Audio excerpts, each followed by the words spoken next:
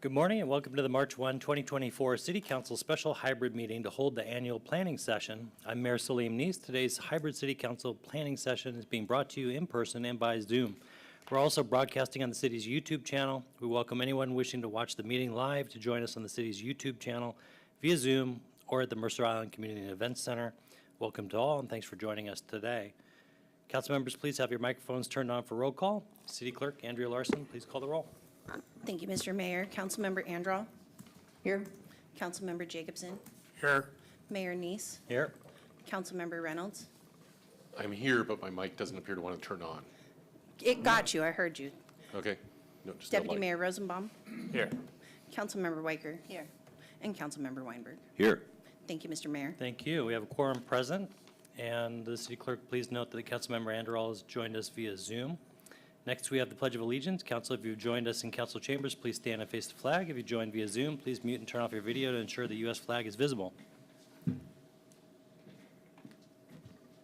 pledge allegiance to the flag of the United States of America and to the republic for which it stands, one nation, under God, indivisible, with liberty and justice for all.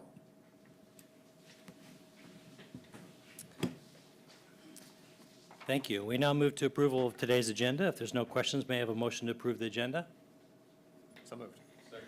Okay, moved by Deputy Mayor Rosenbaum, seconded by Councilmember Reynolds. City Clerk, please call the roll. Thank you, Mr. Mayor. Mayor Neese. Aye. Deputy Mayor Rosenbaum. Aye. Councilmember Reynolds. Aye. Councilmember Jacobson. Aye. Councilmember Andraw. Aye. Councilmember Weicker. And Councilmember Weinberg. Aye. Thank you, Mr. Mayor. Thank you. Motion passes. The agenda is approved. Our first item of business is AB 6418, review and update of the City Council priorities, for which we welcome City Manager Jesse Bond.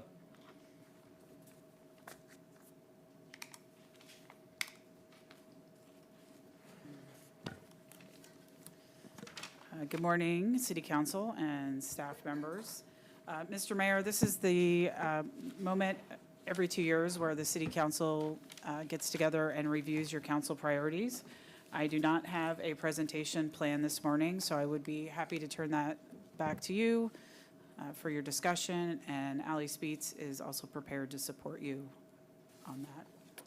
Very well. I should have expected no less. City Council priorities are our priorities. And Council, we have a matrix in the agenda packet, which is presented as Exhibit 1 on page 3. And it looks like we have a list of log items from Councilmember Jacobson. So I will offer the floor to Councilmember Jacobson to open us up. Thank you. I've had several thoughts about priorities as I contemplated this agenda bill or the agenda. Item number one is I think it's difficult and perhaps for us to go set priorities for a period that's as far as 34 months away. And I think in looking at the priorities that we set several years ago for 23 and 24, it is painfully clear that our priorities for 2024 are substantially more focused and I would argue different from the ones that are listed on the first page of the agenda bill. Accordingly, my motion is that we adopt the priorities I've suggested and that we put them in effect as of 3/1/24 because we have lots of work ahead of us, and they would be for the remainder of 24 and 25. And so moving, I believe that that's, if we even have vision beyond up to 22 months from now, we'd be fortunate. So that's my motion. Okay. Is there a second? Second. Okay. Moved by Councilmember Jacobson, seconded by Councilmember Andral. City Clerk, did you capture the motion? Mr. Mayor, I adopt the priorities as attached as Exhibit 1 effective. That was the part where I got lost. Today, Oh, okay. superseding those which we set a couple years ago. Okay. Council, is there any discussion? Councilmember Weinberg. Yeah. So regarding the first two suggestions that were in the packet from Councilmember Jacobson, I agree that the commuter parking project and our long-range facilities planning are important and deserve the funding and staff time that we've already allocated towards them, moving towards completion. And as far as the city council's stated priorities concerned, I think our existing priority number 3 about making once-in-a-generation investments to update and modernize aging infrastructure, capital facilities, and parks sufficiently and elegantly covers the priority of these projects. I therefore propose that we amend the change by taking out items 1 and 2. Okay, is there a second? I'm not sure I understand the motion. You would take out 1 and 2 presented by Councilmember Jacobson? Yeah, I'm saying that our existing priority number 3 in the list that is in of our 4 priorities in our 2023-24 list effectively covers items 1 and 2 that are being proposed here. And I think calling out one particular project and saying this one's a higher priority over all our other facilities projects, well, we might have other people that say, well, I think the project that is in the park next to me should be higher priority, or I think the project that is of particular interest to another citizen might be higher priority. I think they all have resources assigned to them. And I don't think we should necessarily be calling out one project over another. We have a priority saying, let's do it. Let's modernize our infrastructure and our facilities. Excuse me, Mr. Mayor, I didn't get a clear motion from that. Sure. So I move that we remove items 1 and 2 from the proposed changes in the 8 changes that are being proposed by Councilmember Jacobson. Okay, is there a second? I'll second for purposes of discussion, but I'd like to talk about it. Okay, let me go to you, Councilmember Reynolds. Yep, and I'm just a little failing to understand, because it seems like you're presuming that Councilmember Jacobson's changes are additions to the extant priorities, or are you proposing to replace his 1 and 2 with the 3? Or are you proposing to add his other 5 to our 4 that we had before? So on page 1 of the Agenda Bill 6418, there's a list of our 4 existing priorities. And number 3 of those 4 says, make once-in-a-generation investments to update and modernize aging infrastructure, capital facilities, and parks. And I believe that that priority elegantly and sufficiently covers what is being suggested by items 1 and 2 in the list on the next page of what Councilmember Jacobson's suggesting. Okay, let me offer some clarification, because the motion on the floor is to strike the priorities and replace them with 1 through 8. So your motion doesn't have an amendment to hang on. So my amendment is to take out items 1 and 2 of the 8 that are being proposed. I understand. And to keep item 3 from our existing priority list. Okay, that's the addition that you're looking for, City Clerk. That was thank my you. confusion. Thank you. Okay, thank you. Yeah. Okay, Mr. Mayor, may I read the motion? you certainly may. Amend to remove items number 1 and 2 from the proposed changes in Exhibit 1 and keep item number 3 from the existing priorities. Okay, meets Councilmember Weinberg's satisfaction. Yeah, absolutely. Did you have any more? My second stands, now that I understand it. Okay, so we have first and second, we have amendment on the floor, and I have a hand from Councilmember Andrel. Thank you. Yeah, I feel like the goal number 3 from the existing priorities is just too general. I think it really benefits us to focus our planning, to include very specific direction about what those long-term, once-in-a-generation investments should be. And I think that's what Council Member Jacobson's recommendations 1 and 2 actually do. Following Council Member Weinberg's rationale, we could also strike number 4 from Councilmember Jacobson. I'll get to that. But I don't think that's a good idea. I don't think it's a good idea at all. I would keep 1 and 2. So Councilmember Weinberg's amendment. Okay. Because I think it is important that we call out exactly what we mean by that very general priority for the next 24 to 36 months. This is how we are investing and how we are updating and improving. Thank you. Councilmember Weicker. I'll just say I like our priorities as they stand, so as much as I appreciate Jake's attention to detail and trying to call out those specific projects, I like where we are, and I'm not inclined to support any changes to our priorities. So I don't think there's any need to edit the list. I don't plan on supporting any of it. Okay, Deputy Mayor Rosenbaum. Yeah, Wendy stole my thunder a little bit here. I think, one thing I think I've learned the last 4 years being on the council is that we have to be able to be very broad here, and we have to be able to be nimble. And I'm concerned that the more specific we get about individual projects, we sort of take our eye off of opportunities that might exist elsewhere. I generally like our priorities now. I think Councilmember Jacobson's added that maybe we can work in, but I'm not inclined to make wholesale changes like this. Okay. Councilmember Reynolds? Sure. Can I first confirm my mic is working? Yeah.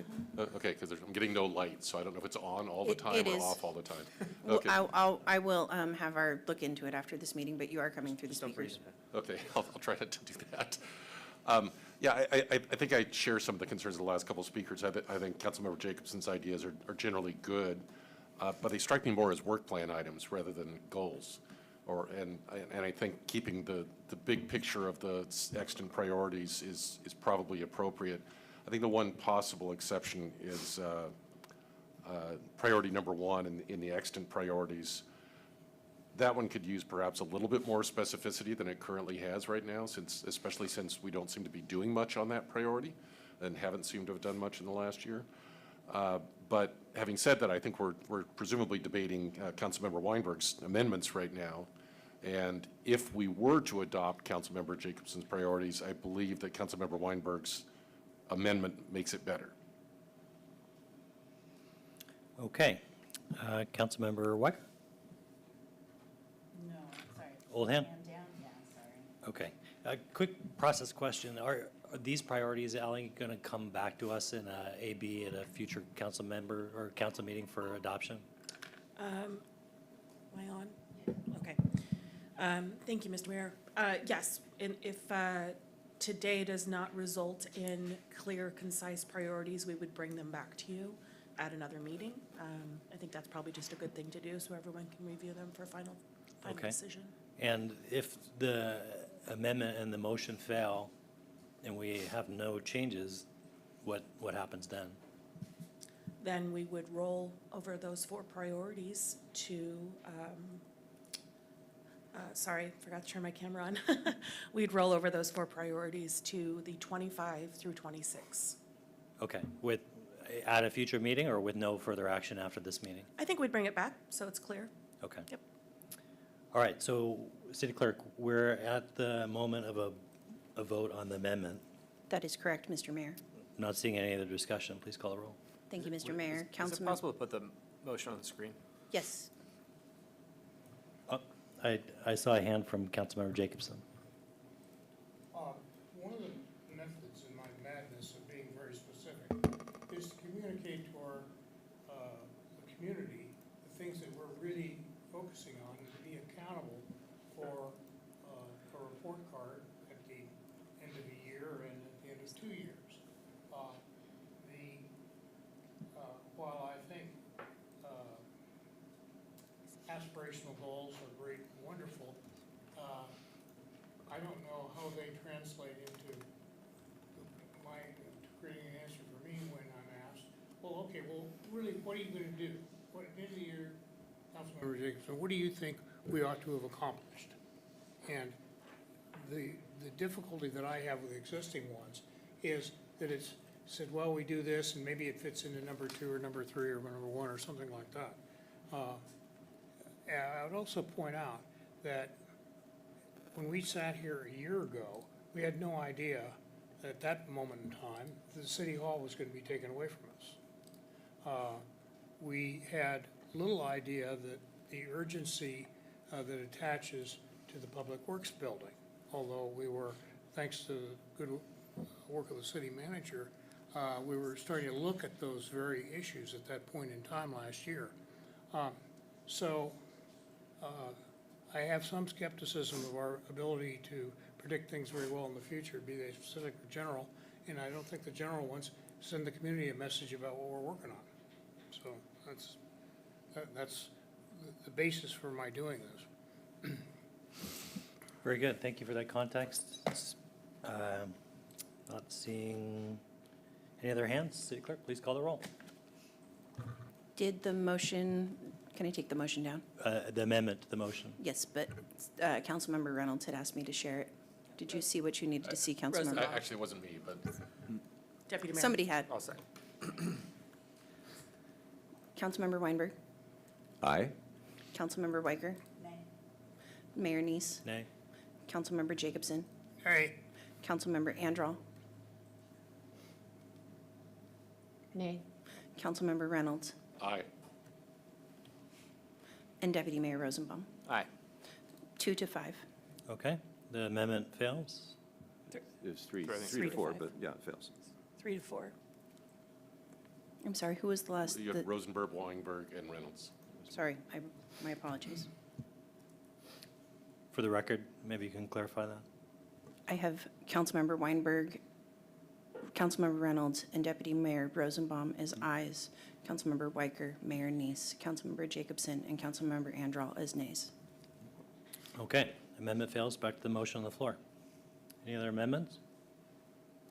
City Clerk, please call the roll. Thank you, Mr. Mayor. Councilmember Weinberg, Nay. Councilmember Reynolds, Nay. Deputy Mayor Rosenbaum, No. Councilmember Weicker, Councilmember Andral, Aye. Mayor Neese, Aye. and Councilmember Jacobson. aye. 3 to 4. Okay, motion fails. Council, any other motions? Deputy Mayor Rosenbaum. I move that we maintain priorities 2 through 4 and add priority number 5 as suggested by Councilmember Jacobson. So number 5 around town center. Second. Okay. City Clerk? I captured maintain priorities 2 through 4 from the 2023 to 2024 priorities and add priority number 5 as suggested in Exhibit 1. Yeah. Okay, would you like to speak to the motion? Yeah, I think what Councilmember Jacobson has proposed in number 5 here is very specific in a way that I agree with him that we need to focus on town center, and I think Councilmember Reynolds said something similar about priority number 1 not being specific enough.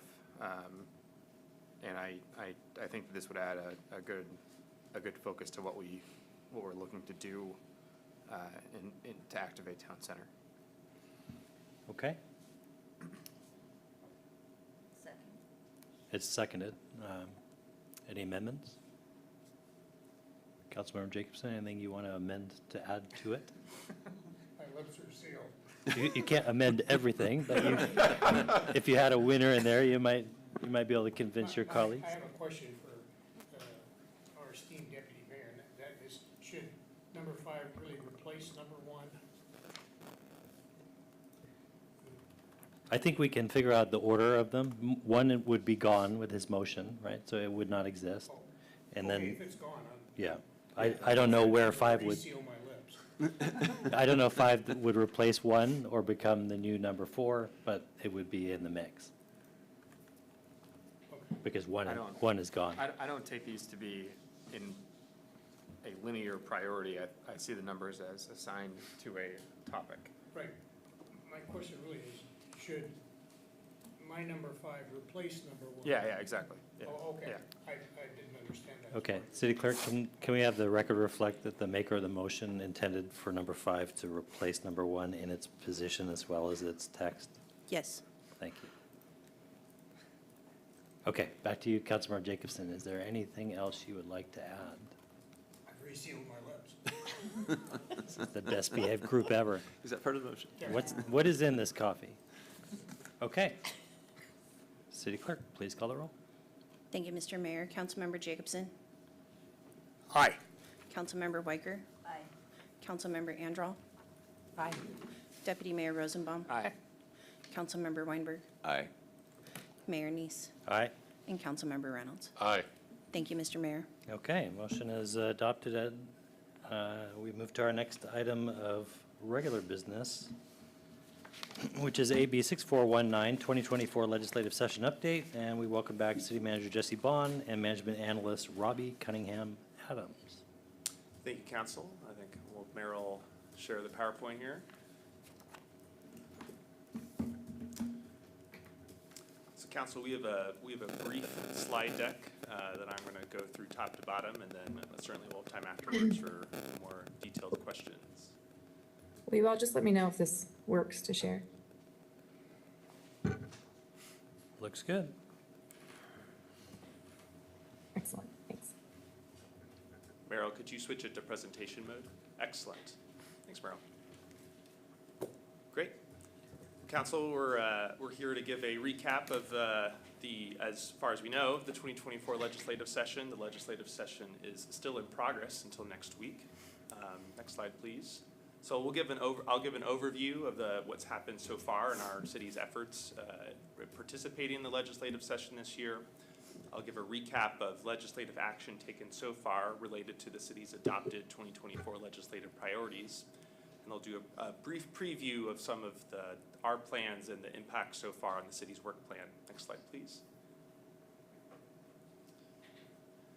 So the 2024 session is what we call a short session, and so it's a 60-day session. It started on January 8th, ends on March 8th next week. Similar to the last session and a lot of previous sessions now, housing and land use were again a big focus of the session. And additionally, I'm going to highlight the police pursuits initiative process, which is under play right now. Next slide. Council, once again, city staff, our lobbyists, our city council leadership dedicated a significant amount of time to tracking bills, connecting with representatives and elected officials in neighboring communities, and advocating for our legislation that aligns with Mercer Island's priorities. See in the photo from right here, the council leadership and staff took a trip down to Olympia a few weeks ago to meet with our delegation. Council will review again, the legislative priorities that you adopted late last year. Includes increasing resources for behavioral health and substance abuse disorder treatment and prevention, support for affordable housing, supporting public safety measures on auto theft and property crime regarding the kind of police pursuits law. We had several capital and grants applications we submitted. We want to preserve and protect the environment, opposition to the expansion of tort law liability, and revising the property tax cap.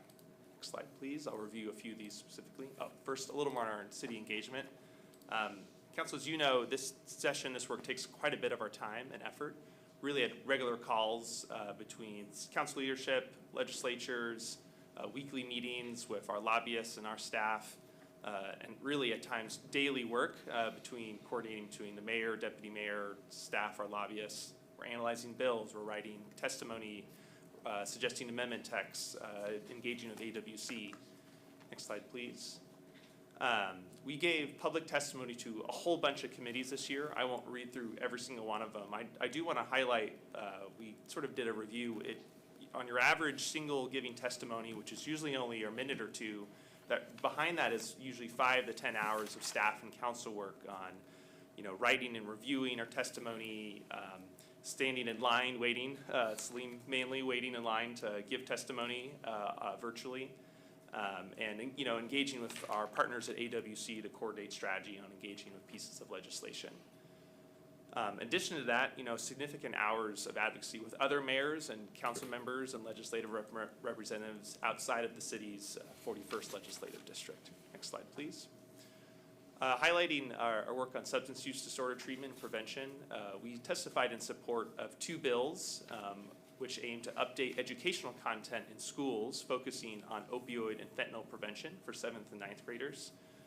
Mayor Neese's testimony in support of the bill was quoted directly by Governor Inslee's weekly legislative email, which was a nice recognition of our support of this work. HB 1956 ended up being the main kind of bill going forward, and it's been approved by both the House and Senate. It requires a concurrence vote, which that happens when the Senate, in this case, passed a version that was different than the version the House voted on. But usually that's a formality to get a concurrence vote, and should head to the governor's office soon. Next slide, please. Marine Patrol funding, for a few years now, we've submitted funding requests for replacement of our Marine Patrol vessels. Our initial request was $1.2 million to support the partial replacement of 2 of our vessels. With the help of Senator Wellman, she recommended amending our request down to $500,000. We did so, and Senator Wellman submitted this to the State General Fund operating budget. Unfortunately, the request was not successful this session. We're going to continue pursuing this funding in future sessions. I think we have a good strategy with Senator Wellman going forward. And Marine Patrol vessel replacement will remain a part of our regular fleet replacement cycle while we continue to seek alternative funding options where possible. Next slide. In addition to Marine Patrol, we had a few other capital and grant requests this year. Mainly to support public safety in our climate action plan, including funding for seafarer, water safety support, an electric vehicle infrastructure plan, and a compact electric sweeper. Unfortunately, these requests are unlikely to be successful this session. It is difficult to get funding requests in the odd non-budget years, the short sessions, or I guess even years. But we'll try again next year. Next slide, please.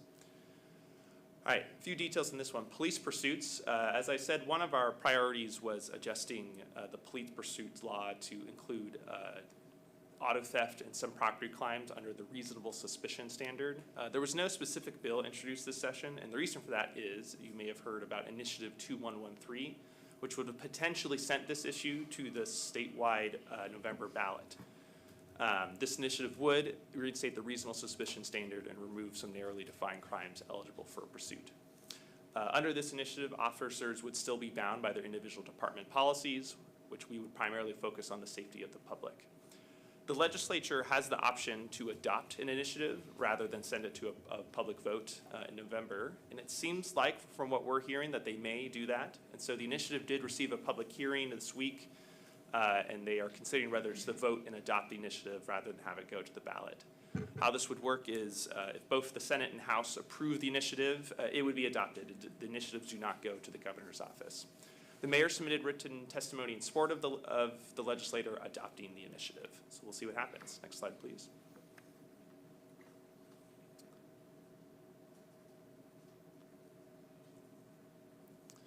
All right, housing and land use was another of the big issues this session. I'll have a short slide here on it, happy to discuss it more. We tracked and tested bills related to transit-oriented development, co-living housing, parking regulation bills, lot splitting, neighborhood businesses, and a variety of bills regarding the State Housing Regulation and Growth Management Act compliance. While a few of these bills did go through, several did not. The lot splitting, the transit-oriented development bill, and the various GMA adjustment state housing compliance bills did not pass. But we do anticipate a significant number of those to return to next year's legislative session. So far, it does seem the co-living housing bill and some of the minor parking regulation bills are on track to pass, but don't have a governor's signature yet, so we'll see. Next slide, please. Council, I think later in today's agenda, you're going to get a more detailed discussion from our CBD team and Jeff Thomas on on some of the anticipated impacts of this session on the work plan. With the session still ongoing, we're going to need to come back to you at a later date, which we will, to give a little more detailed analysis on impact to city work plans. But it is again another session with a couple of requirements, especially on the land use side. I think that's the next slide. Questions, discussion? Okay, council, any discussion? Looks like I have a hand from Councilmember Weicker. So first of all, I just want to say thank you so much to our mayor and our deputy mayor and city manager and Robbie, so much work went into this session, and it was short and it was fast and it was frenzied, and all the emails coming through on everything everyone was doing. Really appreciate the advocacy, and I think it got a lot of attention, and so cool about the fentanyl bill making its way through. So first of all, thank you for that, and I think that lobbyist team certainly earned the investment that we're making in them to make sure our voice is heard and that we're meeting with the right folks. So I just want to suggest that we do this work year-round, not just wait till November to pull our legislative agenda together. If we can drive a lot of the legislative priorities here in the summer and fall, that might help drive this and get our leadership to finally fund that Marine Patrol. So that's going to take working with our cities, working with our housing and land use isn't going anywhere. And the next session is a long one, so I'm particularly worried about that. And really thank this team for the advocacy and appreciate being kept abreast of everything that was being done to support our legislative priorities all along. So just huge kudos and thank you very much, and let's keep going. Thank you. Councilmember Reynolds. A couple of quick things. One, I want to echo Councilmember Weiker's comments. Great job on tracking all this. It's harder than heck to keep up with. Second, I just want to make a general comment and an offer. It's been a huge amount of work for the mayor and deputy mayor and others to testify. Just want to be on the record, even though it's too late this time, that I'm happy to take a turn and share some of the duties and do some of that. I suspect other members of the council would as well if this comes up in the next session. But I did have one question for Mr. Cunningham about the neighborhood cafe bill. I don't recall the number. I apologize. But my recollection was that had passed the House almost unanimously, if I'm not mistaken. And then it went to the Senate, and I thought it would be a slam dunk there. And they've apparently switched to make it optional rather than mandatory. Is there any further update on that? And do you know why? If I'm right about it being so popular in the House, what happened in the Senate? Yeah, Councilmember Reynolds, this is a great question. That bill is a great example of the roller coaster the legislative session can be. So yes, originally, this is HB 2252. This did, in fact, nearly pass the House unanimously. It would have required every city to allow small neighborhood cafes, bodegas, shops. It was pretty wide-ranging. There was some allowances for parking regulation and size and noise, but yeah, it would have been, you could have walked to a little coffee shop, hypothetically, in any residential neighborhood in the city, including Mercer Island. That was adopted by the House. It got to the Senate, but in committee, there was an amendment adopted to make it completely optional, and they added additional restrictions on alcohol and these kind of other things.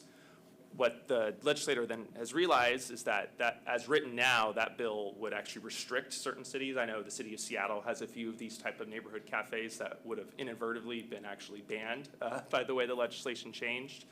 So as of today, the bill still is in the Rules Committee of the Senate. It needs to pass by today.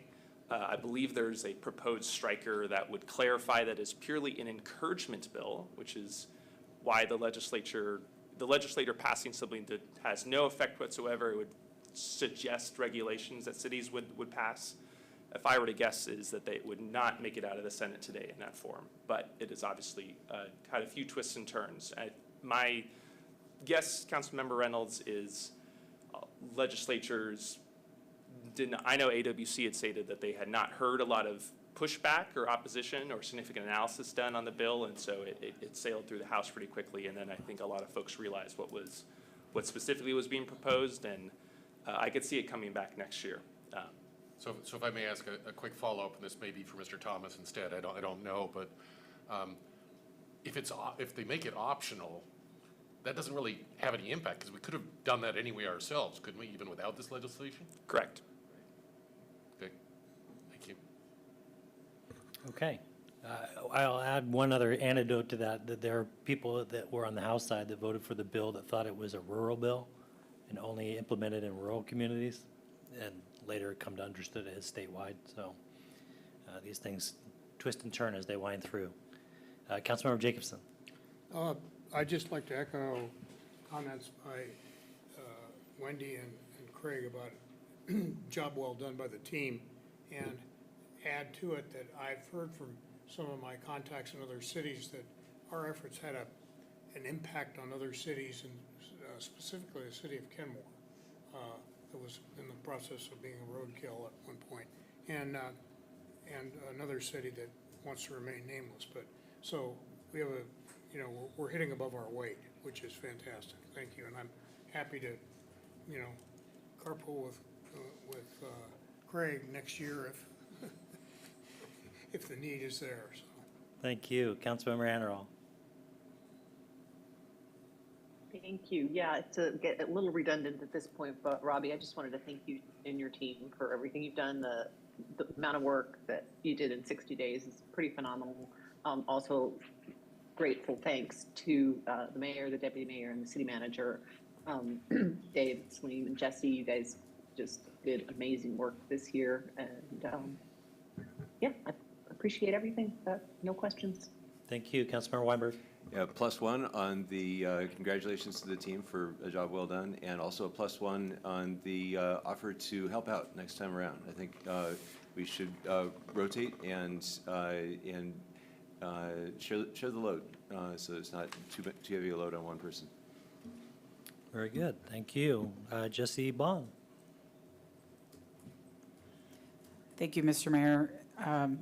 Councilmember Weicker, you said something and it prompted me that, we need to talk about this. The volume of work associated with our legislative session is becoming unmanageable.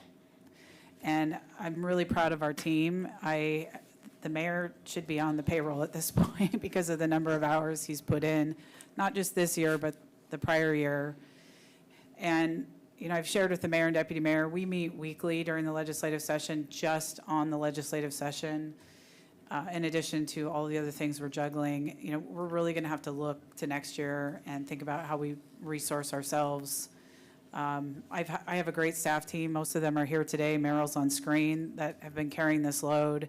But if you look at this session and the last session, they are very different from anything we've ever experienced in terms of bills and mandates. And these aren't things we can just sit down and quickly analyze. It is taking a lot of staff time behind the scenes to think about, how does this housing policy affect our code? What does this mean? How are we going to implement it? So that's my job headed into this budget year, but it's a long session next year, and I'm really feeling like the ulcer of how are we going to manage a long session next year on top of the current work program. So I just want to put that plug in that we have some work to do, but I do want to acknowledge it's been a great team effort, and I appreciate all the council members. You're saying it here today, but all of you reached out at various points and said, hey, how can we help? It's a lot that we're juggling, but truly, we have some work to do. We've got to think about how to tackle the session, and I certainly would invite the mayor and deputy mayor to share their thoughts as well, because they're in the trenches with the staff navigating all of this. Thank you. Deputy Mayor Rosenbaum. Yeah, first, I want to thank Salim. The last, is it 100 days? Whatever it is. Feels like a lot longer. But Salim has put an incredible amount of effort into this, a lot of time, literally waiting on Zoom for hours to testify for 1 minute. But it does really make a difference.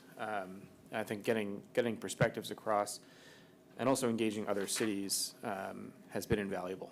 And I want to say a real thanks to Salim. It's been inspirational to see the amount of time and effort that you put into this.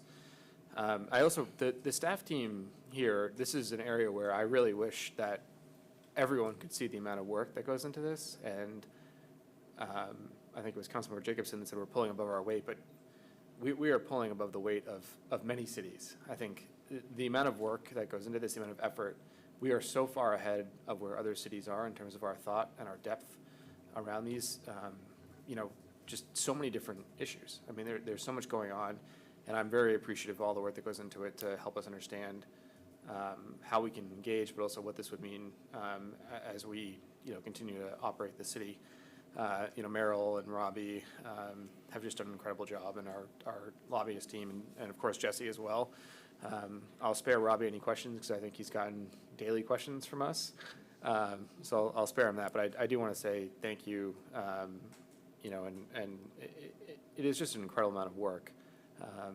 For a short session, but I think, obviously they're, in Olympia, they're looking to move quick, and I think we've responded in a way to understand how that would affect us in a really meaningful way. I would say efficient as well. For our small team, I mean, the number of different topics that we've worked on in the last 100 days or whatever is really significant. And I also want to thank the 41st legislators as well, have been open, to hearing from us and working with us and understanding our perspective. We're one city that they represent, but I think they've been very understanding of where we're coming from and some of our challenges as a small, big city. So I want to give a thank you to them.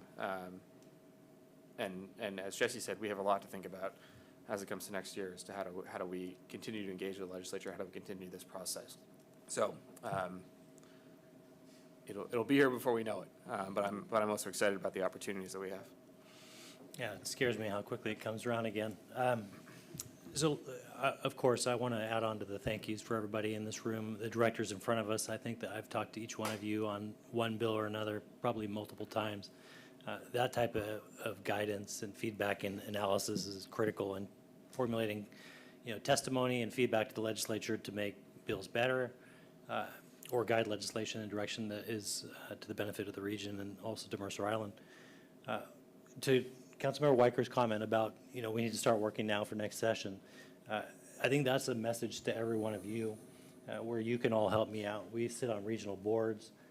I'm on the GMPC. The GMPC is the county level land use kind of body. Within the GMPC is the Affordable Housing Committee. I talked to Claudia Balducci this morning and asked for a seat on the AHC to help guide on a TOD bill and to talk about how we're going to implement House Bill 1220, jurisdictional target attainment in the 5-year review, because this is important policy work that relates to legislation that's pending and also passed. The work that we can do guiding towards next session is really around the TOD bill and making sure that we get a bill that now recognizes the need of housing for half of Washingtonians over the next 20 years, which the governor has said over and over again, half of all Washingtonians need housing at 50% AMI and below. And most of Mercer Island's housing target through House Bills 1220 is in that bracket. Yet we get time and time again TOD bills that don't reflect that reality. And that's what we need to focus on in the legislature, and that's what we've testified to. So in all of your work and all of your outreach over the next 9 months before a TOD bill comes back in the next session, just try and remind those that you work with, that you serve with, that we can't leave half of Washingtonians out on the street when the housing need is well documented and articulated to be there. And so I will just close by saying, we'll do this again next year. I don't run out of energy on this issue. I think it's an important issue for us and for the region. And we'll just keep at it. So I appreciate all the well wishes and the thank yous, but I do get paid for my time, so. All right. Not seeing any other, well, maybe I do. Are these all old hands? New one. New hand. Councilmember Weiker. So first of all, I want to say thank you guys for carrying the water, and I know when things are moving fast, you can't call on the rest of us to catch up and get to Olympia or online. So I'll just ask Jesse and Salim, what do you think it's going to take to support an intergovernment affairs position, knowing our scarce resources, knowing how much is coming down on cities on multiple fronts? I mean, there are a bunch of bills we haven't even talked about, never mind housing and fentanyl and police pursuit, but the long session next year, especially with a whole new batch of legislators, and dynamic down there might just be overwhelming, and getting ahead of it with our legislative priorities now. And we all know SCA doesn't lobby, AWC does, but they're representing statewide, and we have regional interests here and local interests here. And I mean, what's your gut check on what we're gonna do? That's a great question. I will just be candid and tell you, I think the volume of work on the staff side for the legislative session is a full-time job at this point. It was not always that way. It is right now, and that is what I need to spend some time with my team on and come to you with a recommendation of what that looks like. We have a great team of analysts. You have a great team of directors. But I just need to be honest, it has become a full-time job. And I don't think you would expect anything different, because these bills are so important and they impact us in a really significant way. These are not things that we can sit on the sidelines for. So anticipate a recommendation from me this fall that addresses the need. And I'm not prepared to make it today, but I at least wanted to say, hey, we've got a problem here. Okay. I'm not seeing any further discussion on that. We're going to move on. We had scheduled a break, but we've been making great progress this morning, Council. Does anybody want to take the scheduled break? that wouldn't occur for another 30 minutes, but because you've done quick work, is happening early. All right, looks like we're going to push on. So, welcome back. Well, we didn't take the break, so we don't have to do that. But our next item of business is the 2025-2026 preliminary work plan discussion. Council, this item contains 3 agenda bills, AB 6415, the work plan update, AB 6420, the city facilities discussion, and AB 6428, the land use planning work plan discussion. And we'll spend the next hour on the discussion until a time in the future, and we will return after we break for lunch. So we'll start with AB 6415, the work plan update. And I welcome City Manager Jesse Bond. All right. I'm actually going to attempt to drive my own PowerPoint today. Thank you again, Council. As Mayor Neese just mentioned, we have high flyover work plan presentation for you, and then also a couple of sub-items, facilities discussion and the land use planning discussion. Let me fix my little notes that are happening here. All right.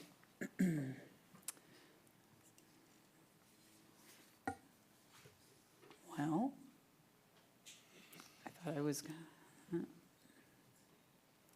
All right, let's try again.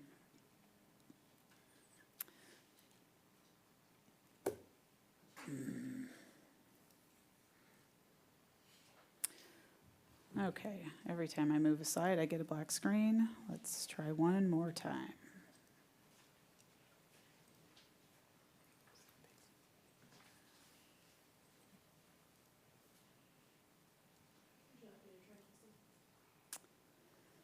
Yeah, let me see if I can.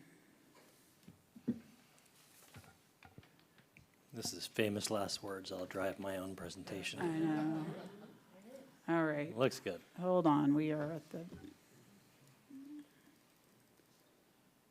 oh, my goodness.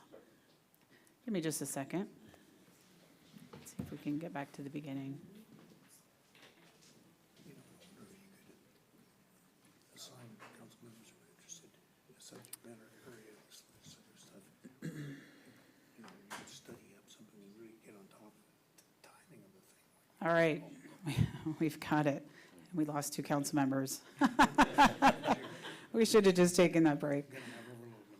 Would you like me to hold for their return or go ahead and start? No, we'll All get right. started. Council, what I wanted to do today is at least walk through some of the highlights of 2023. And it's been a really challenging and busy year, but there's a lot of work that we should be really proud of. So let me just start with this. We just talked about the current legislative session, but looking back on the 2023 legislative session, it was a long session. It was also very time intensive, and we should be very proud of the work that we've done over the past 2 years, including securing grant funding last year for the Luther Burbank Park project. Oh, come on. Here we go. One of the most significant work items we tackled in 2023 was regionalizing fire services. I'm really proud to say that on March 1st, things are going incredibly well with our partnership with Eastside Fire and Rescue. And really thank the council, the staff, our fire department staff, and Eastside Fire and Rescue for all the work that went in to that transition. Just a quick flyover of some of the capital projects that we completed in 2023, not an all-inclusive list. The first one I wanted to note is the Luther Burbank Shoreline Trail Restoration Project. As you may recall, this trail was failing, heavily eroded, and now we have a nice, safe walking path. One of the great things about this project is that in the very end, we were able to bring in volunteers to help with quite a bit of the planting and restoration work. And looking ahead, we have the second phase of our Luther Burbank work underway now, the boiler building, and I'll talk more about that in just a moment. Also wanted to highlight, this is one of a very long list of transportation projects that we worked on last year. This is the Sunset and 77th intersection improvements project in the town center, certainly one of the most visible. A major pedestrian and bike safety improvement project was completed on time and on budget during a very busy season in the town center. This was a unique project as well. Many of our right-of-way maintenance team members jumped in to help our construction crews, and that led to project success. I will say I didn't put in a slide, regrettably, on our maintenance teams in this presentation, but as I'm talking, I will tell you they are, our internal teams and our maintenance teams are woven into all of these slides in very meaningful ways, so I acknowledge them. The bike skills area reopened, very exciting. This was a couple years worth of effort to relocate the bike skills area to the Dean's Children's Park. It was a very successful opening. We've had incredibly high use, just amazing support and excitement for Island Youth, from Island Youth, and many adults are getting out there as well. So thank you to everyone. Thank you to the council for supporting that project. It's getting such high use, we've had to close it and do some repairs, but it is back open again, as I understand. Again, just highlighting one of the programs, but a huge shout out to the Youth and Family Services Department on, the many programs and prevention programs that they run annually. This is just one that we hosted in 2023. This was a partnership with the DEA. And as you may recall, Council, I reported that we had 150 community members in attendance, and for all of the number of times the DEA has done this presentation, I think we had like tenfold participation compared to other communities. So they delivered the One Pill Can Kill presentation, and I do want to acknowledge Mayor Neese. He was instrumental in getting the DEA here and helping to support this presentation. And of course to the Youth and Family Services Department for making these types of services, programs, educational opportunities available to our entire community. We adopted the Climate Action Plan last year as well. That was a couple years worth of work culminating in the adoption of the plan. Council, this presentation today, and I wasn't planning to talk a whole lot about the Climate Action Plan work, but I will say we're going to be in front of you, I believe it's at the March 19th City Council meeting, to actually do a deeper dive on the Climate Action Plan and the work items that we've completed and what's coming, including previewing the dashboard tool that we've developed. So not planning for a deep dive today, but know that you have a presentation on your calendar coming right up this month. We also adopted the Town Center Parking Plan, and similar to the Climate Action Plan, we have a staff member now working on implementation of the early action items, and we'll be forecasting out into the next biennium with recommended work items for your consideration as well. We continue to have an amazing partnership with the Youth and Family Services Foundation. I wanted to acknowledge that in 2023, the Foundation Breakfast broke a record with 500 attendees, and I am pretty sure they may have broken that record again. The breakfast was just held last month. The foundation continues to contribute well over $500,000 a year to the city to support a wide variety of programs and services. We are absolutely thankful to them for that partnership. They were instrumental in helping us come back and recover from the pandemic and continue to serve in that really important role. Looking ahead, that foundation partnership continues to be important as we work to stabilize funding for the Youth and Family Services Department. Last year, we had the Riley Cove dedication, and Councilmember Weicker, I know this was something that you worked on for many years. This was also the day we cut the ribbon on the Lincoln Landing capital project. So it was really exciting to be out and dedicate Riley Cove to Hugh Riley, who was a lifelong Mercer Island resident and World War II veteran. And look at that picture. There is blue sky. Hopefully that is on our horizon after many rainy days here. The thrift shop. We continue to make great strides in recovering the thrift shop from a full multi-year closure during the pandemic.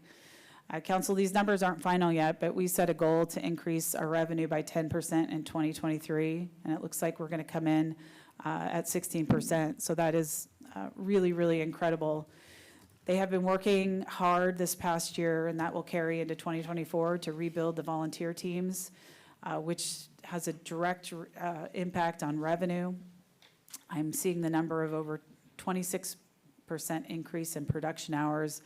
And those production hours are the actual processing of donating goods. So they're doing just an outstanding job, and we thank them and all the community members that support our thrift shop.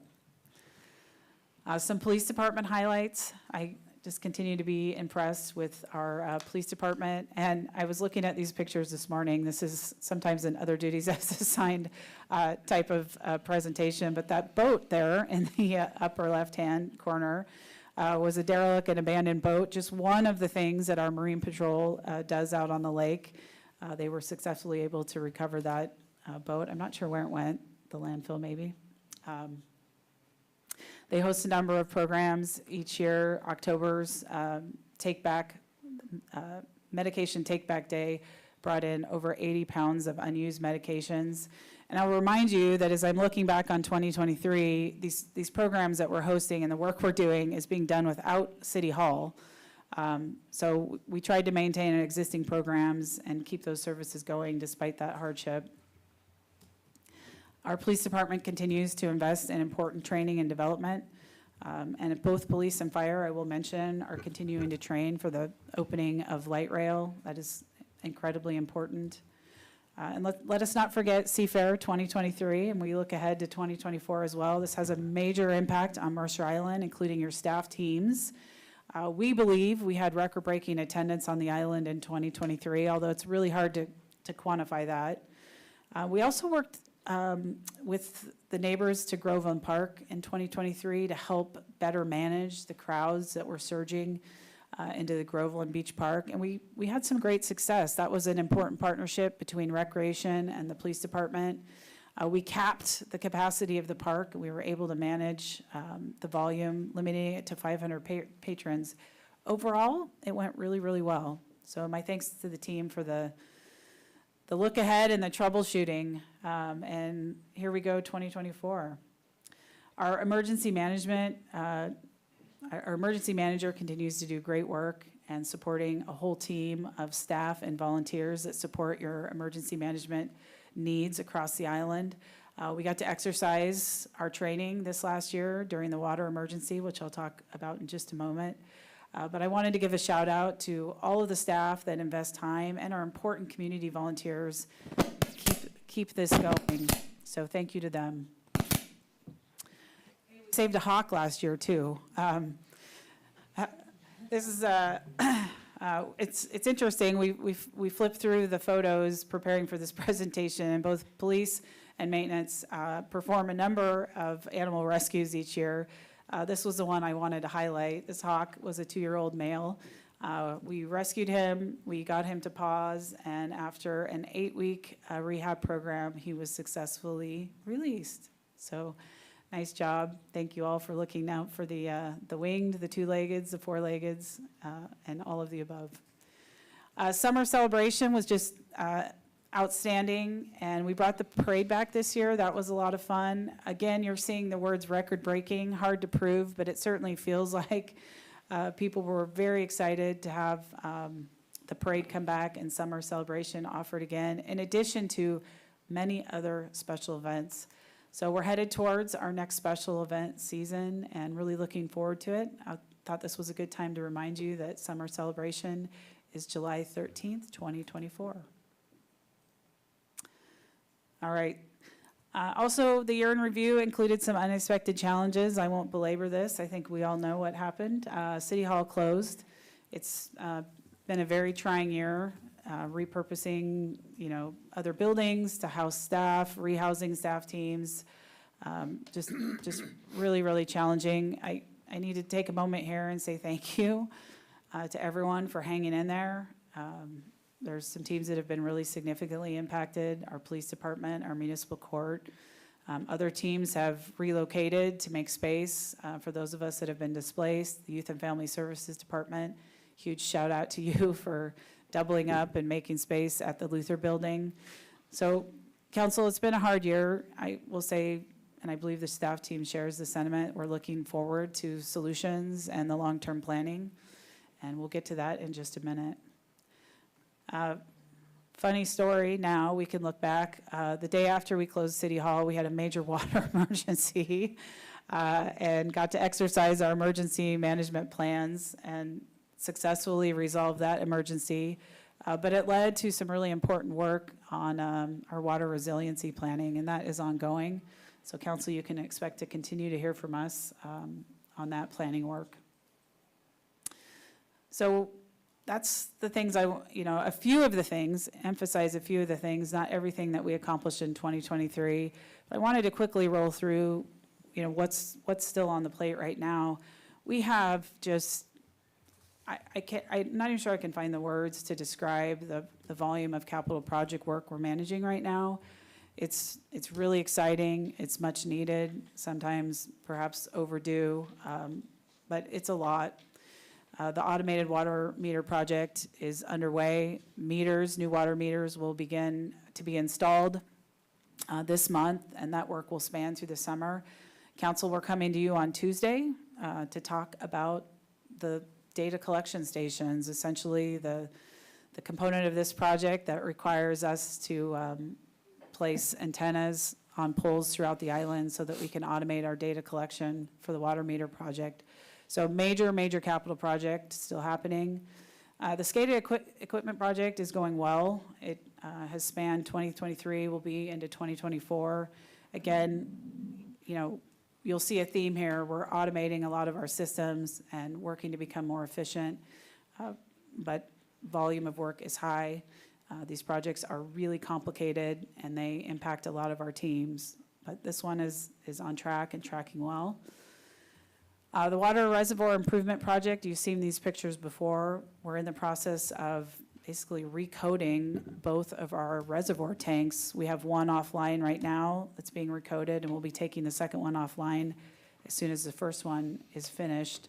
I know several of you have asked for tours. Jason Kittner has assured me that we will be able to get you inside those tanks before we fill them back up.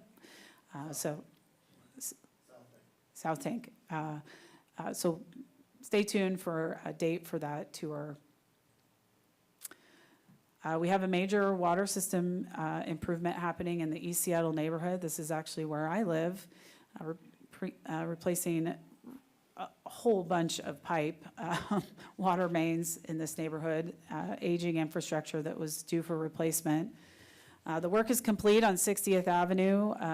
We're now turning our attention to repaving. The water mains have also been installed on 62nd Avenue Southeast, and work will be ongoing. I just will tell you, I have eyes on this project because I live in this neighborhood. It's been going really well. It's a significant project, really significant, but you should be proud of the work you're doing and investing in the city's critical water infrastructure. On the sewer side, the Sewer Basin 40 project, Council, I report to you on this almost every council meeting. Work is ongoing. It will wrap up this year. As a reminder, we're installing 12,000 feet of cured-in-place pipe into the sewer mains to prevent groundwater seepage. This is a really efficient tool, an effective tool, and you can see that map of the coverage there. It's really significant.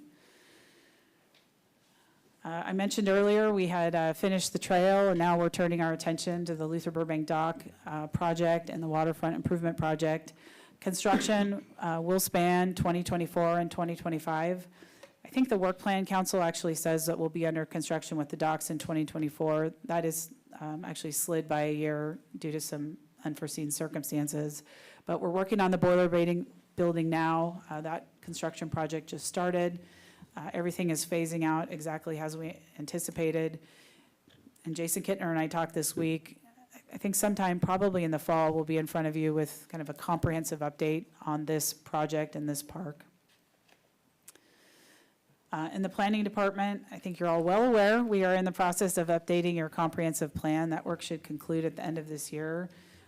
It's a heavy load. It's a really heavy load, and much of it is due to new state requirements. So please keep that in mind as we're contemplating additional work items, particularly for this year. I'm proud of the work that we're doing and thank all of you for the time you're investing in serving on the working groups, the economic development and housing work groups. In the finance department, we have another major improvement project happening. We are in the process of replacing our financial management software. Matt gets mad at me when I don't call it by its full name, Enterprise-Wide Financial Management Software. But the punchline is this is a major, major system upgrade. Behind the scenes, this is being worked daily by a team of anywhere from 3 to 7 staff. And the software is fully configured now. Don't ask me to give you all those details. But we are now working on the other side, which is transfer of data, staff training, testing, and more. We're really still hoping for a go-live date of January 1st. It's feeling like that might be a little tight, but that's the goal we're working towards. And more. And I didn't include everything from your work plan. I think you're aware that the short and medium-term items related to City Hall closure has taken just a lot of staff time since April to navigate. We're navigating also the legislative session, both the 2023 session outcomes and what we anticipate will be coming out of 2024. We're continuing to focus on the opening of light rail, now anticipated for 2025, and those associated projects, not to mention all the projects that are supported by the Sound Transit Settlement Funding Agreement. We have other things that are in the works. The new cost allocation policy is with your Finance Committee right now, which will lead to additional work items, right? Updating our interlocals and things like that, and more. So for transparency, these are just some of the things that are currently paused or possibly going to be delayed, and I just need to be honest with you. It has to do with the sheer volume of work that we're managing. We already discussed with you postponing the Mercerdale Master Plan. It just was not needed at this point. It will probably be revisited in the 27-28 biennium at the earliest, would be my prediction. The Groveland-Clark Joint Master Plan is still on our work plan, but we likely need to have a delayed start. So what I'm looking at there is your master planning projects include really robust public engagement. I just don't feel that we can tackle it right now. But we can do the behind the scenes work. We can get that going. Much of that master plan work involves site assessments. I also want to call out, and we can talk more about this, Council, from the mid-year planning session, you added a diversity, equity, and inclusion plan to our list. By the way, I will acknowledge there was a process improvement kind of piece that we need to connect. Those items got added to the work plan, but they didn't actually get reflected in the documents in your packet, so we'll work on that in the future. The DEI plan, Council, I do not have the bandwidth to start that plan in 2024. I'm going to recommend that we reconsider that for the next biennium. And I feel the same about the park land acquisition strategy and land donation program. Again, these are two things that are really important, but I'm feeling strongly about not starting something new while we have so many things that are still ongoing. So I would also advocate for that land acquisition strategy to be reconsidered. And there's a typo there in the 2025-2026 biennium. Councilmember Jacobson, you had reached out ahead of this meeting, and I apologize. I told Jason I would get back to you. You were asking for the list of work items related to all of our buildings. So that request is tied to the facilities conditions assessments. We finished the public works assessment. We did what we needed to do with City Hall. You have several other buildings that we need to complete those conditions assessments on.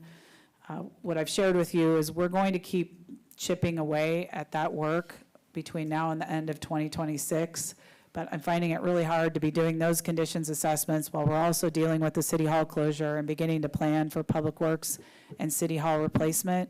So we haven't forgotten that work. As I understand it, we may even have a preliminary draft on the Luther Burbank Administrative Building in. It still needs staff review. I think what I'll plan to do is as we get that information reviewed, we'll just continue to check in with you on those findings. So that work is happening. All right, so what's next? And thankfully, my slide aligned with your priorities discussion earlier. The big work item is planning for the replacement of City Hall and the Public Works Building. That is going to require a lot of staff time, a lot of council time. I think you know that. I've already covered the other things we're working on, but it's worth mentioning that this is also a budget year. So we'll be in front of you this fall with the 2025-26 budget. You know the capital program is voluminous. Please don't forget that. And so my wise words of caution and really a plea is to please be mindful of what's on our plate right now before we add additional work items. I have to tell you that your staff is working really hard, but we're really feeling the water line is high. And so if we're going to add new things in 25, 26, or even this year, I would ask you to, work with me to evaluate what might come off the list to keep this work plan manageable or more manageable. All right. In your packet, and I'm not planning to review these, I really just wanted to take a moment to give a shout out to all of us, the community included, for a great 2023, despite some hiccups along the way. We have started work on your next biennial work plan, and it's March now, so these will change based on staff input and council direction over the next several months. You will see them again in the fall as part of your budget workbook. And then we also have 2 focused presentations today on city facilities and the land use planning, which was added at your request. And I apologize, I've had a cold, so I'm a little froggy. But again, I want to say thank you, everybody. It was a really hard 2023. But despite all that, and especially to my staff team, thank you for hanging in there, being resilient in the trenches. And I appreciate all of you. All right, I will stop sharing and happy to take any questions before we dive into those specific presentations. Perfect, thank you. Deputy Mayor Rosenbaum. Yeah, I don't have a question, but I want to say thanks to the whole team. The year in review was a little striking, to be honest. It seems like there's so much that happened last year that I forgot about. I think because so much has happened. The water emergency seems like it was years ago, but I guess it actually wasn't that long ago. And I just want to say thanks, and I think I'm hopeful we can move in a much better direction as it comes to facilities, to make sure that folks have a good place to work across the organization. I think that's really important. But I want to say thanks to everyone. I get a very small piece of understanding the flexibility that everyone has shown, from working from home, from working from Starbucks. And I really appreciate it. And I wish more folks could see some of the behind-the-scenes work that goes on. But I know it's taken its toll on the team, and I do want to say thanks to everyone for the flexibility from all different departments. I think it's just another example of how hard our team works, and I think how appreciative we should be of all that effort. Yeah, I'll take a small mayoral privilege to echo that and just remind everybody that one of our priorities was a once-in-a-generational kind of capital improvements plan, and we set out on that, and Jason Kittner and his teams are busy executing that, and we see that all around the island. I think we feel that every day in terms of the volume of the projects, and we all need to understand that is a support mechanism for the 26,000 plus islanders who have a facility of their own, which is their home or their dwelling, and the city is really without that. And so hats off to all of you folks for doing the work that you do, orphaned without a police station, with a public works building that is leaking and well beyond its end of life, or all the administration staff that have no city hall, to the city attorney that has to work, from wherever we can find space. It's a challenge, but despite all of those challenges, the work goes on. And I hope that the community will see and recognize that, the investments that they've made in rate paying, taxes, time in their government are paying off for them. But there's a city with a government supporting all of that without a home. And hopefully we'll talk about that today. So I'll turn it over to you, Councilmember Reynolds. A couple of things. One, I wanted to apologize for the static during your presentation, the city manager. I think it's caused by me kicking a cord down here. So slap me around if it happens again. I'll try to be more conscious of my feet. Will do. Yes. Secondly, I have a couple detailed questions about the work plan items. Is this an appropriate time to ask them, or? Yeah. Good. They both relate to the police work plan items. One was, I've noticed, the drug take-back program seems like a fantastic thing to do, but I've noticed the local Rite Aid pharmacy has a drug take-back bin now. Given they have that, do we still need to do it?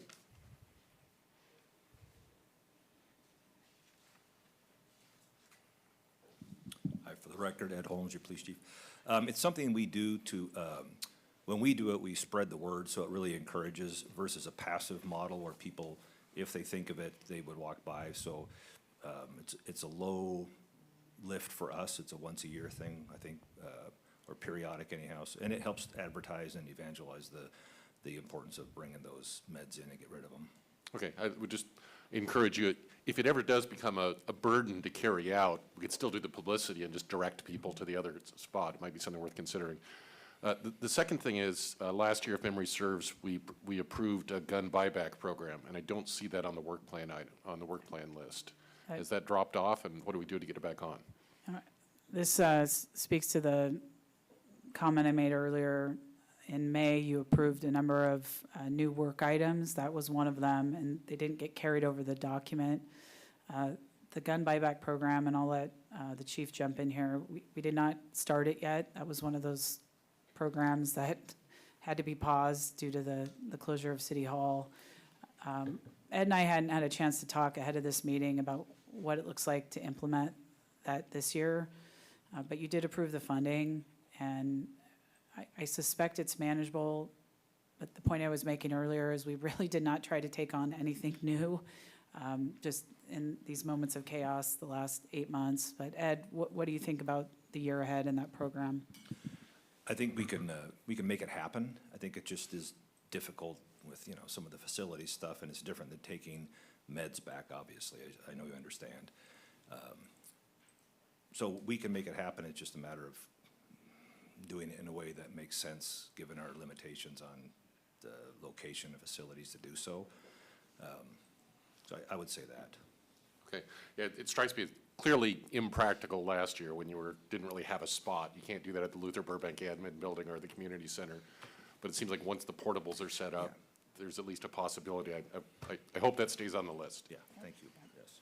Okay, thank you. Councilmember Jacobson. Thank you for the comprehensive view. It's easy to forget all the mountains we climbed and, only to discover there was a higher one in the distance. Certainly well done to you as the city manager and the staff for all the things that go on that are somewhat below the surface as far as, less so for us as city council, but for residents. And toward that end, I wonder if it would be possible to get a copy of your presentation, city manager, because I communicate periodically with about 3,700 people by email on Mercer Island. And among the questions that I get are, well, what's the city really doing about anything?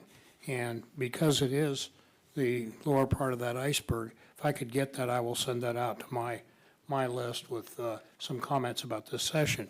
And I noticed that there's nobody here from the community, and whether they'll be here this afternoon or not, I don't know, but that shouldn't be taken as a lack of interest in. I think we ought to be, tooting our own horn whenever we can, because we're going to be asking a lot of this community in the next several years. Yes, thank you. Councilmember Jacobson, that presentation was finished this morning at about 8:30. So it wasn't sent out to you in advance. What we'll do after we conclude our session today is all the PowerPoints will be published on the website, and then either Andrea or Casey Thompson, my assistant, will send you out just a reminder and a link so that you can access that presentation. Good, thank you. Thank you. Councilmember Weicker. So I'll just say that slide deck was quite impressive, and we knew about that, and we forgot about some of those items, but I just also want to speak to the relationships that your leadership team has within the region.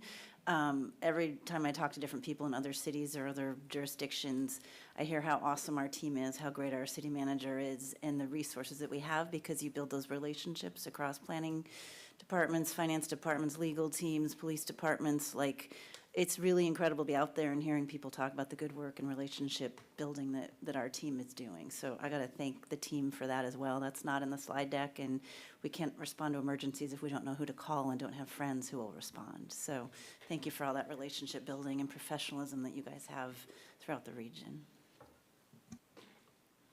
Okay, thank you. Councilmember Anderl.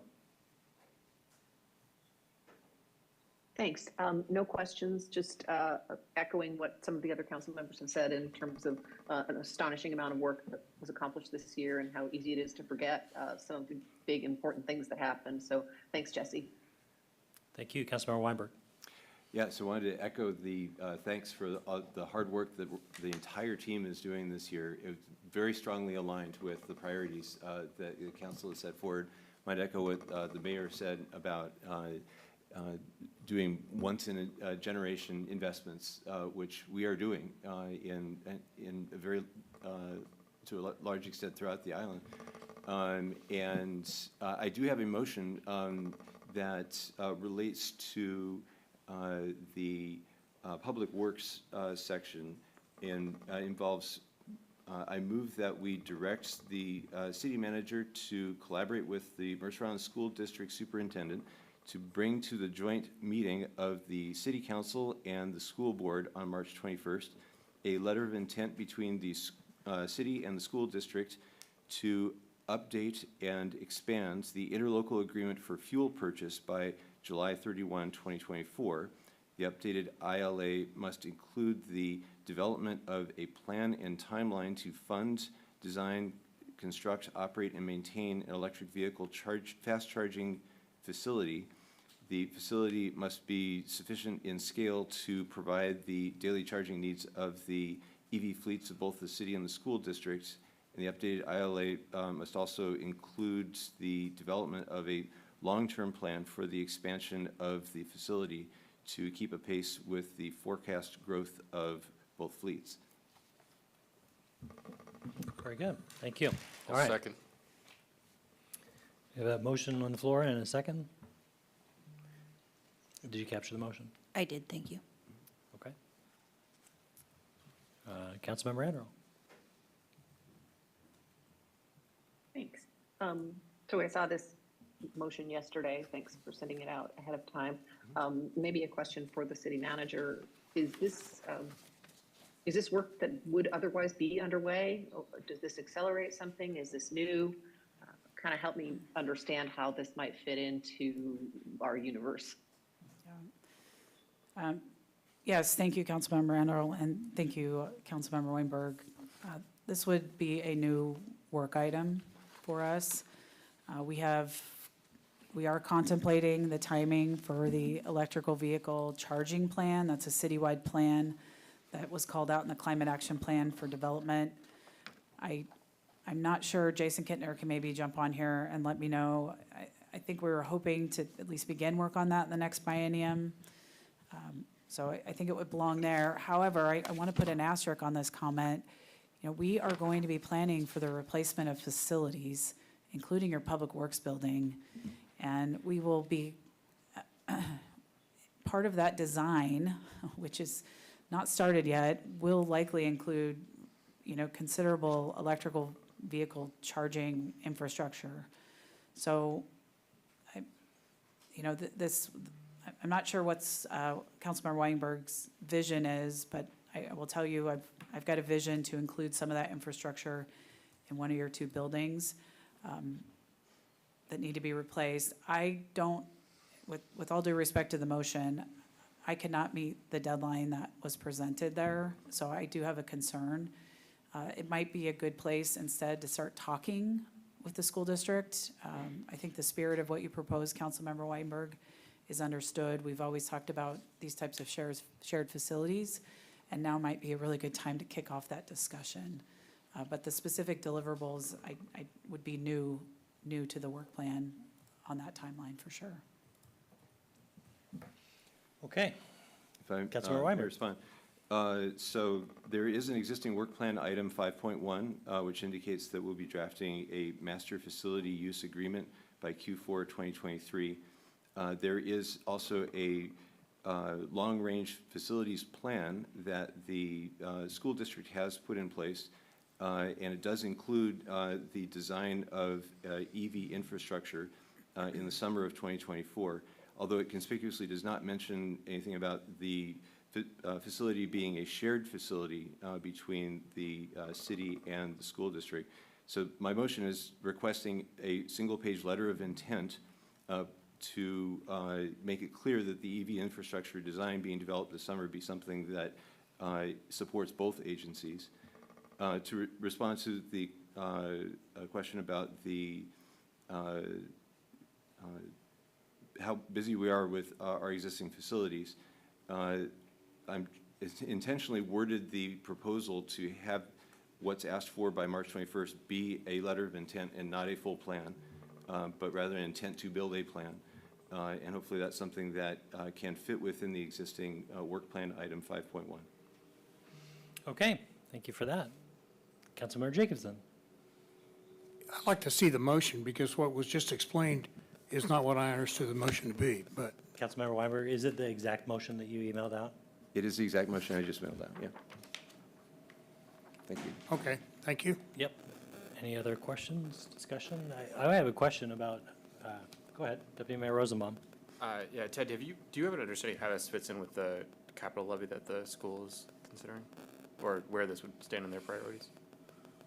I did have a discussion with a member of the school board about trying to make this a joint project rather than having it be a standalone project. I know that there was an intent to get funding from the state this year, both on the school side and on the city side. So I think that part of this proposal should be a plan for getting funding. I think that it's still an unresolved issue, but we aren't going to get the funding without a plan to get the funding. Does that answer your question? Yeah. Councilmember Weinberg, I wanted to ask about the specificity of fast charging, because the school buses, I don't know how they charge. Are they fast charging? I guess my point in calling it fast charging is that I want to make sure that we are implementing a facility that has the ability to meet the needs of both fleets. And the school buses operate every day during the school year, or every weekday. And therefore, having something that charges over a 72-hour period wouldn't be enough for the school buses. So the exact specificity about what the amount of amperage or what the amount of voltage can be figured out as we put together the design. So are they capable of fast charging? I don't know. Does PSC have to deliver a different amount of power to fast charge than they do to slow charge? We would need to find out. Okay. Councilmember Jacobson, did they give you time to read the motion? Yes. Okay. Any other discussion? Mr. Mayor, Yep. so I am concerned, with all due respect to the motion, that a letter of intent is something that is potentially formally executed between both bodies. It's not something the city manager can unilaterally do. I have seen the draft agenda for our joint meeting with the school district, and it includes a discussion of a facilities discussion, both where are we at, where's the city at, and where's the school district at. I might recommend as an alternative that you simply talk about this work item, and if there's agreement, we can go from there. But I don't feel that I can execute a letter of intent as you've described by your motion. Okay, my sense is there's not support for this motion. I'm not sure that, I do understand the concern. I think it would be all subject to legal review, even if the motion were to be adopted, but my sense is there isn't support. Is there any final words before we call the roll? Councilmember Reynolds. Yeah, I'm torn here. I absolutely support the goal, and I think it's critical that we coordinate with the school district to do this work. I think there are some opportunities for incredible efficiency if we work together with them on electrification, and I'm certainly supportive of the concept of electrification. On the other hand, what concerns me at the moment is that, we're obviously going through a huge facilities reevaluation project here, and there may be things we're rebuilding, designing. We don't even know where the Public Works building will be a year from now. So I'm inclined to vote against this, but very reluctantly. Yeah, I appreciate the spirit. Jesse, is it old hand, new hand? No. New hand. Just one more comment as well. And again, I think that the spirit of partnership, I don't want to lose here, because I think that's really important, what Councilmember Weinberg is advocating for. Mayor Neese and I will be joining the leadership of the school board and the superintendent for a prep meeting. I think it's on March 12th in advance of our joint meeting. And this is certainly a topic that we can carry forward, make sure is represented on the agenda for that joint meeting for discussion. So I just want to make sure we're not, this is really important, how we design and replace our buildings, because they're also looking at some similar things. For sure. Deputy Mayor Rosenbaum. Yeah, Jesse stole my thunder a little bit. I was going to ask if we needed a motion to make sure that we had ample time to discuss this in the joint meeting with the school board later this month, but it sounds like that will be allocated already. I think this is a great topic, but I think this motion is not quite getting us where we need to go. Okay. Thank you. City Clerk, please call the roll. Thank you, Mr. Mayor. Deputy Mayor Rosenbaum. No. Councilmember Andral. Nay. Councilmember Reynolds. Nay. Councilmember Jacobson. Nay. Councilmember Weicker. Nay. Councilmember Weinberg. Aye. And Mayor Neese. Nay. Thank you, Mr. Mayor. Okay. Any other discussion on the work plan? All right. Are we ready to move on to facilities? Would now be a good time for us to take a break? We certainly can. Okay. So the time is now 10:31, and the council will be in recess for 10 minutes.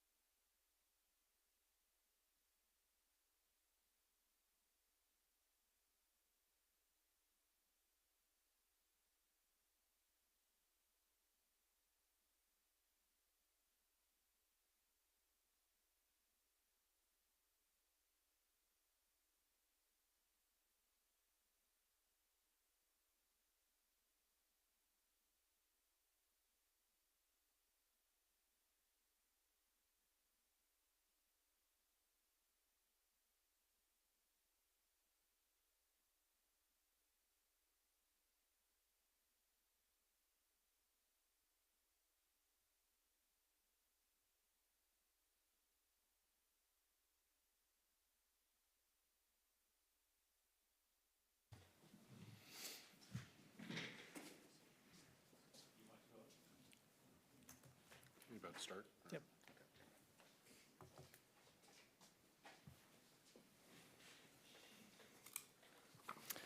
Okay, welcome back to the Mercer Island City Council Planning Session. We are returning from a 10-minute recess that took 12 minutes, and we are going to return to AB 6420, our city facilities discussion, and we welcome again City Manager Jesse Bond. All right, thank you, Mr. Mayor. Keeping us focused on our time here. All right, that's up on the screen. Council, the purpose of this agenda item is really to allow you all to have a discussion with the city staff team. I did put together just a really short slide deck to hopefully inform that discussion. So let me run through that.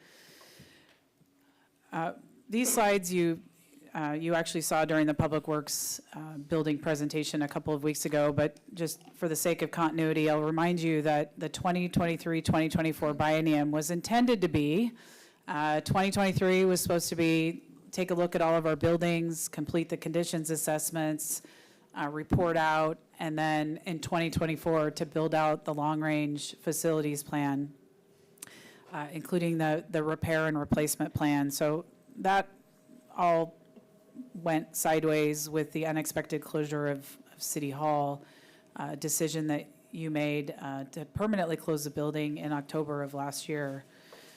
So we've reassessed, and as you know, we're going to keep chipping away at the conditions assessments while we really focus on City Hall and the Public Works building.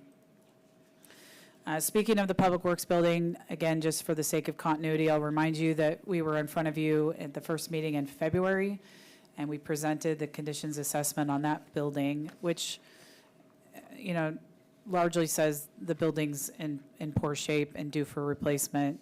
So my recommendation, and I believe at least through head nods and a consensus of the council, is we need to be looking at both buildings for replacement at this time. Just a quick overview. I don't believe I've shared these images with you. This is very preliminary planning information. More work is happening right now behind the scenes, but this is a look at your current City Hall campus. I'll remind you that City Hall sits on the front half of the property. It's about 4 acres. And the Public Works facility, which is comprised of several buildings, is on the back, just about 9.5 acres. We actually have, I think if you actually count the roof lines, something like 20 structures between the two facilities. So City Hall is the primary building up front, Public Works building in the back with, again, I think there's like 18 different structures in the Public Works yard. The City Hall building itself is about 35,000 square feet and was in 1988. And then since then, you know, minor repairs. And as you already know, you're well aware, it's permanently closed. City Hall housed all of our administrative departments and divisions, police, municipal court, and our council chambers. The Public Works building was built in 1981. It's about 15,000 square feet. It houses all of our Public Works operations and administration.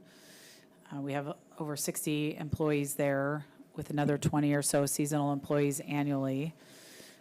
Over time, as you know, the building has been renovated and repurposed, and its use has expanded and changed. And as I already reported, we came to you with the conditions assessment, and you know the building is due for replacement. Earlier, well, I should say, the end of 2023, our long-range planning consultants, they sat down and they met with all of our staff teams and did a really comprehensive look at space needs. And what we've come up with, and this is very, very, very, very preliminary, very preliminary, but just to get you thinking about the forecasted space needs for between those two buildings, it's somewhere between 60 and 90,000 square feet of space needs going forward. Of course, that will be fine-tuned and refined as the planning work continues. This only considers the Public Works and City Hall teams. So that's your very early parameters on space planning. Hopefully, to kick off our discussion here and just to inform my thinking, we have to prioritize facility needs for your police department, your Public Works departments, and the Emergency Operations Center. So as we're thinking about phasing or what comes first, whether or not we can really tackle all of this at once. I just want to put out there, and I believe this priority is supported by my entire staff team, those are the essential public facilities that have to move to the top of the list for replacement. I also think, and I'm not prepared to dive into it at this meeting, but for the purpose of the discussion, that those teams could be co-located. As we've done our very early space planning needs, when you think about the Public Works team needing locker rooms, showers, laundry, those are very similar to what the police department needs. So that's the way we're initially thinking about this. So as I said, the purpose of this agenda item today was really to allow all of us to talk meaningfully about the replacement strategy and possibly get some early direction. I anticipate I will be in front of you nearly every month this year on facilities matters. I proposed some questions to guide the discussion in your packet. Feel free to use them or not, but I bucketed it as location. Where will these services be provided from? Is town center an option, a future option for some city services? Certainly we have the City Hall campus to work with. We're really starting to think as a staff team about that co-location strategy, what teams belong together in a building, and how might we achieve better efficiency. I will say, frankly, our buildings are really poorly laid out, and they were, especially City Hall, was not designed for a City Hall. Future needs, what I'm not talking about yet, but we might want to put on the table is the Luther Burbank Administrative Building that houses YFS. So as we start to think about facilities replacement, is Luther the permanent location for YFS, or do we need to contemplate a change there? How will we pay for all this? Obviously, a big topic. Prioritization and phasing. I put out in the previous slide the city manager's recommendation on prioritization, which is public works, maintenance, and the EOC first. And then certainly in the backdrop of all of this is sustaining us right now. I feel like we're in a okay place with the short-term and medium-term planning, but just know that we're still working on it. And then we have a big conversation to have probably around June. We're waiting for the structural engineering information to come back on the Public Works building. We've got to think about the investment in that building and whether or not we're going to make it, or if we're going to try to come up with an alternative plan. I can't even believe I'm saying that because we're already down one building, but I have to say I'm not excited about putting somewhere between $1 million to $5 million into a building that's not going to be with us for much longer. That's the Public Works building. So that concludes my slides. I gave you a whole range of things to consider. I will stop sharing and just know that my team and I are here to help answer any questions and to support you in this discussion today. Okay, thank you for that, and I will open up to council questions. Councilmember Jacobson. The 9.4 acre parcel upon which Public Works is currently located is, to my understanding, zoned a residential area, and the Public Works building lives there basis of conditional use. Is that? That's correct. And let me ask a follow-up question. What would need to be done if we were to build a new building or make the substantial investment, God forbid, in the existing one? And I don't know if that's for Mr. Thomas or where that one goes. It's probably both of us. Councilmember Jacobson, what's happening right now behind the scenes is we have our consultants working on, I'll call it the site assessment for the whole City Hall campus. That is completing the survey work and also the critical areas study, because we do have some water courses, particularly on that back Public Works property. That should be complete, I don't know, soon, and I will be in front of council with those findings. So that's step one. We've got to know what we've got on the ground so we can think about planning. Other than that, I think under the current residential zoning, we're going to be somewhat constrained in terms of a wholesale rebuild on that back parcel. But some of the facilities could possibly be repurposed and reused. My initial thinking was if we're going to build a building on that parcel for, let's say, a combination police and maintenance facility, we may want to pull it forward to sit on the back half of the City Hall property. But this is all very preliminary, just the city manager talking today based on the information I know. But there would need to be a zoning change if we'd made a major move on the 9.4 acre parcel or some portion of it. Yeah, I believe that's correct. Okay. And do I get a follow-up question? Gee, lucky day.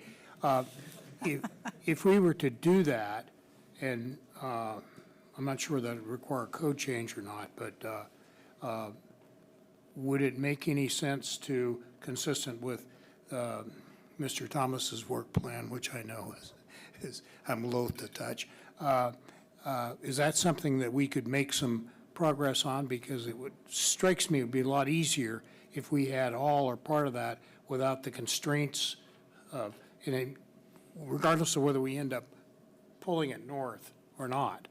But there's a balance there. So my question is, how much effort is going to be required out of CPD if we were to ask CPD to change that to commercial office or public facility zone or something else? Yeah, that's a good question. Jeff, do you just want to talk high level about the zoning code? For the record, Jeff Thomas with CPD. Councilmember Jacobson, to answer your question, to initiate a zone change for the parcel that we're discussing here, that would follow the same recipe, generally speaking, that you've seen with another matter that went through the docket process last year, where there was an application, a docket proposal to change the land use map designation as well as the zoning map designation for another parcel the council deliberated on and voted on last year. So that would be the roadmap that we would be following to make a similar type change for the back parcel where Public Works is currently located. Thank you. Thank you. Deputy Mayor Rosenbaum. I have a motion to make, but I'm happy to defer if other folks have questions they want to raise. Not seeing any objection there. I will read slowly so everyone can get it. I apologize that I wasn't able to share the exact wording beforehand. I move that we direct the city manager to commence planning for the provision of a new maintenance and public safety building on the current City Hall campus to include delivery of a preliminary scope and cost estimate in Q2 2024. Is there a second? Second. Okay, moved by Deputy Mayor Rosenbaum, seconded by Councilmember Reynolds. I'm getting a thumbs up from the city clerk that she's captured the motion. Would you like to speak to the motion? Yeah, I think there's been a tremendous amount of work that has gone into getting us this far. I'm really impressed with the work the staff did. This was a complicated puzzle to begin with. I think when we started doing the facilities assessment last year, we thought it was complicated, and then it got much more complicated really quickly. And I think this is a great opportunity for us to think big. And I think breaking this into pieces makes a lot of sense. And I think the first piece to get really square on here is the maintenance and public safety. So police, maintenance, emergency operations, as Jesse recommended, that sort of be our first focus, and I think that makes a lot of sense. And I think this is a good opportunity to daylight to the community a lot of the work that's been going on behind the scenes and the thought that we've been putting into this, and get some feedback and understand what their priorities are, and also explain how important these facilities are, and getting them right is to the long-term success of the city, and make sure that our operations are going smoothly and our police have a good place to work out of. So I would appreciate support on this motion. I know that this is one step in a very long journey, but I do think this is the right time to get this process moving in a more formal manner. Very good. Thank you. Councilmember Reynolds. I had some things I was going to say, but the motion surprised me, so I'm going to switch to a different topic or different train. And I think what I'm going to ask is ultimately a question for the city manager. While I'm definitely very supportive of the direction that the deputy mayor has proposed, I'm a little worried because it sounds like we would be planning one step at a time. And I understand we need to build one step at a time, but I wonder if we need a more comprehensive plan before we start, or a plan that looks at everything before we actually, rather than just planning one piece at a time. And I'd like the city manager to comment on that. Yes, that is absolutely how I would prefer to do things, but we have found ourselves not able, to pursue that. I mean, that was the original vision, right? Was in 2024, we'd be laying out a long-range facility plan for all of our buildings. Things are out of order now, and, I think what Deputy Mayor Rosenbaum is drawing on, and what I'm also saying is, look, it's possibly going to take us 5 years, 7 years, maybe 3 if we're lucky. I mean, it is a new building is going to take a lot of time.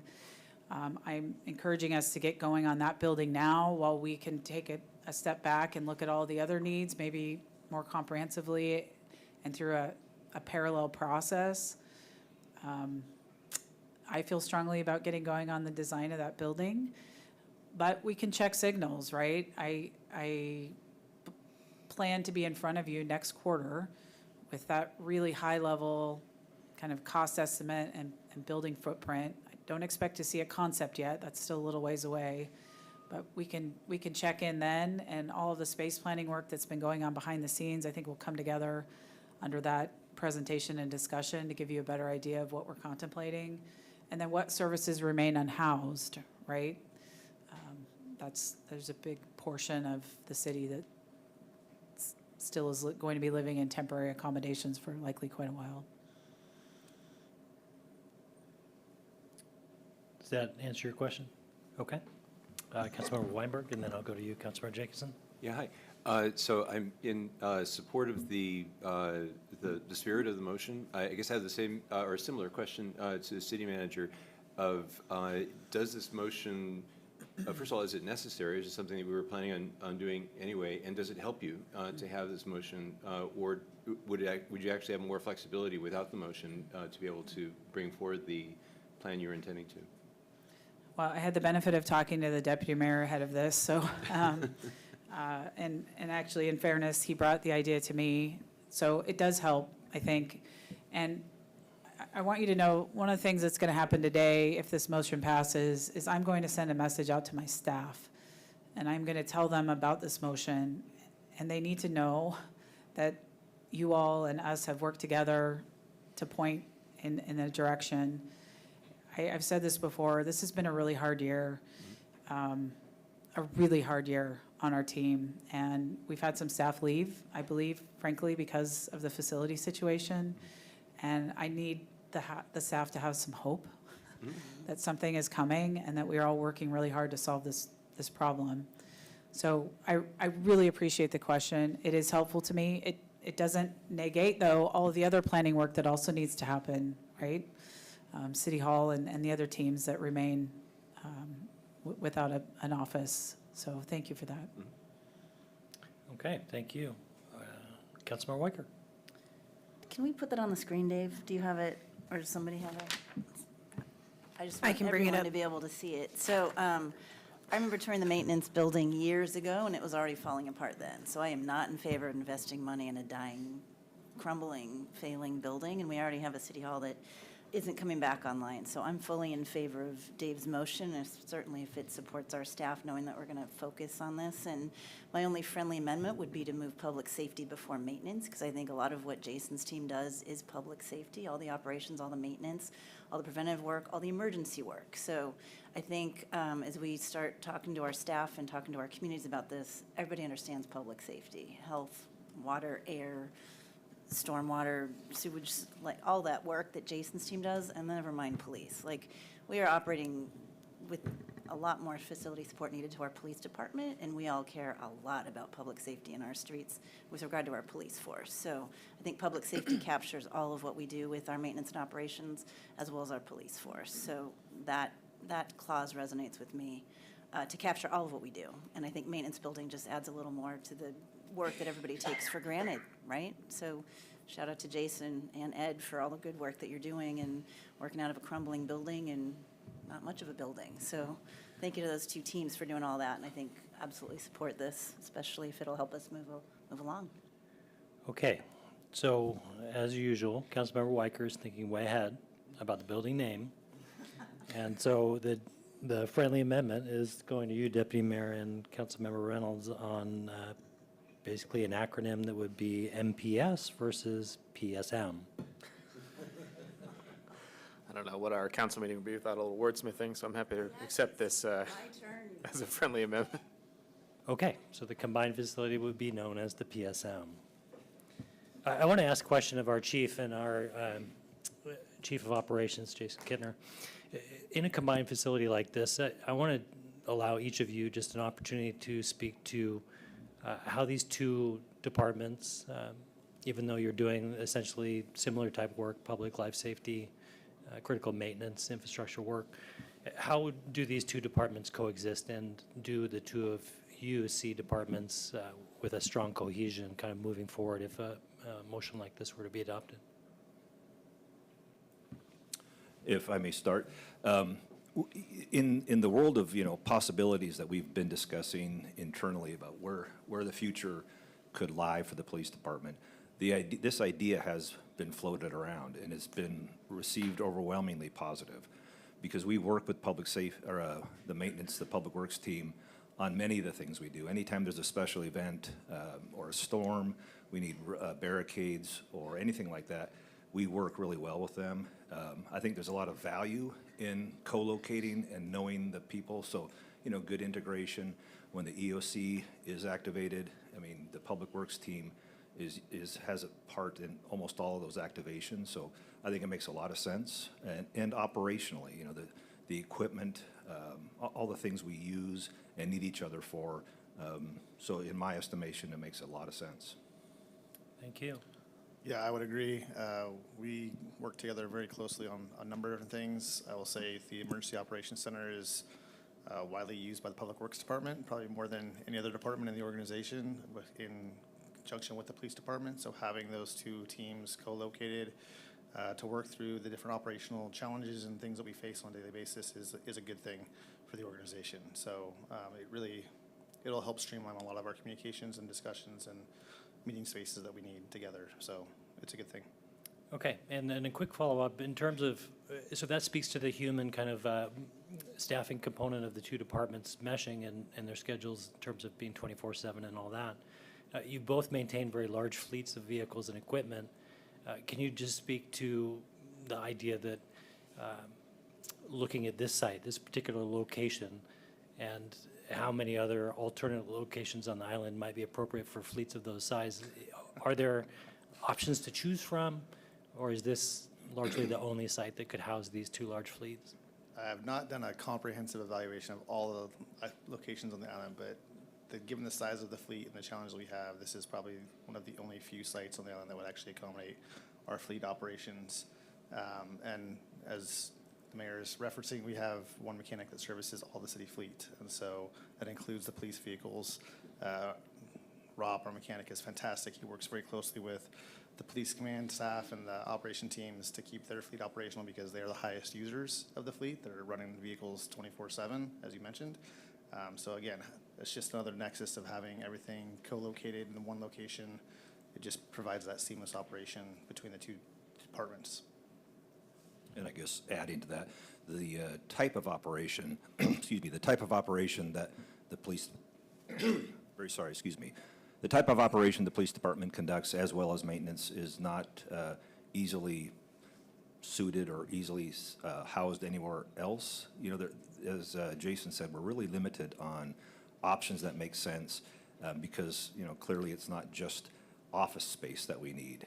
So given the type of work that the police department does and maintenance, having a site that's appropriate size-wise and proximity to the public and other businesses, the City Hall property makes a lot of sense, as it has for decades. So there's a lot of support for that. And can you just, for the record, characterize the size of these two fleets? Give me 1 second. I have it actually in front of me. Pretty big? very large. While he's looking that up, Around just under 100 vehicles, if memory serves me correctly. for the maintenance and For the- operations. Maintenance operation, that includes the police vehicles as well, but roughly around 100 vehicles. Yeah, so it's a substantial fleet. Does proximity to the boat launch for the Marine Patrol vessels play into the decision to locate in the current location? Yeah, yes, that's, proximity to a boat launch where we have emergencies on the water, that can make a lot of sense, so yes. Okay, thanks for those questions. Councilmember Reynolds? I just want to clarify something on the motion. Earlier in the meeting, the city manager talked about the site and referred to, if memory serves, 4 acres for City Hall and 9.5 acres for Public Works. Deputy Mayor in his motion talked about doing this on the City Hall site. I'm assuming you meant that in the big picture sense, and you really want to put it where the Public Works building is, not where the current City Hall building is. Can you confirm that? Yeah, I mean, I think we need to look at the campus in general and sort of see what would fit where. I'm hoping this gives the city manager flexibility to provide us with that picture. I took that to mean the whole campus. Council, I think we have a lot to consider still about building footprint, siting. I also will just take a moment here. Mayor Neese, you're asking really good questions about other sites, and I know all of you are aware, but our community members may not. Over the last 10 months, we have conducted an exhaustive search on the island for alternative locations for the police department, and really came up with not many options because of the specialty nature of their work and the types of facilities they need. So as you know, we're in the process of taking delivery of 2 modular units to house us temporarily, because that was the best alternative that we could come up with on such short notice. So it has been really challenging to rehouse the department, and there are just really unique needs. So that does make this site kind of the alternative, if I may. Councilmember Jacobson? I'm philosophically on the same page my colleague, Councilmember Reynolds is, in terms of when you're looking at a situation that has multiple things, such as what are we doing with facilities, that it would be ideal to be able to create a plan and then follow the plan. However, the analogy I'd use is like the starving man in front of a smorgasbord. I think we need to get some protein in our system, and so for that reason, I'm very supportive of my laughing colleague, Councilmember Rosenbaum, and I think his motion is a good way to get this whole thing started, and maybe a more digestible bite for staff. So my vote is yes. Okay, you can tell lunch is getting close. Council, any other discussion? Not seeing any. City Clerk, please call the roll. Thank you, Mr. Mayor. Councilmember Jacobson. Councilmember Jacobson. Aye. Councilmember Andral. Aye. Deputy Mayor Rosenbaum. Aye. Mayor Neese. Aye. Councilmember Reynolds. Aye. Councilmember Weicker.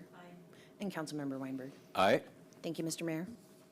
Very good. Motion passes. So we were scheduled to continue the conversation about the docketed work land use items, or do we want to get into that and then see how we go?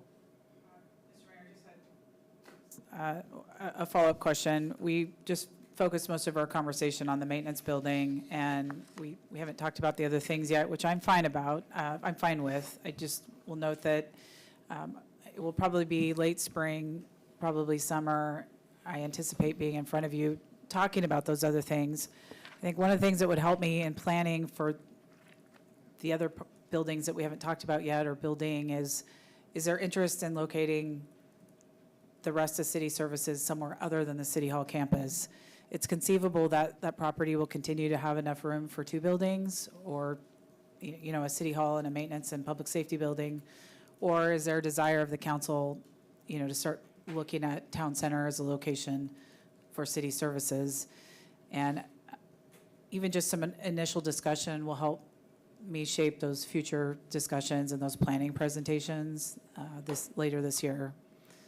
Okay, great. We have a few more minutes before lunch. Does anybody want to have a opine on that location? Councilmember Reynolds. A question first. I want to make sure I caught the numbers correctly. In your space planning, I think you said it was 40 to 60,000 square feet for the city hall. And that was, am I correct that it's 35,000 currently? Yeah, 35,000, City Hall's 35,000 square feet, and the Public Works Building is about 15. So does either the 35 or the 40 to the 60 include the Luther Burbank admin building, or is that? No. Okay, so you're assuming in your analysis that that would stay in use?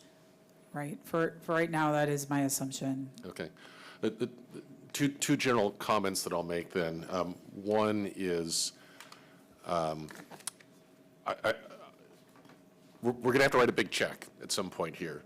I want to make sure that we don't overreach and thereby get a no vote somewhere along the line. And it certainly seems to me that in an area of hybrid work, we're going to need to make a really clear case why we need more space now than we currently have. It seems like we should be trending towards less. So I don't necessarily need to answer that now, but I'm just going to comment that we'll need to have a good answer on that to be able to get this through the public.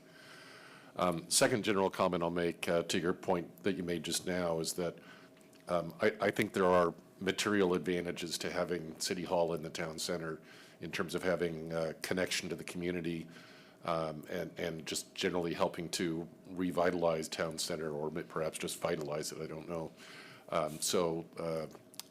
hope we can find a way to do that in some way, shape, or form. I think it's important. Thank you. Councilmember Weicker. So I will follow up on that and say +1 to Craig. I'd like to see some options and some price tags associated with those, and start shopping around and letting our community know what we're thinking and get some feedback from them. Okay. Deputy Mayor Rosenbaum. Yeah, I'll add a little bit there. I think being in town center would be great. I think it also make having a place that's accessible by transit would be a big plus. The current City Hall campus is not. I think that'd be a big plus, and I'd love to see what those options look like. Councilmember Anderl. Yeah, same. I would like to, explore options. I think City Hall in Town Center would be nice for all the reasons that have already been expressed. And, generating lots more traffic for lunch places, I guess. But, I think we need to keep an open mind too. If price tags aren't right or the configuration doesn't work, then we need to, keep the City Hall property in our sights as well.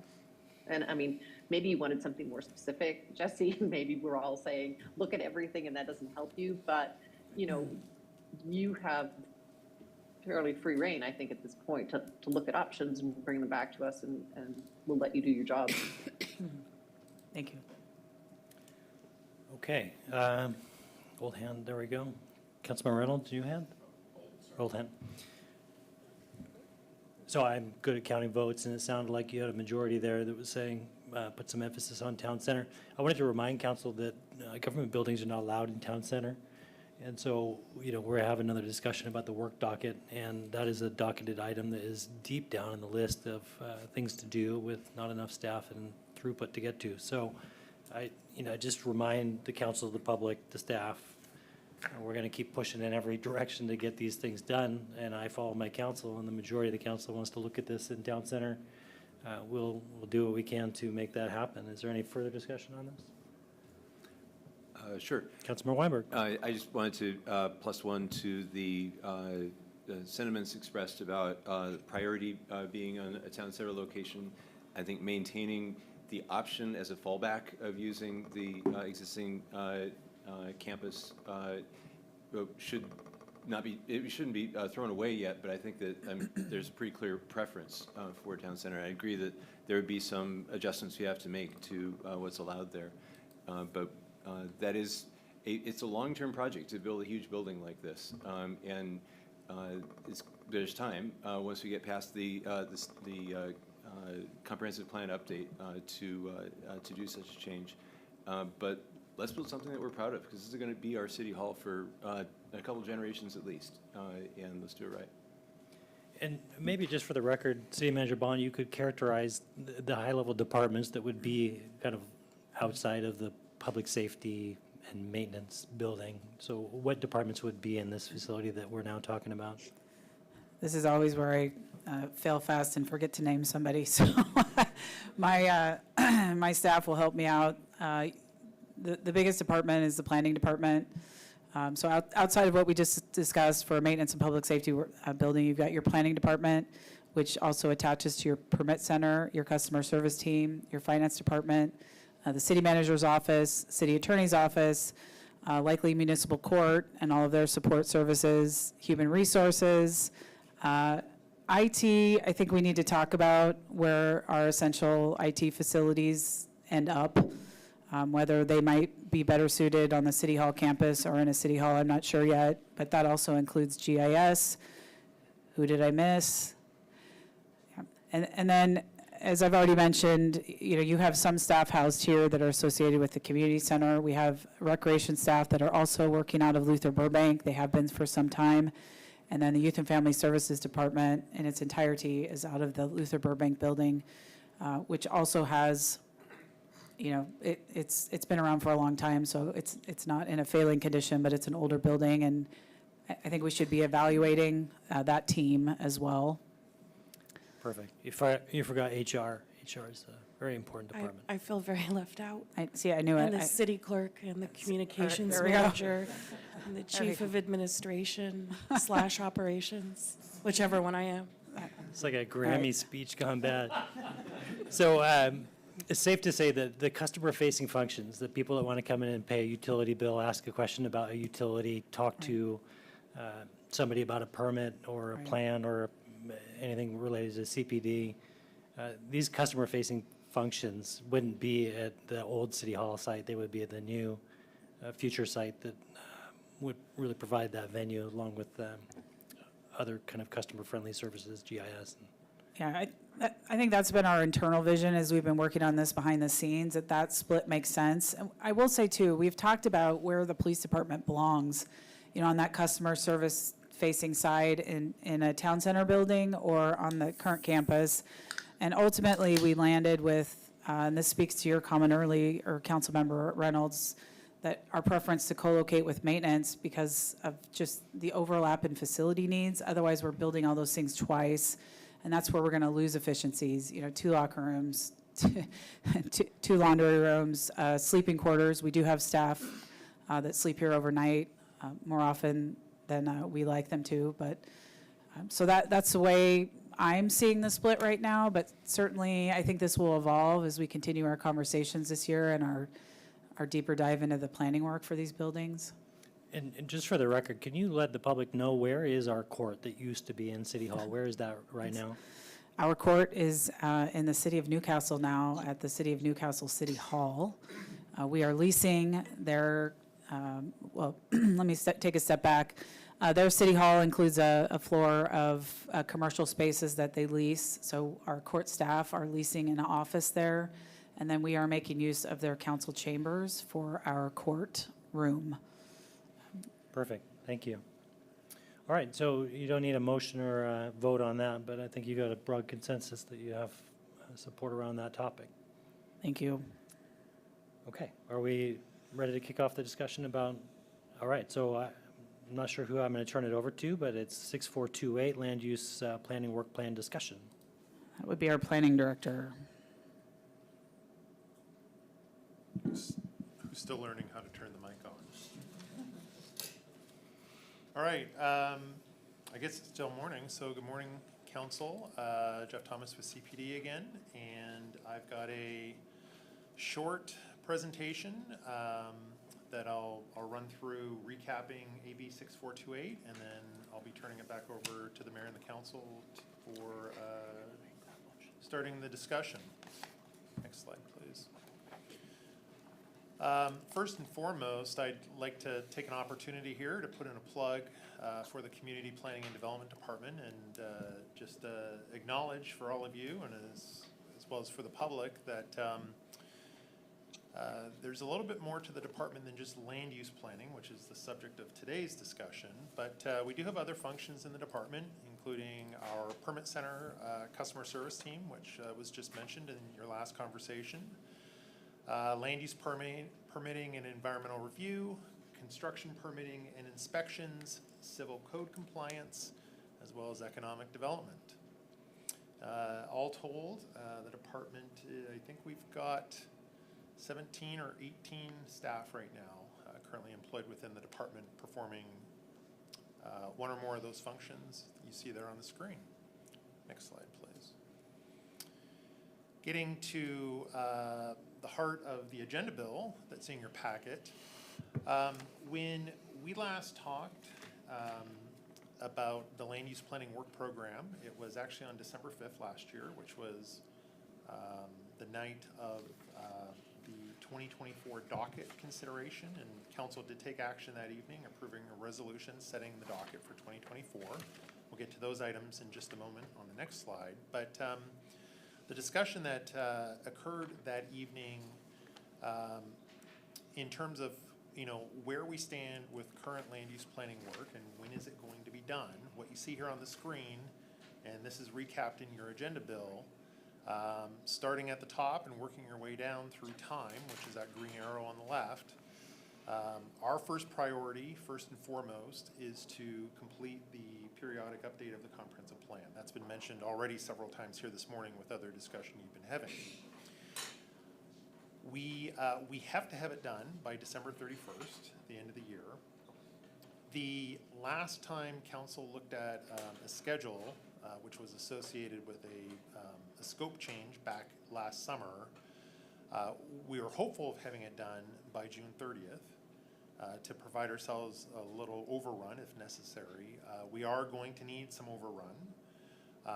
Current projections in working with your planning commission is that we hope to have the planning commission recommendation to city council before summer recess, which means the planning commission will need to wrap up their work by the end of June for that to happen. So we've presented, actually just last evening, the entire planning commission was presented with a draft schedule on how to get from last night to the end of June. And given the flurry of new meeting requests, special planning commission meetings that were going into my inbox that last evening, or excuse me, Wednesday evening and yesterday, it looks like we're headed in that direction. So we'll see how it goes. Following on the heels of whenever the comprehensive plan gets done, we have a number of state mandates from last year and potentially this year. Robbie talked about the ones from this year earlier this morning. That we're going to need to do something with because they have implementation deadlines that either come this year or mostly in 2025. There's a few of the numbers there that are on the screen that have June 30th implementation deadlines next year. I know there's one that has a December 31 deadline next year, and a couple of those have 90-day implementation deadlines after the governor signs the bill. So a little bit of a mixed bag there, but we've, my position at least is we need to make every attempt to try and comply with those deadlines that are put before us, just like the other cities have to as well that are affected by them. Also, we've got this sneaky little item here labeled as interim regs. We do have a couple sets of interim regulations still floating around. One of them is a holdover from 1220 implementation regarding transitional and permanent supportive housing. And then we've got the ever-present outdoor dining interim regulation. And we've also got one related to permit processing, which I believe is a legislative item from last year, if I'm not mistaken. So we will need to either continue to renew those if appropriate, or we will need to go through the regular legislative process for adopting permanent regulations. And then down there at the bottom of the screen, docketed items. There were 8 docketed items set on December 5th last year for the 2024 docket. 6 of those were, or I'll do that in reverse actually, 2 of the 8 had elements of state legislative matters embedded in them. And then 6 of them were standalone items unrelated to anything the legislature has been doing the last couple of years. And with that, Ally, we'll go to the next slide. Here's the list of the entire 8 with their corresponding reference numbers that were used during the docket process last year. I'll save you the pain of my reading each of those, but you can see them there on the screen, and they're also included in your packet.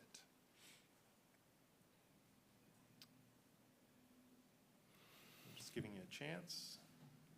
All right, let's roll to the final slide, please.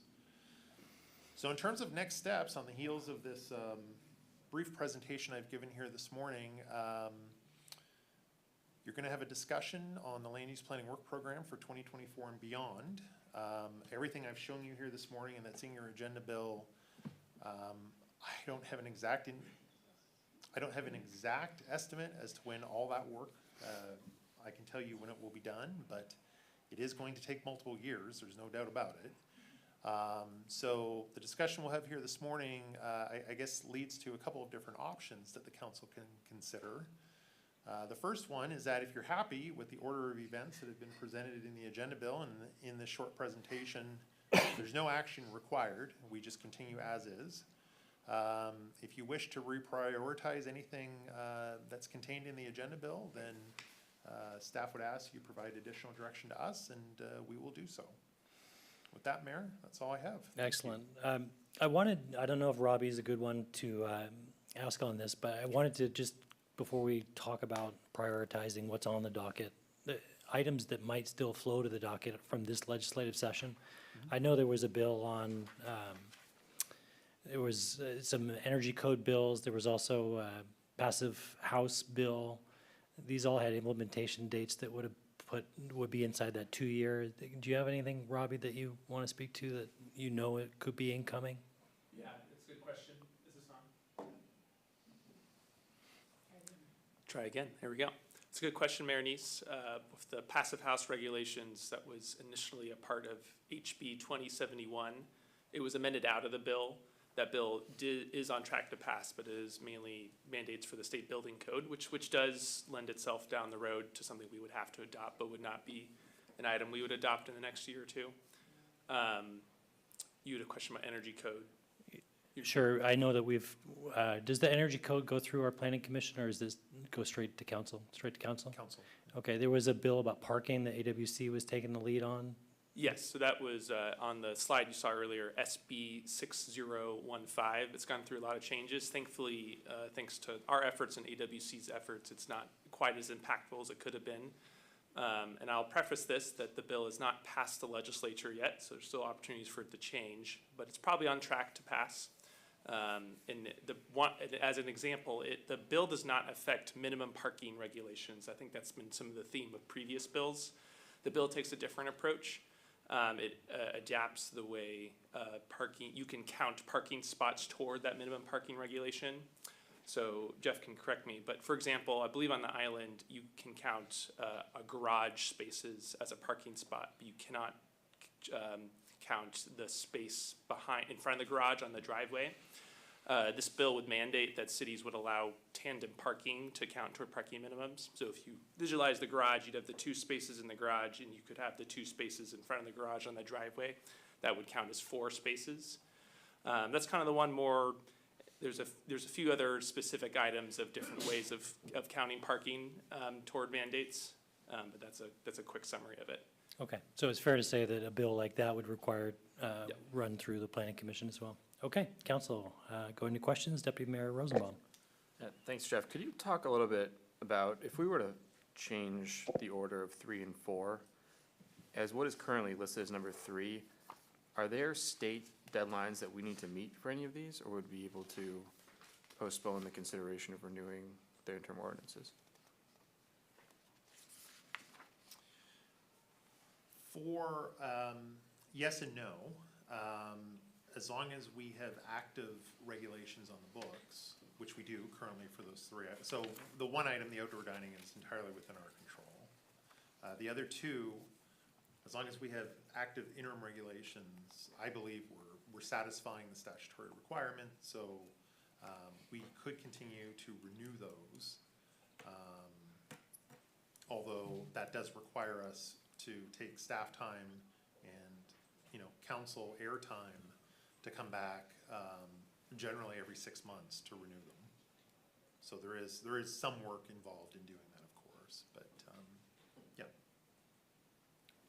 feel like we've gotten a lot of feedback from the community about the docketed items from last year, so I'm curious what other folks think about flip-flopping the 3 and 4 there.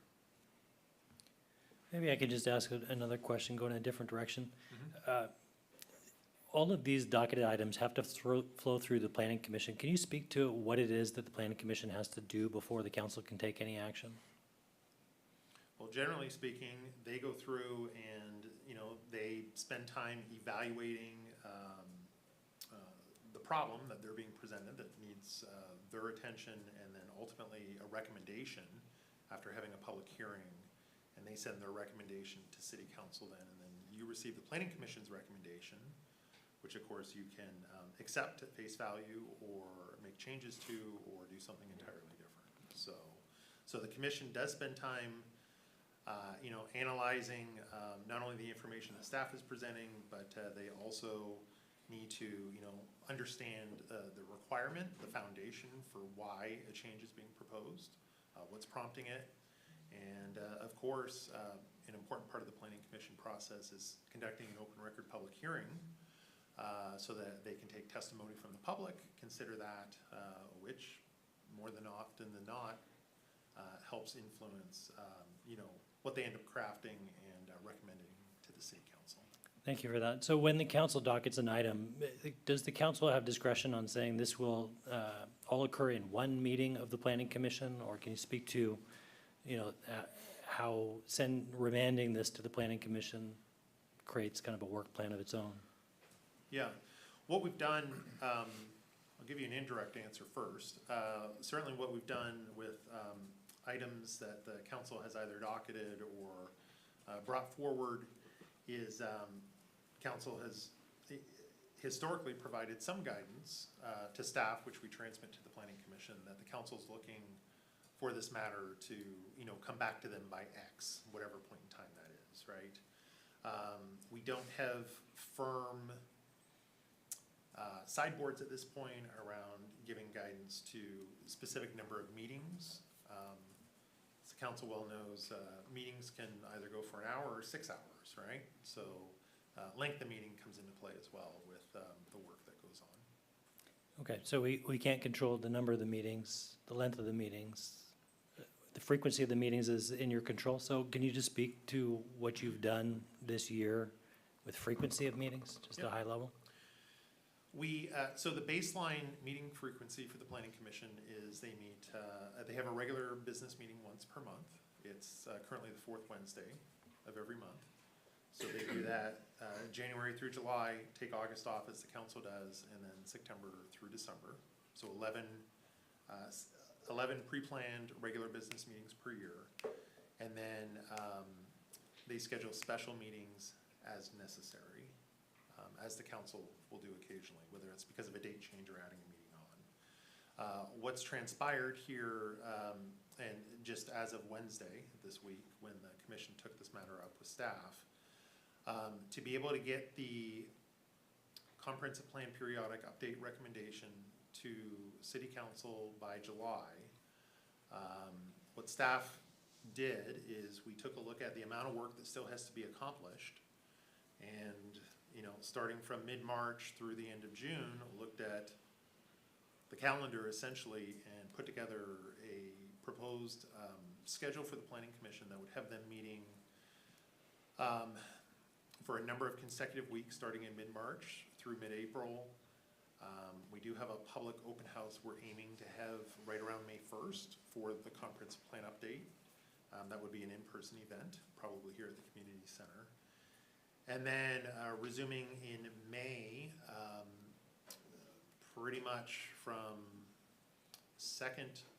I believe the second week in May through the end of June, the commission is at least tentatively scheduled to meet every week. Okay, so we've gone from monthly to basically weekly is kind of the gist of it. The gist of it, yes. All right, thank you for that. Councilmember Weinberg. Oh, yeah. So one of the procedural mechanisms that we use to run our council meetings efficiently is to move the non-controversial agenda bills to the consent agenda. I'm wondering, does the Planning Commission have an equivalent mechanism for non-controversial items such as the renewal of interim regulations? The commission actually does not take up interim regulations. So that's a power that we go straight to council for. Cool. I could get into that a little bit more detail if you wish, or that's the short answer. Yeah, cool, thank you. Was there a different direction that you were going in terms of maybe not interim regs, but just No, the no, idea? I thought the basis for the discussion about, what's the impact to the planning commission was about, well, if they have to renew these interim regulations every 6 months, is that going to, add more onto the planning commission's plate? And I think what I just heard is, no, actually, that comes just to us, to the city council. Sure, maybe a follow-up to that. To make the interim regs permanent, what needs to happen? That's a regular legislative review process. So then that permanent regulations do go to the planning commission for, again, public hearing, deliberations, and recommendation to the city council. Okay, so it doesn't not go there, it just delays it going there. Right. The interim regs, got it. Councilmember Weicker. Real quick then, so they're going to have weekly meetings just through the comp plan, or were you contemplating the rest of the work plan for them? We, so we have laid out a schedule through the completion of the comp plan work, and then we are going to have to, more or less an extension of the comp plan work are some necessary code changes related to affordable housing and the land capacity analysis that the report was presented to city council at the beginning of January.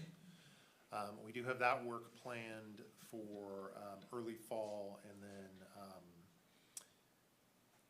the final action that we've penciled out onto the calendar for them at this time will be the 2025 docket. It's hard to believe it happens once per year, but here we'll be right back there again this fall with docket proposals for 2025. So the commission does take that matter up and does make a recommendation to the city council. Okay. Deputy Mayor Rosenbaum. Yeah, I guess I'd move that we flip-flop 3 and 4 here. I'm curious whether folks think about doing that. I'll second that.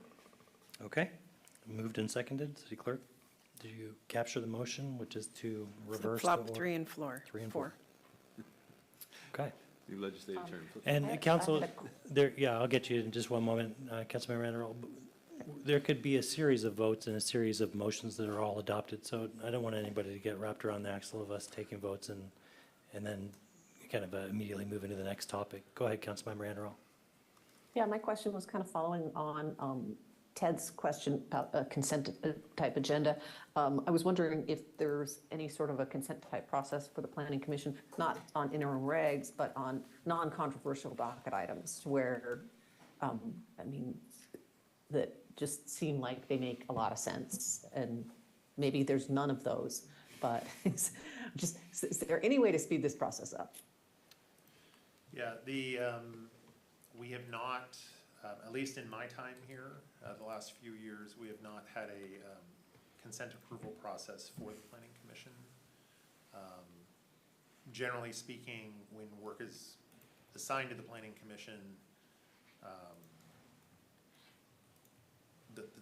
the task put before them is to, get in and evaluate the proposal and again, the public hearing component of the work and deliberations for a recommendation to the council. Okay. We'll take a quick vote. City Clerk, please call the roll. Thank you, Mr. Mayor. Mayor Neese, Aye. Councilmember Jacobson, Aye. Councilmember Weinberg, Aye. Councilmember Andral, Aye. Deputy Mayor Rosenbaum, Aye. Councilmember Reynolds, Aye. and Councilmember Weicker. Thank you, Mr. Mayor. Thank you. Motion passes. Okay, so the interim reg items have now been pushed beneath the docketed items. And the question would go to the CPD director. Did we really do anything there? Did anything accelerate? Did anything change other than we on paper have moved a process that was on consent to one that is now beneath matters that we'd like to get to? Well, I think the one measurable change with the motion that just passed is that we will continue to run interim reg renewals to the straight to the council for those 3 items. So there will be a suspension of any regular legislative review to take those interim regs and move them towards some sort of permanent resolution. Okay. I'm going to take a stab at doing something that might move the puck in a more substantive way, not to discount the motion. I appreciate the reprioritizing of things. And I'll speak to the motion after I make the motion.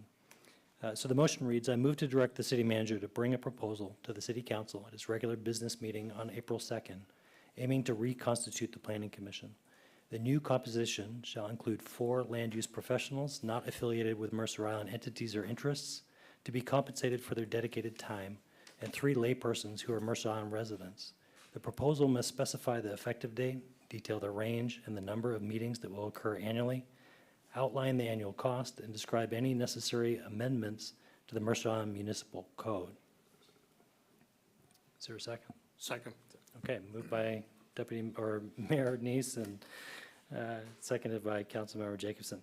The reason I wanted to present the council with this motion is that I think that we're in one of these watershed moments. We've gone a number of years in a row now where we are getting more and more mandates from Olympia that are going to require legislative updates in the Mercer Island City Code to implement state law.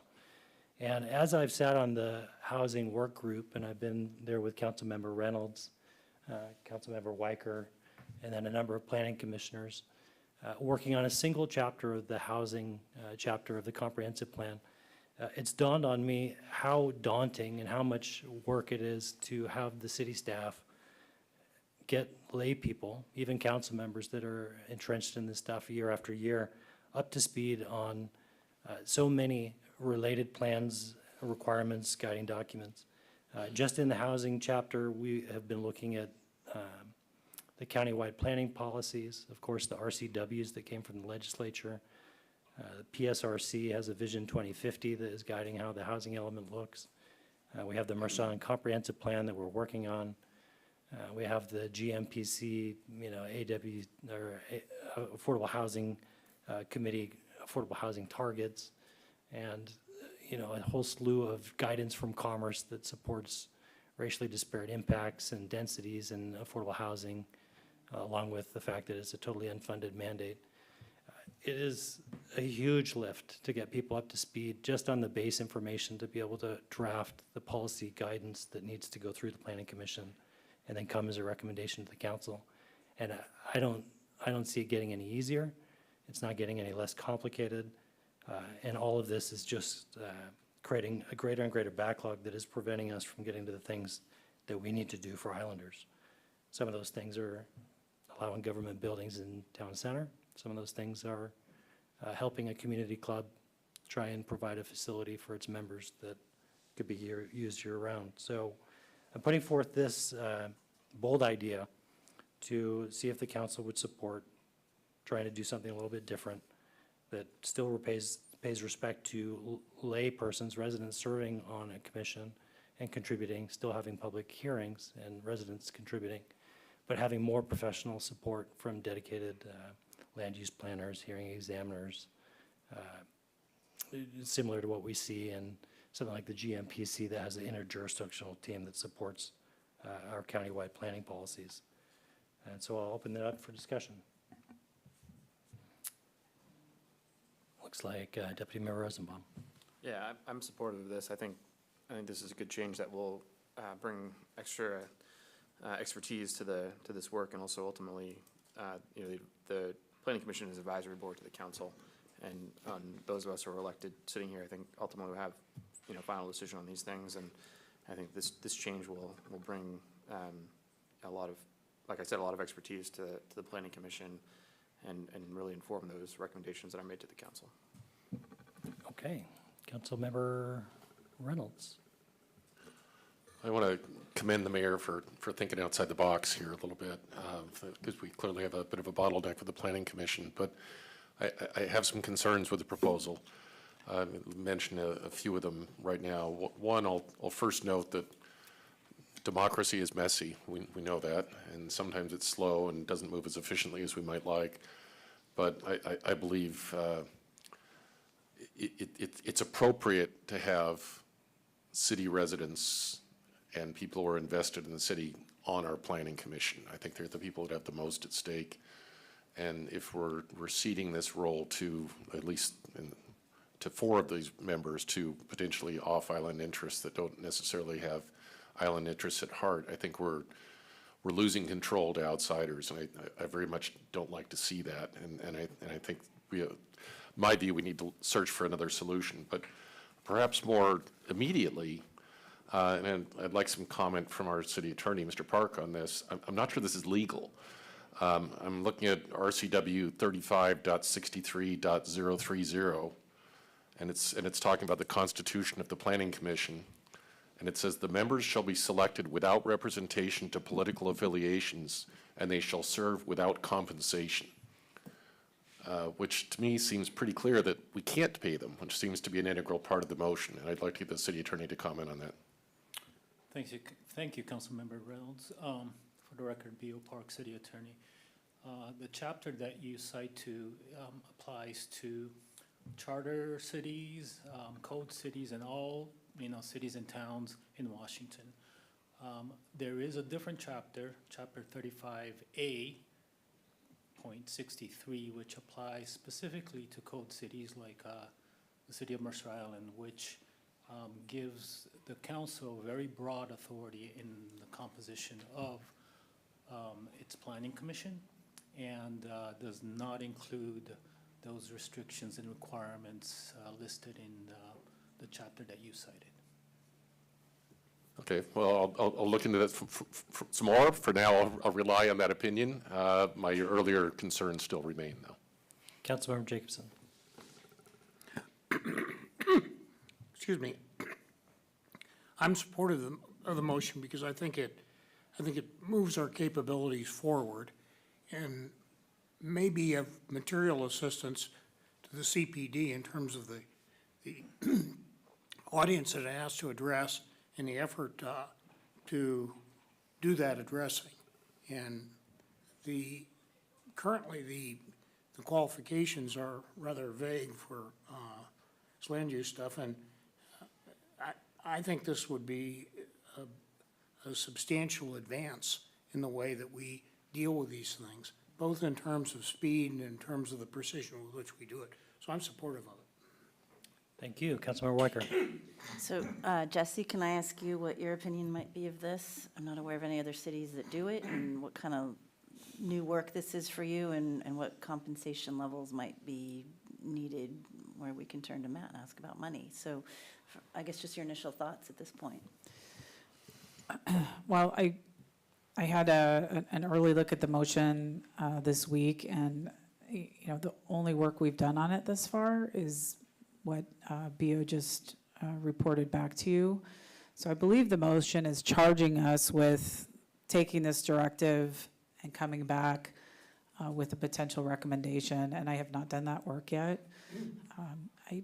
I do think we can achieve that by April, that first meeting in April, and I'd be able to speak to the motion and the recommendation in much more detail. Councilmember Anderl. Thanks. Yeah, I have kind of mixed feelings about this. I'm supportive of the general concept of reconstituting the commission. I do have some concerns that people who don't live on the island or appreciate the unique nature of our community may not be able to make decisions in accord with what our policies and directives would be. But, given that the Planning Commission's recommendation is just that, a recommendation and not binding, and given that I presume we would be able to let the planning commissioners know how their decisions should be guided in terms of our values, I think overall this could be a good thing. Thank you. Councilmember Weicker. Mr. Thomas, can I ask you what you think of this recommendation?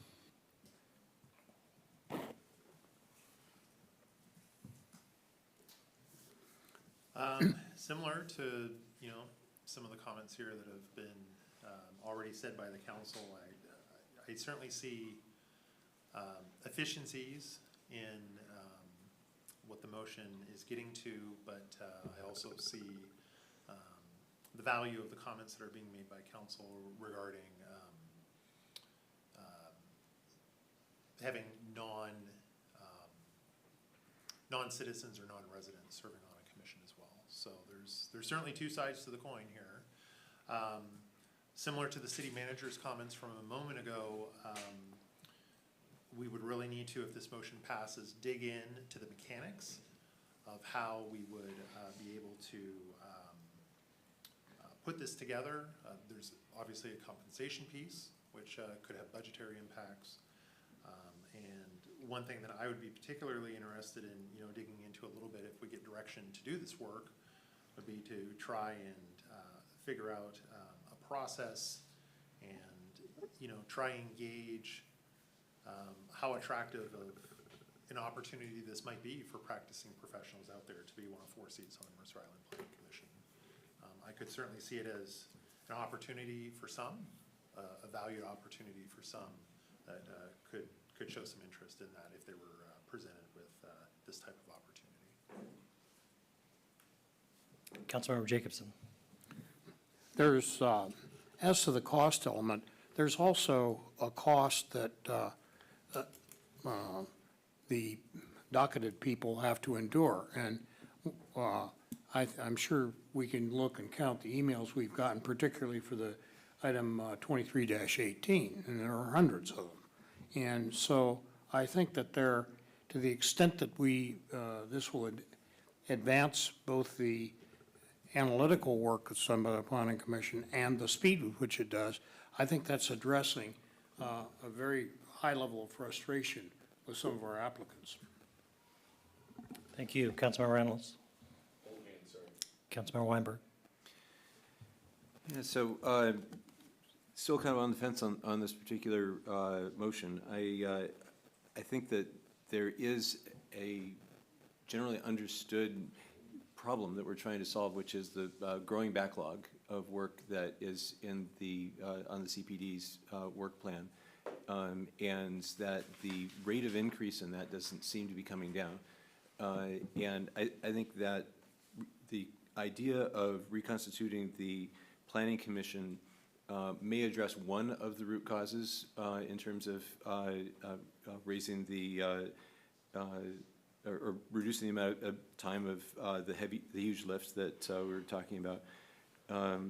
I think that a bigger root cause is the fact that a lot of the land use legislation is being done at the state level nowadays, rather than being done at the local level, which I think was originally intended to be at the local level. Which of course this doesn't address. I'm not sure that we can directly address that. But I think that our lobbying efforts to try and help to ensure that the legislation does come our way that has to go through the Planning Commission is more digestible and more implementable is probably going to have a greater impact on the reduction of this backlog over time. So I see this measure as addressing part of the problem, but I'd like to encourage my colleagues as well, myself, to try and think of other ways that we can address this growing backlogs. I think it is something that's starting to impact a lot of people in our community. Yeah, and like I said, motions are not, we're not going to stop here. So, City Clerk, please call the roll. Thank you, Mr. Mayor. Mayor Neese, Aye. Councilmember Andral, Aye. Councilmember Weicker, Councilmember Jacobson, Aye. Deputy Mayor Rosenbaum, Aye. Councilmember Weinberg, Aye. and Councilmember Reynolds. Nay. Thank you, Mr. Mayor. Okay, The motion passes. We were slated to have a lunch break beginning at 11:45, and we're a little bit past that. I want to make sure that we continue to honor that.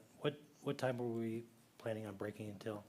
We were scheduled for lunch at noon till 12:45. So if you wanted to do the Community Member of the Year nominations, we could still do that. Yeah, I think we'd like to take a break till 1 o'clock. Okay, the time is now 11:57. The council will be in recess until 1 o'clock.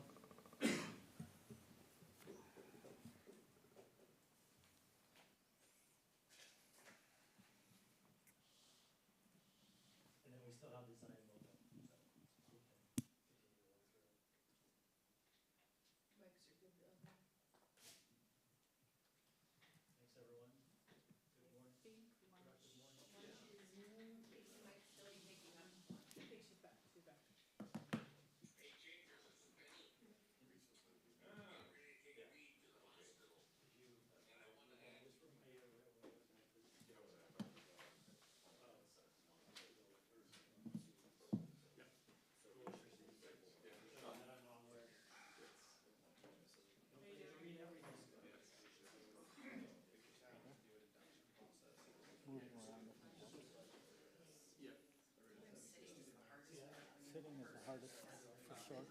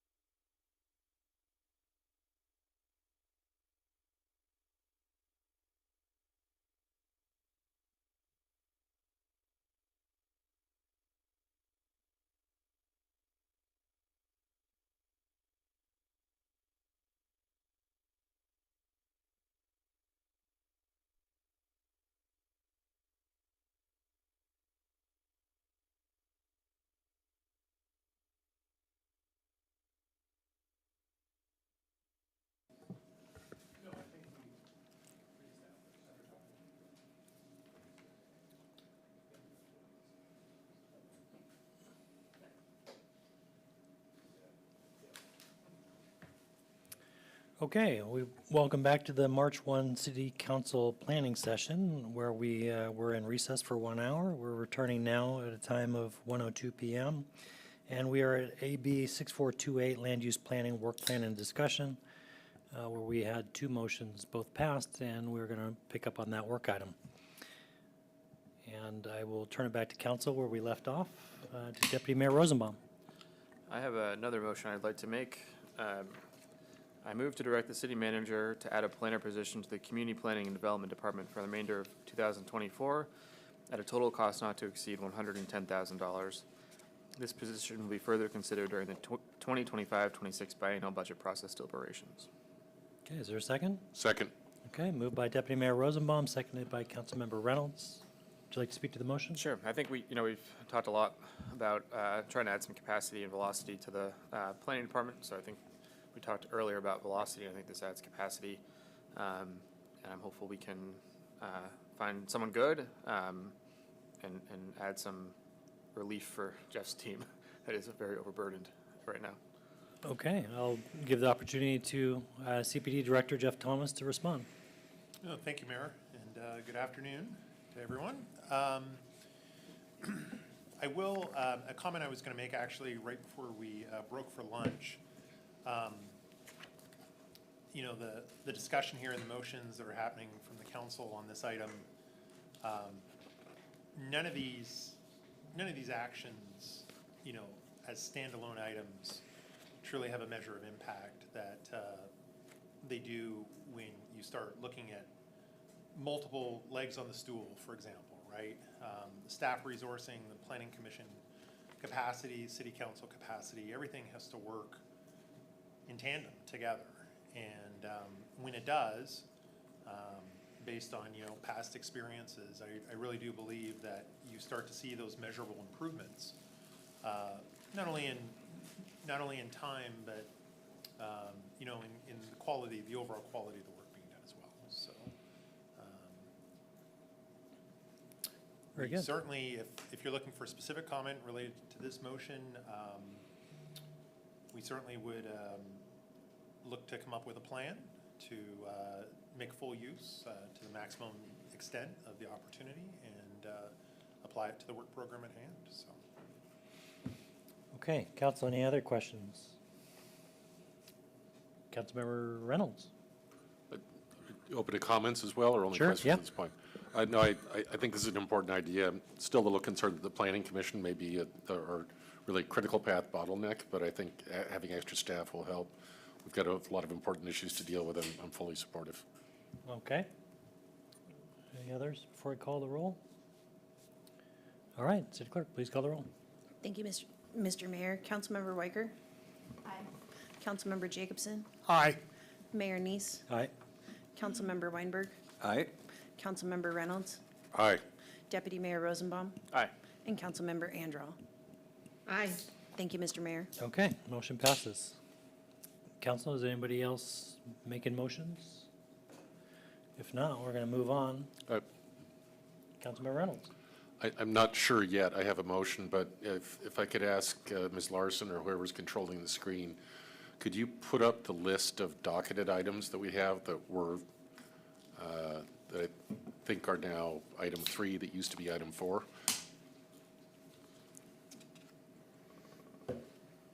Jeff, do you have that? That PowerPoint. Does this help you?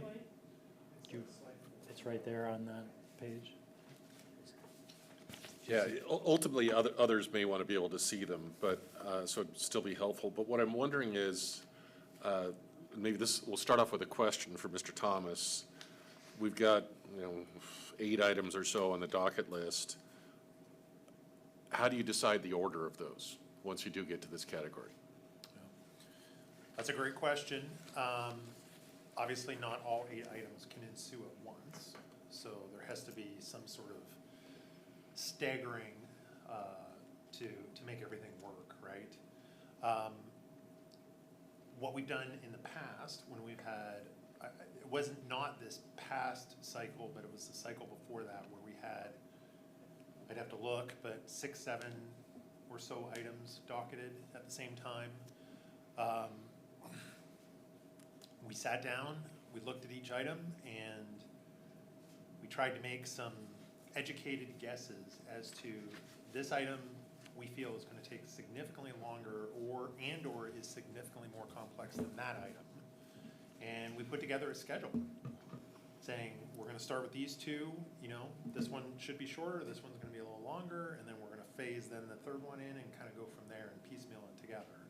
I imagine we would do the same with this. We have not undertaken that exercise yet for this list of items that's currently on the screen, but that would be our basic approach to it. If you happen to have a suggestion as to where we would start, that was part of slide number 5 on this presentation, which is if there's direction to be had from the council on how we go about this, that's certainly direction we're available to take today, and we'll apply that. Okay. And could you confirm, is 23-15, is that the one that relates to the tennis bubble? Or is that 2310, or is that somewhere else? You're correct. 23-15 was from the country club. Okay, I would like to make a motion if I can. I would like to move to direct the CPD staff and the Planning Commission to place 2318 as number 1 on their priority list once they get to this category, and 2315 as priority number 2. Second. Okay, moved by Councilmember Reynolds, seconded by Deputy Mayor Rosenbaum. You want to speak to the motion, Councilmember Reynolds? I think everybody can probably guess where I'm going from on this, but it's clear we've gotten an immense amount of community feedback on both of these issues. They're hugely important to our community and recreational and other activities here on the island and generally to the character of the island. We're doing what we can already to clear up resources, but this will help clear up priorities as well. All of the other items on the list are important as well, but not quite as urgent in my view as these that are currently listed on the bottom. I want to move them up to the top.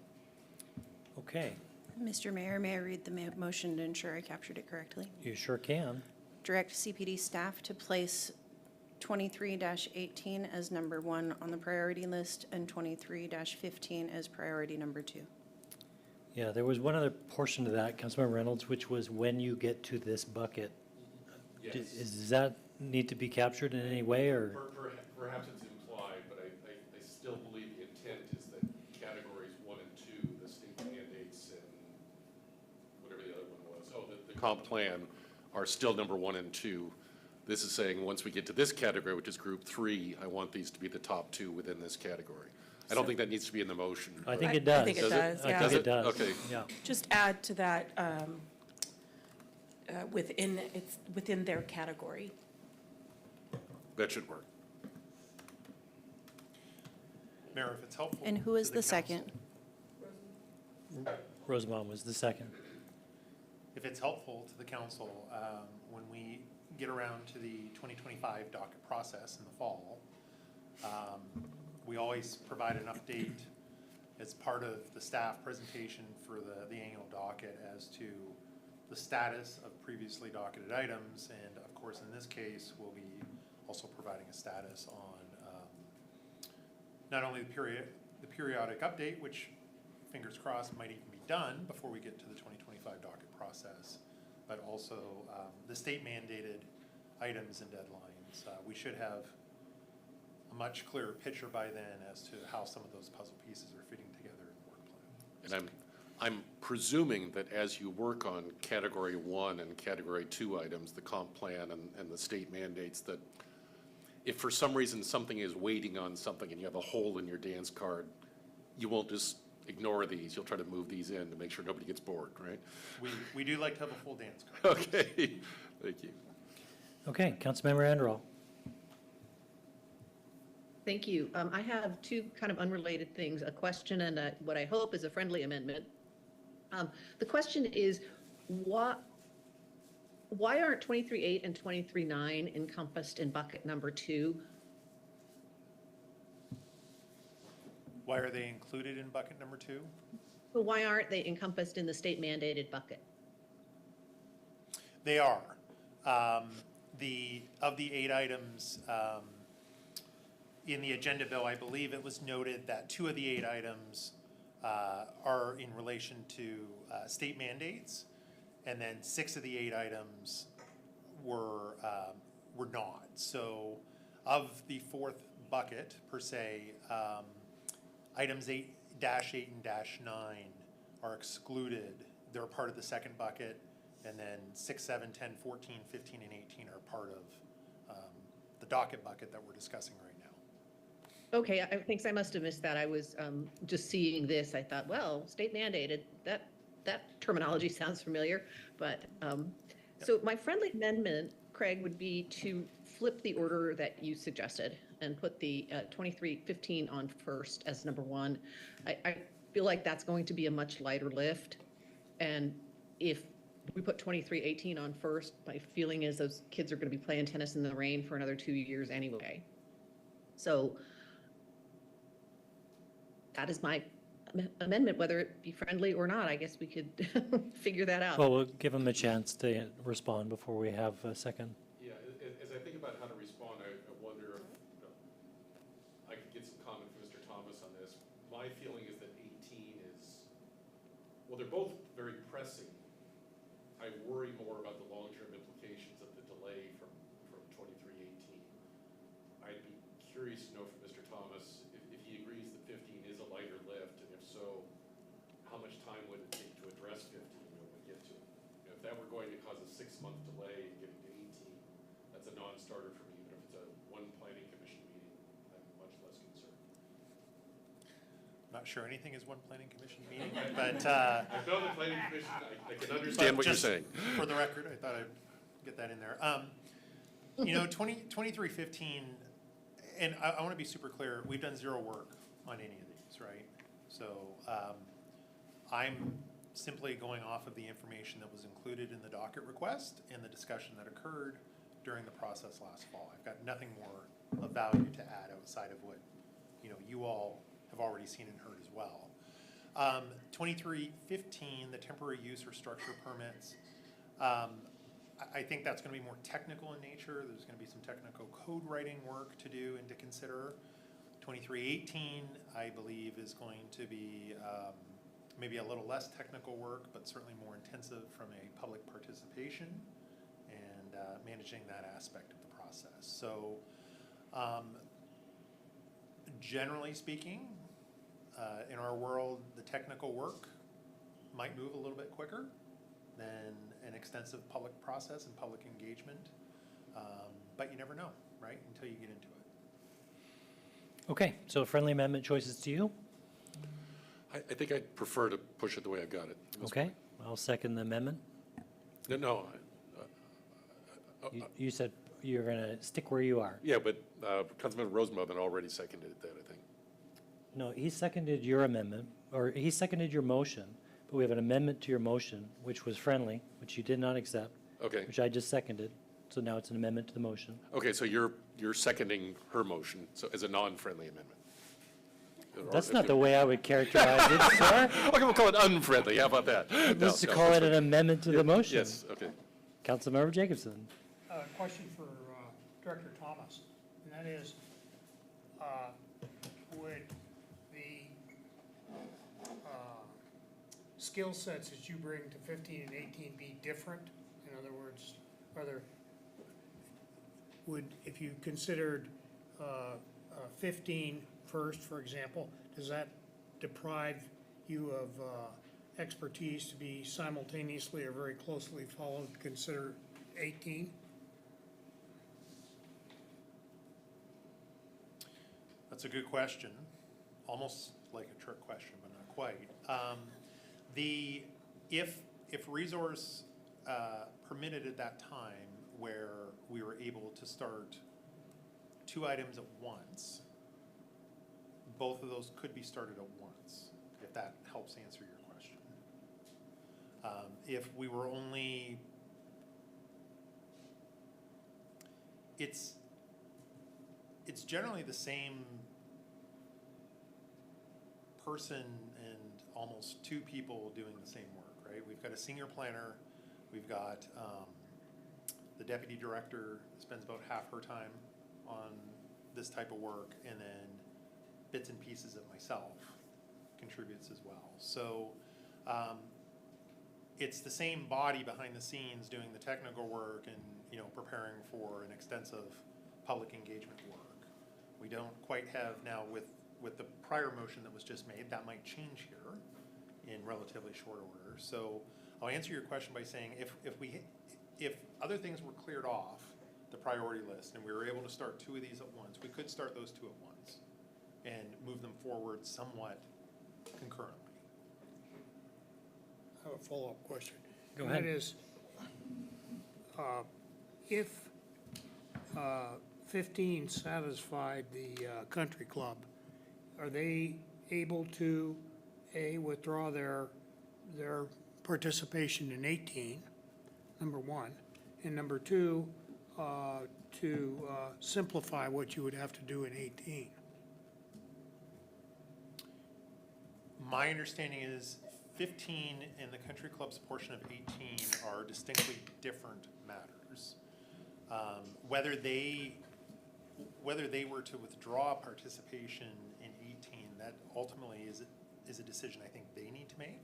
Oh, yeah, I understand that. I just, Yeah. from what my incomplete understanding of this and what prompts my question is, it seems to me that there are some different issues between what the country club wants, given its current status, and what JCC wants, and I may not Yeah. understand things completely. 23-15, based on what I've heard from country club representatives directly, is more of a shorter term play per se, where 23-18 is a longer term play. So different, maybe different thoughts, different things are going to go into those 2 items if they were both to proceed. But they could withdraw if it turns out that 15 floats their boat. They could say, okay, we don't need to, you can just eliminate us from any consideration on 18. Yeah, I think I would get Beal to clarify in case I misspeak here, but I don't believe at this point, if they don't wish to participate in 18, I don't believe they need to do anything at this point. They don't owe us anything at this point for 18, if they wish to just walk away from it. Okay. So inaction is what would just make that issue a non-issue. Deputy Mayor Rosenbaum. Yeah, I'm aligned with Craig on this one. I think we should go with the order that he's presenting. I think it affects similar part and parcel. So I think keeping 18 as first is the right way to do it. Okay. Councilmember Anderall. Yeah, I have a question. Would there be a way to create interim regulations for 23-15 that would let that happen, say, before the next weather crisis in October?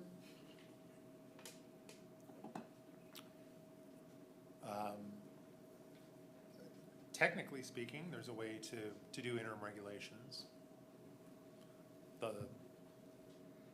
You know what the next question is. Oh yeah, I know what the next question is, so I'm thinking about this carefully. That would, to move that technical work up, we would need to then, it's gonna require some sort of decision-making as to what we're not gonna work on in the short term.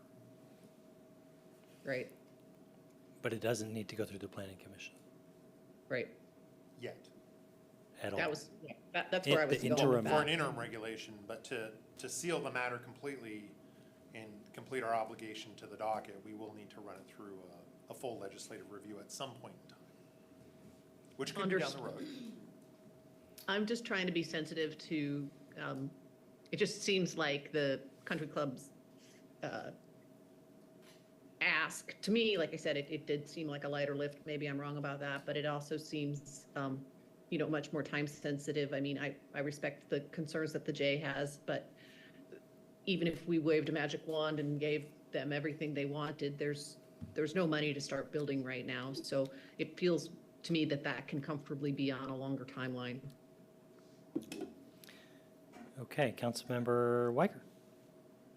Remind me how long interim regulations are good, is it less than a year? If I recall correctly, we can with a prescribed work plan that would be included with the ordinance, we can do an initial 12-month period. And then I believe every 6 months after that, Beal, yep, they have to be renewed then if permanent regulations have not yet been had. Okay, well, I can see another motion coming. So we have an amendment to the motion. We're going to take a vote on that, and then we will see where we go. Not seeing any other discussion, and everybody's still here. Go ahead and call the roll. Ally, could you drop your screen share? Councilmember Andral? Yeah, just to be clear, we're voting on The Your amendment. your amendment, my yeah. amendment. Yeah, okay, then aye. Councilmember Weinberg? Abstain. Councilmember Reynolds? Nay. Nay. Councilmember Jacobson? Aye. Councilmember Weicker? Nay. Mayor Neese? Aye.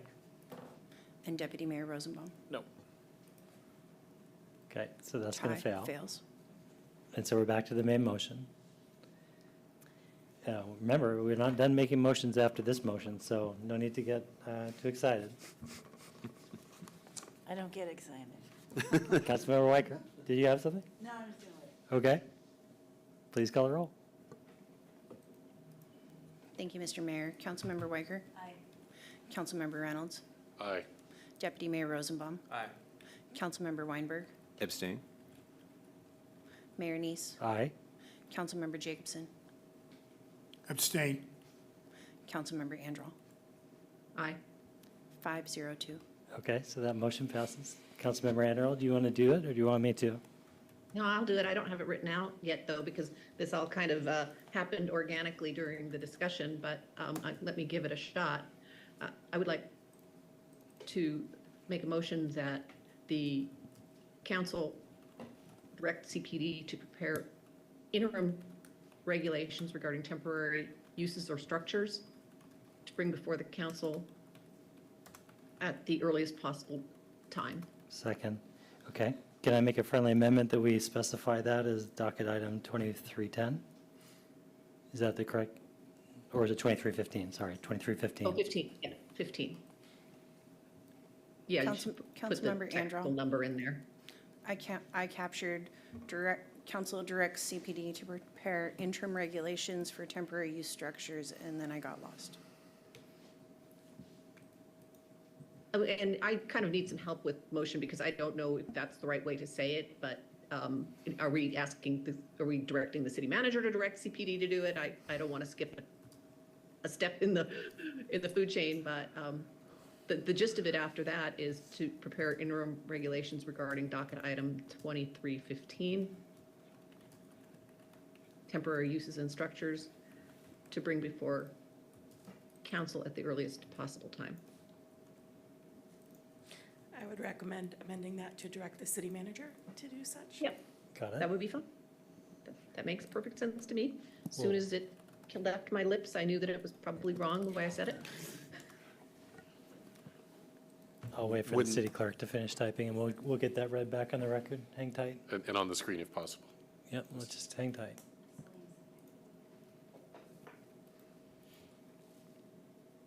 Okay, Councilmember Anderl, you want to give that a gander? Refer to use, what is the docket? What is the name of the docket? It's 2315, temporary use or structure permits. Okay, here it is.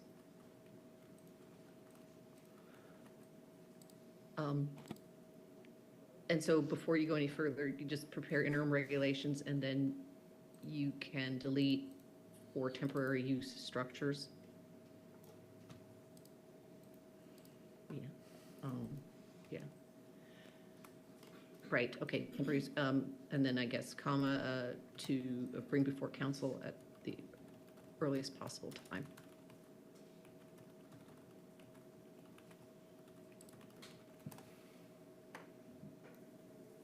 I think that captures it. Open to friendly amendments. Okay, I'll second that, now that we have that on the screen. And do you want to speak to the motion, Councilmember Anderl? Well, I think my comments up till now have pretty much covered my feeling that there is greater urgency on this, and that if we can do it without, getting in trouble on our comprehensive plan and our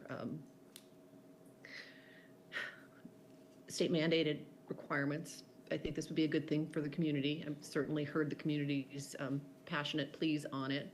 I'm also aware that we've been able to do temporary or interim regulations for things such as the outside dining on a relatively expedited timeline. So I'm hopeful that this can accommodate without, really jiggering up the workload, that it can accommodate the needs of the community, which is who we're here to serve.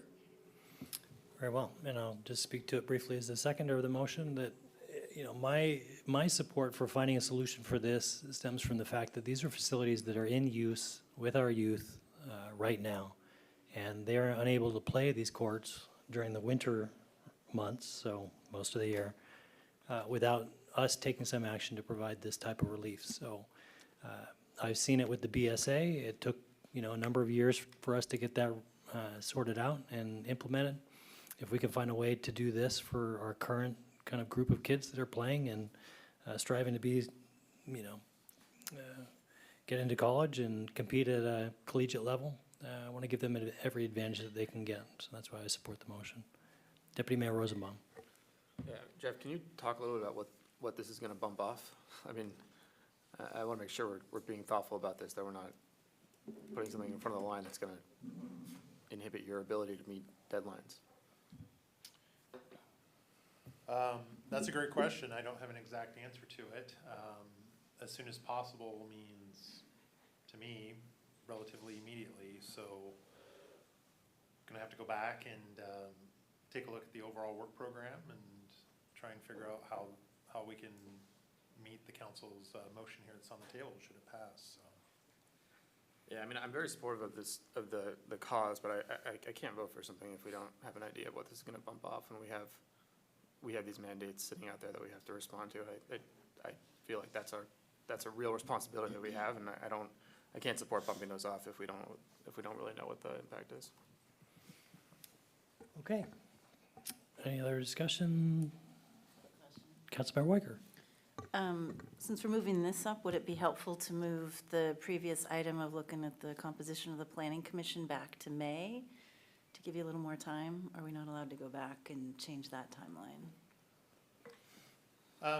The relationship between the two matters, I'm not sure is super strong. I think the Planning Commission motion is probably going to be a collaboration of the city manager, the city attorney, perhaps the finance director. It's not really going to be a line staff exercise, if that helps.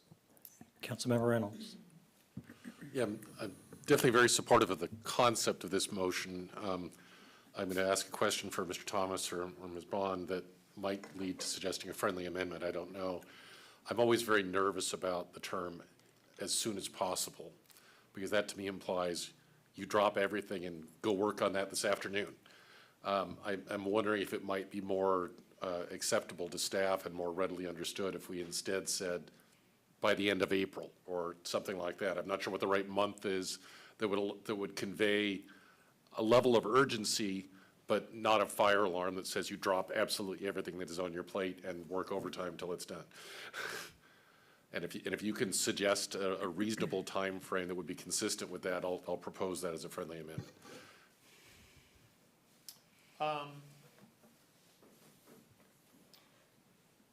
Perhaps, if I may suggest, for council to consider, to allow me to have a discussion with my staff, perhaps a motion to ask the city manager and I to come back.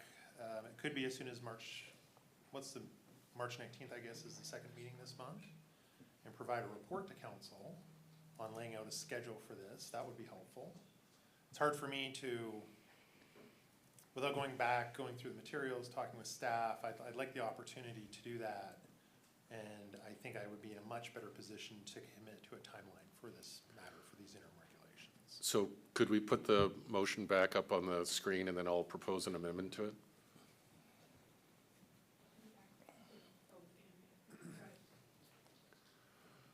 Let's see.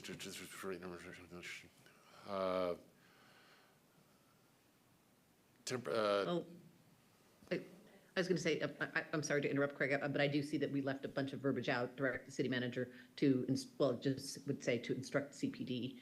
So whatever we do, it's not, we're not directing the city manager to prepare the regulations. Oh, yeah, let's finish that. Let's fix that. Actually, you are. The staff Are? takes direction from me, so you are directing me to do something, just to be clear. Okay, so this is the language you prefer? Yeah. Okay. Yeah, I'm going to propose a wording change as kind of a concept first, Ms. Anderl, and you can tell me if you're comfortable with it, and then I'll worry about how to refine it, which is I'd be inclined to scrap everything after the last comma and say the Planning Commission is directed to bring a proposed schedule for this work back to the council at the March 19th meeting. Craig, do you mean CPD? Yeah, sorry, the CPD.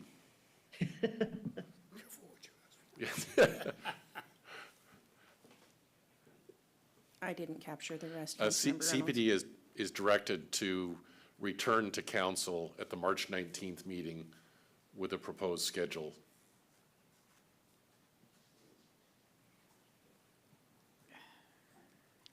Consistent with the urgency of the task.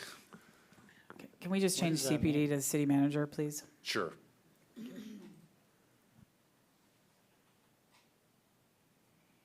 So change CPD to city manager, and then the proposal is to delete everything after the comma and replace it with this. But don't delete it yet, and maybe until we see if Lisa accepts it. Well, Jesse, talk to me about how I'm screwing up your life. Oh, you're not screwing up my life. I just want to make sure that council motions need to be directed to the city manager, and then I direct the work of staff. I'm just asking, that's all I'm asking for. Oh, okay. Yeah. Let's see, well. But if you'd like me to talk more about how you're screwing up my life, I can, We'll do that during the one-on-one. I'm kind of thinking about this.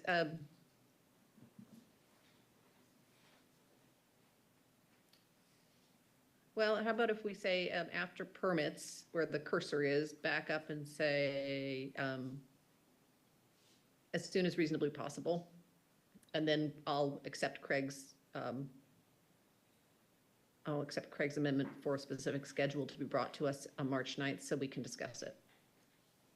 I'm comfortable with that friendly amendment to my friendly amendment.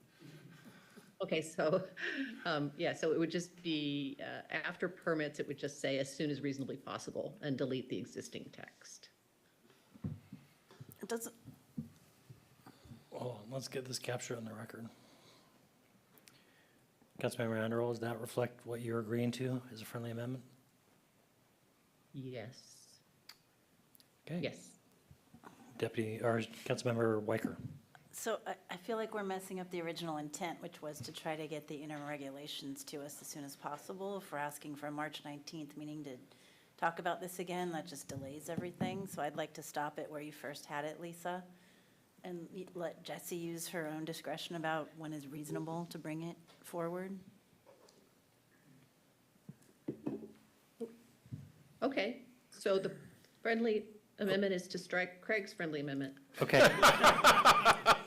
City Clerk, can you parse? It's seeming less and yeah. less friendly here, but I'm okay with that too. I want the interim regulations, I don't want another discussion. All right, so, there we go. Direct the city manager to prepare interim regulations regarding docket item 23-15, temporary use or structure permits as soon as reasonably possible. Is that the motion, Councilmember Anderl? That's the motion. Is that, maybe we just have a quick discussion about expectations, though, because I do appreciate what the council's trying to do here. I don't want to leave this meeting with the expectation that this is going to be turned around tomorrow. So, and I have to say, the staff has taken a lot of heat on this, as if we're intentionally delaying the work, and we are not. So regardless of what the motion is, I don't necessarily need a motion. We're going to check back with you on March 19th, no matter what, and tell you what the plan is so that we can ensure that staff and the council are in alignment. I'm fine with the motion as presented. I just, the staff needs some cover on this. I hope you can appreciate that. Consider it covered. Thank you. Okay, Yeah, 100%. all right. Let me see if there's any raised hands going here. And Mr. Mayor, to clarify, the motion is displayed on the screen is the motion that we're going with. Very well. And I seconded that motion. Deputy Mayor Rosenbaum. I think it's an old hand. Oh, okay. Not seeing any other discussion, please call the roll.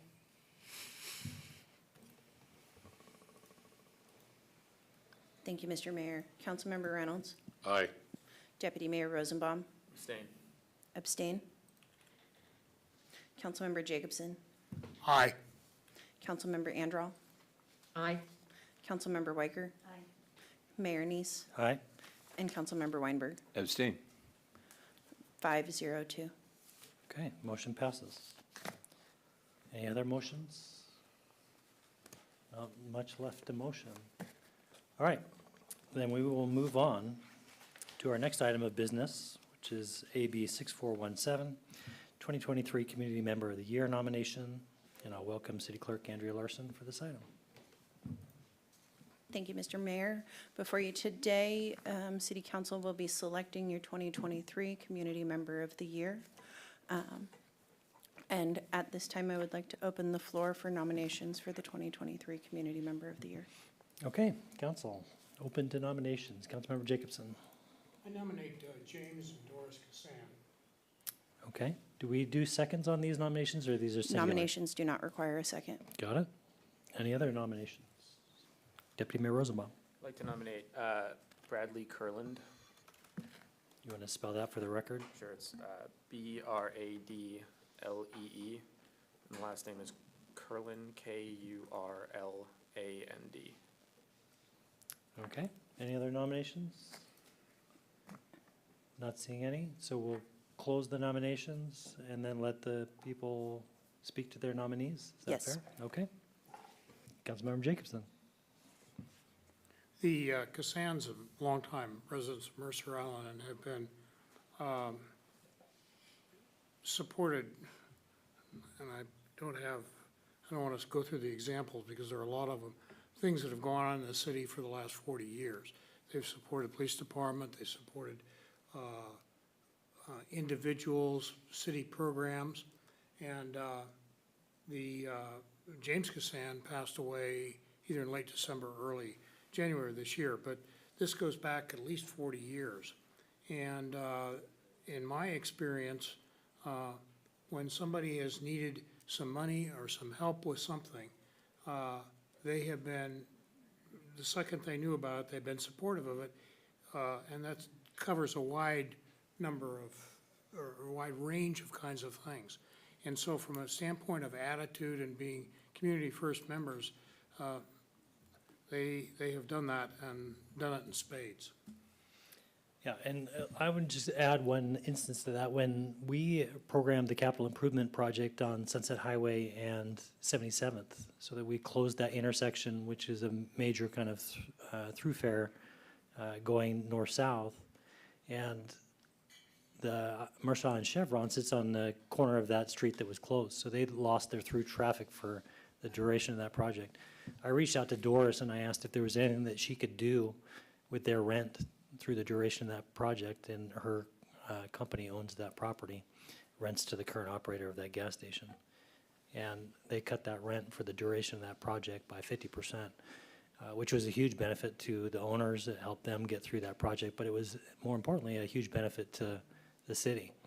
You know, that project was allowed to add a water line, do some extra work that was maybe beyond the scope of the intersection pedestrian improvements.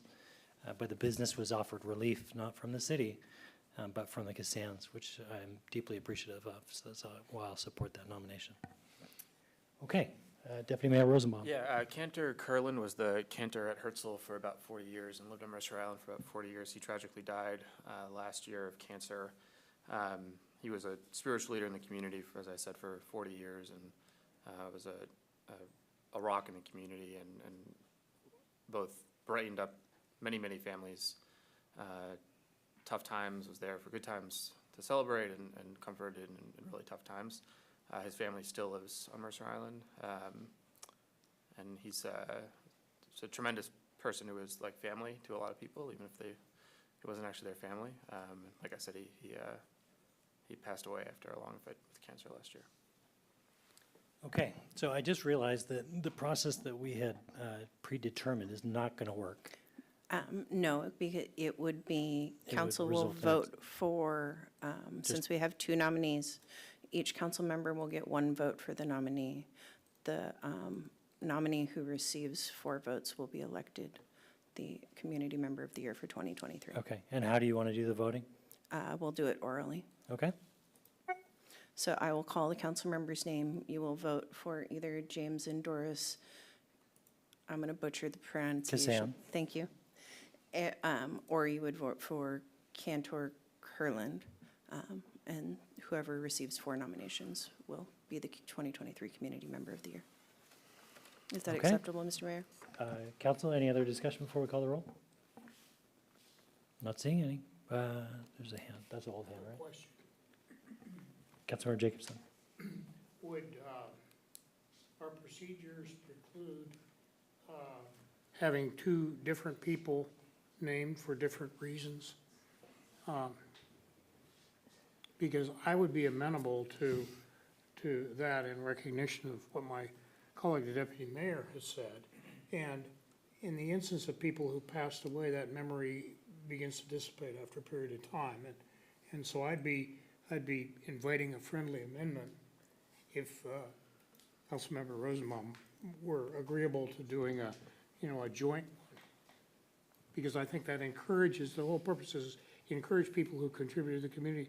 In this case, there are different ways, but I think that naming both of them would provide that. And I don't think it diminishes either one. I think it means lots of both of the families. I think it's a great idea. Okay, so the motion has been amended. As long as we're not falling afoul of some rules here, that I We- don't believe so. Chief of Administration Speets, do you have any concerns about 2 nominees for 2023 Community Member of the Year? In my history, we've never had 2, but there's no reason that we couldn't now. We did the very first year that this started, so I don't think that there's any reason why we couldn't do that. okay. City Clerk, When, please. I would say we've had groups before too, so. Correct, right, but they've all been under one umbrella, Right, so. right. So I would change that and ask for a motion to select James and Doris Casson and Cantor Brad. Oh, the I city see attorney's B.O. raising is his hand. raising his hand. So may I ask the council to waive your rules of procedures related to community member? Because on your current rules of procedure, it says individual or group. So if you want to do it. Okay, so do you need a you wanna motion be to waive the picky, rules? just I waive move the to rules. waive. Okay. Second. So moved by Councilmember Jacobson, seconded by Deputy Mayor Rosenbaum. Do we need to vote on the waiving of the rules? Please call the roll. Who are the move in second? I'm sorry, Mr. Mayor. Jacobson and Deputy Mayor Rosenbaum is the second. Okay. Deputy Mayor Rosenbaum, Aye. Mayor Neese, Aye. Councilmember Andral, Aye. Councilmember Weinberg, Aye. Councilmember Reynolds, Aye. Councilmember Weicker. And Councilmember Jacobson. Aye. And that will take us to a motion to select James and Doris Casson and Cantor Bradley Curlin as the 2023 Community Members of the Year, and staff will invite them to a future meeting to be recognized. Okay, so that's moved by Jacobson, seconded by Deputy Mayor Rosenbaum, or other way around? This one would be where I'm asking for a motion for that. Yeah, I'm going to let them make and second it. You want to do arm So wrestle moved. for it, or? Second. All right, there you go. Are you ready for me to Jacobson call? made the motion, Rosenbaum seconded the motion. Councilmember Andral, Aye. Deputy Mayor Rosenbaum, Aye. Councilmember Weicker. Councilmember Weinberg, Aye. Mayor Neese, Aye. Councilmember Reynolds, Aye. and Councilmember Jacobson. Aye. Thank you, Mr. Mayor. Okay, motion passes, thank you. We're now moving to the 2025-2026 preliminary work plan discussion, and we're going to welcome back City Manager Jesse Bond. We already finished that. We're going to skip to City Council Rules of Procedure. Ooh, got it. I was wondering where my agenda packet went for that one. All right, our last item of business is AB 6416, review of City Council Rules of Procedure, and we welcome Chief of Administration Ally Speets. Good afternoon, City Council. We prepared a matrix for you of the proposed amendments that we received. They include amendments from Councilmember Reynolds, Councilmember Jacobson, and of course from staff. During our break, I split the matrix into two matrices. One of motions that staff support that are more grammatical or are corrections to the location of city council meetings or where you can pick up your packet. And then the second matrix is more of the items that need your discussion. In addition to those, we have three kind of overall decisions for the council to make regarding blanket changes for the rules. One has to do with gender neutrality language. One has to do with changing will, may, and should to shall. And the last one has to do with something I forgot. I'm so sorry, I just wrote it. Capitalization of boards and commissions. Of boards, commissions, and committees throughout the document when they are relating to all of them versus one of them. Okay, proper nouns. So, council, does anybody want to make a motion to adopt all of the items on the blue spreadsheet as a single motion? So moved. Okay. Moved by Deputy Mayor Rosenbaum, seconded by Councilmember Jacobson. I have a hand up. That's old hand, new hand? Old. Okay. Not seeing any discussion. Councilmember Weinberg? So, to make sure I'm understanding, what the current motion that's on the table is to take the sheet that was handed to us during the break, which has 63 proposed changes on it, and we're discussing it all as one motion. Yeah, it doesn't have all 63. There's certain ones that have been taken out, and they are on the green sheet. Okay. So if you There's notice, gaps in the number numbers. 5 is not on the blue, but it is on the green. Okay. So I guess there are 1, 2, 3, 4 items in the matrix that we're currently discussing that I have concerns about. Do you want me to bring those up one at a time? You could amend the motion to remove them, and we'll just move them to the green if you want? Are these things you want to vote on, like independently than the swath, right? Correct. I'm looking for the broadest consensus, so Yeah. make an amendment and list the ones you want to pull, and we'll pull them. Sure. Okay, so I move that we You're just amending the motion. You're just making an amendment to the motion. The motion on the floor is that we're going to take all these.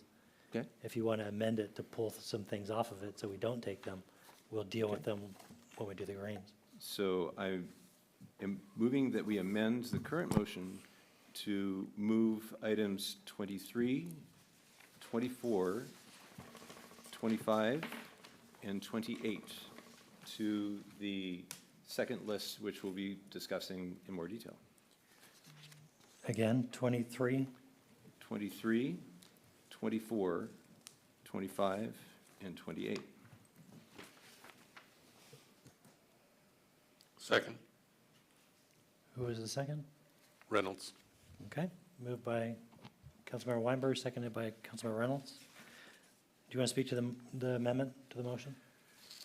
Well, I guess the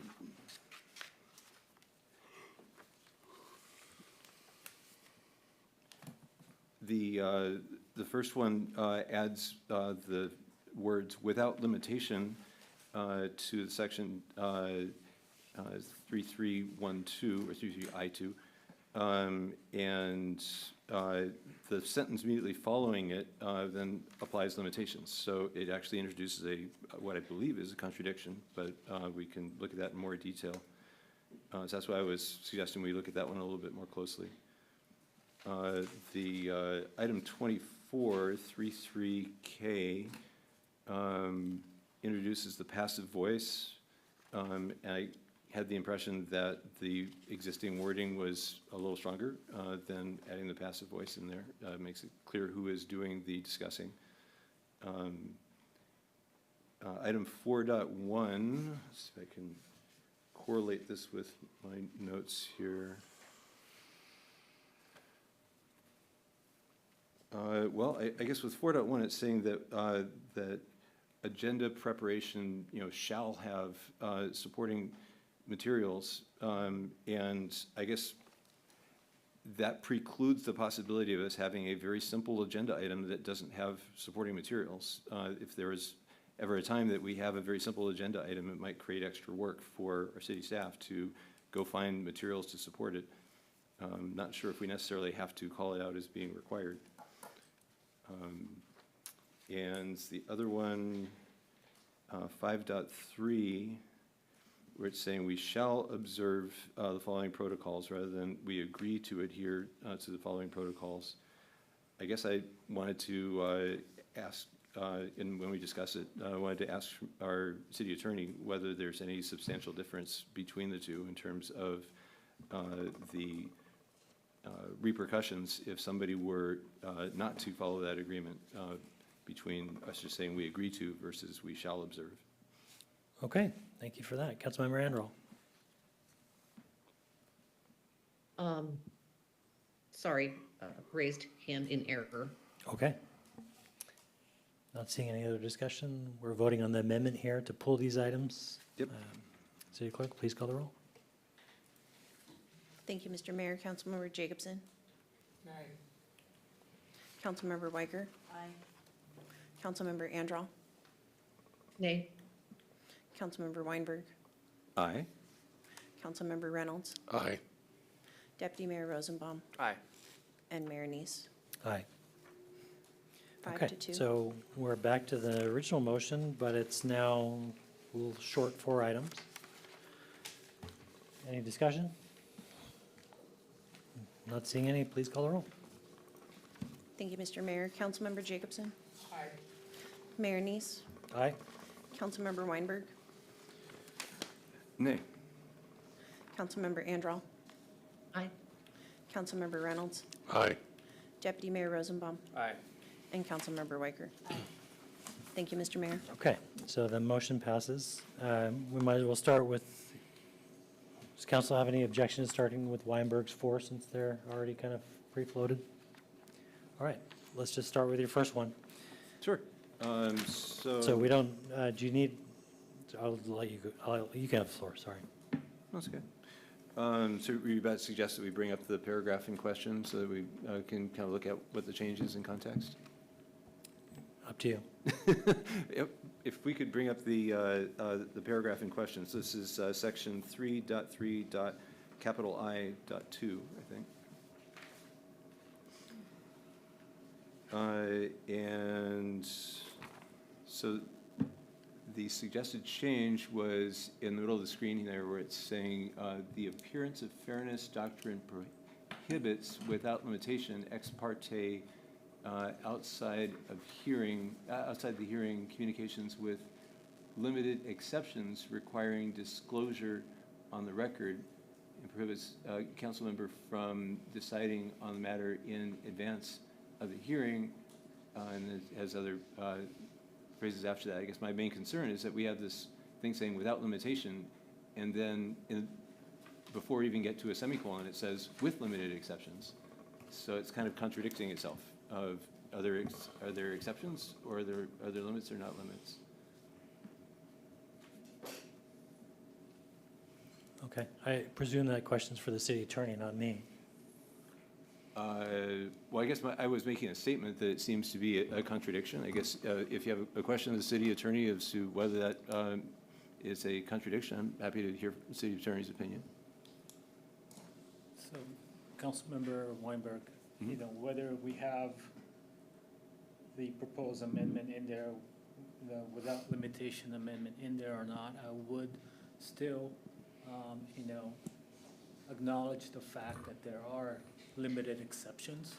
So it won't impact. It might be grammatically, maybe a little bit awkward, like you pointed out, but, legally, you have the same effect. Okay, so you're saying that having the words without limitation in there does not contradict the later statement of limited exceptions? From a legal perspective, I would still apply the limited exceptions to the full extent, whether we have this additional language that's being proposed or not. Well, I guess if I may ask a question of the person who originally raised the suggestion, Councilmember Jacobson, could you describe for us your intent of adding these two words in there, and maybe that might help alleviate the concern? Well, because the Prince of Fairness doctrine goes beyond ex parte kinds of things. And there are things specified in there. I want to be sure that we're including all of what's in 4236 of the RCW. And I believe that also parallels our ethics thing, but I'm not sure that that applies here. But it's simply to be sure that that we're not saying that it prohibits simply ex parte contact. And so, at any rate, it's a matter of emphasis in my mind. So if I'm understanding what you're saying that the state law, RCW 4236, prohibits multiple things beyond just ex parte communications. And by adding the without limitation, you're trying to clarify that we're following the entirety of the state law, not just the ex parte portion of it. Is that right? No, it's a matter of emphasis, because there are things articulated after that, and offhand, because I don't have the statute in front of me, I'm not sure that this enumerates everything that the statute precludes, because there's also case law that's attached to that. And so I think if anything, it strengthens, and that was my intent here, that 3.3I2.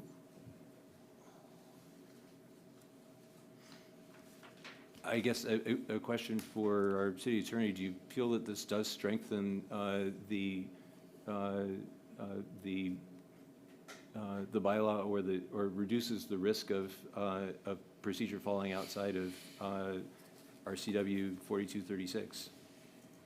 I would leave that up to the council. Practically speaking, from the way I view, appearance of fairness as we apply it to proceedings, it would make very little difference for me whether we have that or not. But I would leave that up to the council to decide whether you want that in. Okay. Well, I guess a comment for the rest of the council that this portion of our bylaws relating to quasi-judicial proceedings is likely going to be looked at under a microscope by our community in the upcoming years. And we should make changes here very carefully and be aware of how that might possibly affect how it's seen. Okay. Do you want to make a motion to adopt your item? I move we adopt the amendment to 3.3I2 as, We can just reference it as log item 23, I think. yeah, log item 23 as supported by the staff according to the comments. Okay, there's a motion to adopt log item 23. I'll second the motion.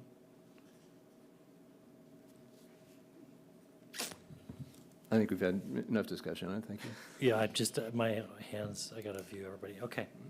Please call the roll. Thank you, Mr. Mayor. Councilmember Weinberg. Nay. Councilmember Weicker. Aye. Councilmember Andral. Aye. Deputy Mayor Rosenbaum. No, That was no, correct, Deputy Mayor? correct, it was not. Councilmember Reynolds. Nay. Councilmember Jacobson. Aye. And Mayor Neese. Aye. 4-3. Okay, so that one passes. That gets us to 24. Let's just start with a motion. Councilmember Jacobson, do you have a motion to adopt 24?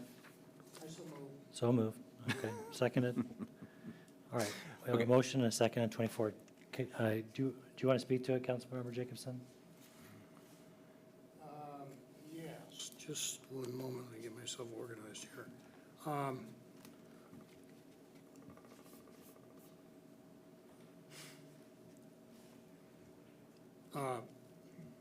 that just adds something we do all the time, which we discuss the planning schedule.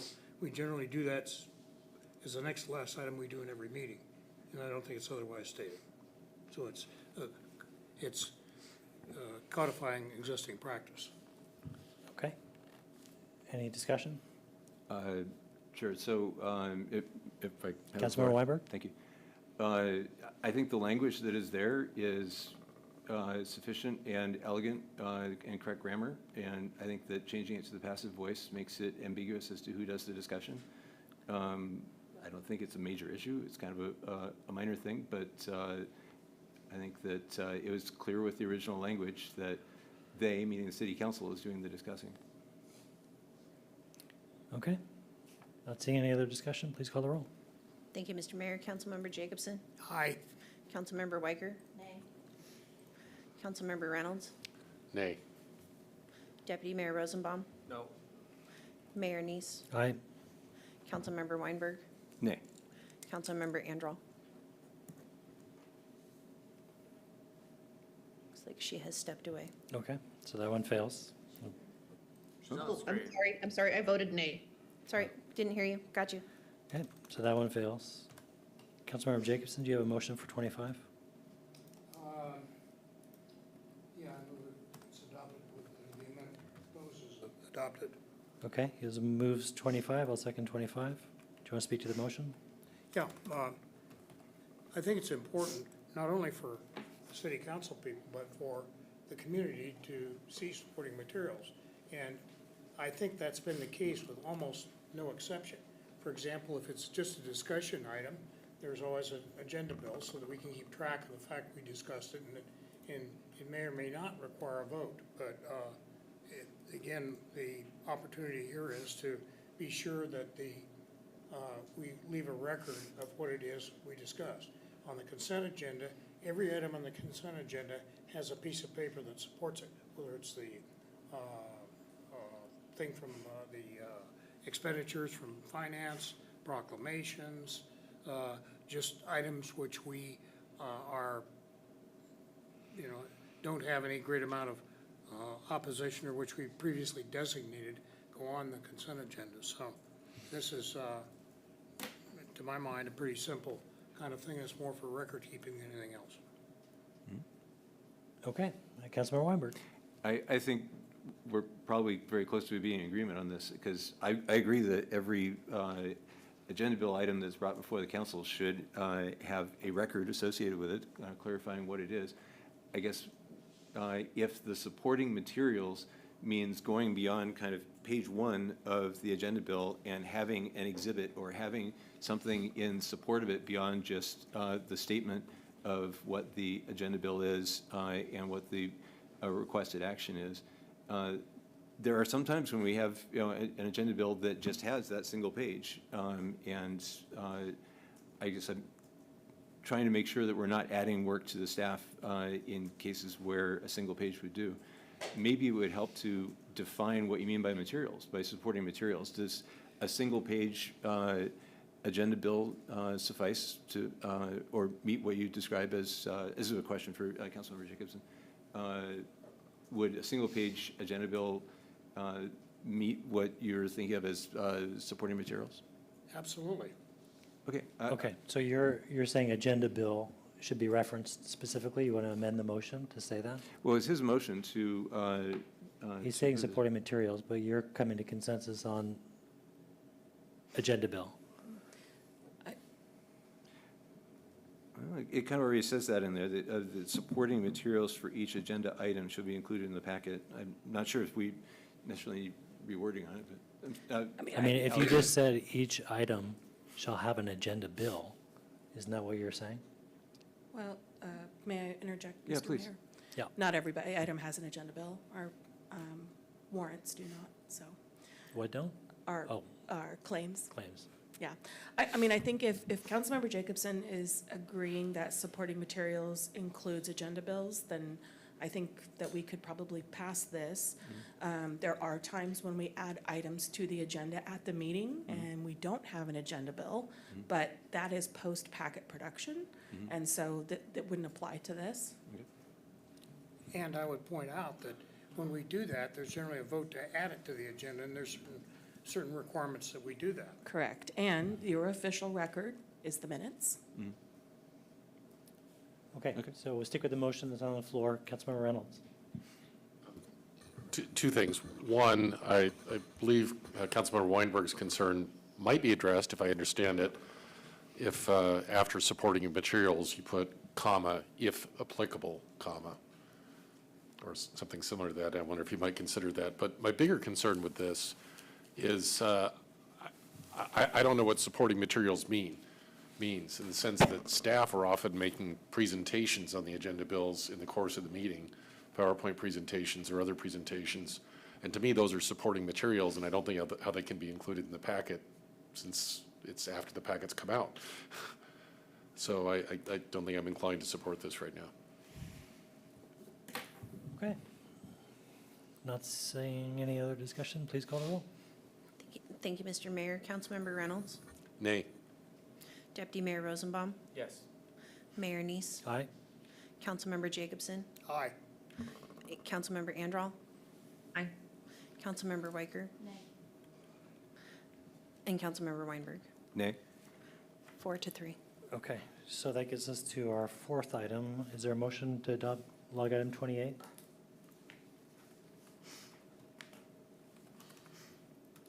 Yeah, I move that we adopt 28.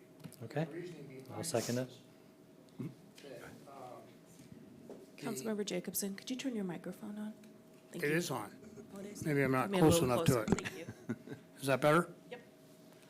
The reason is that I've been under the impression, and I think I would expect that on item number 28, that we shall observe protocols, not agrees to, because agrees to is not a mandatory term of art, and so that's why that's in there. Okay, Point of order, did we have a second on that one? I didn't. I seconded Oh, it. you did? Okay, good. All right, Councilmember Weinberg.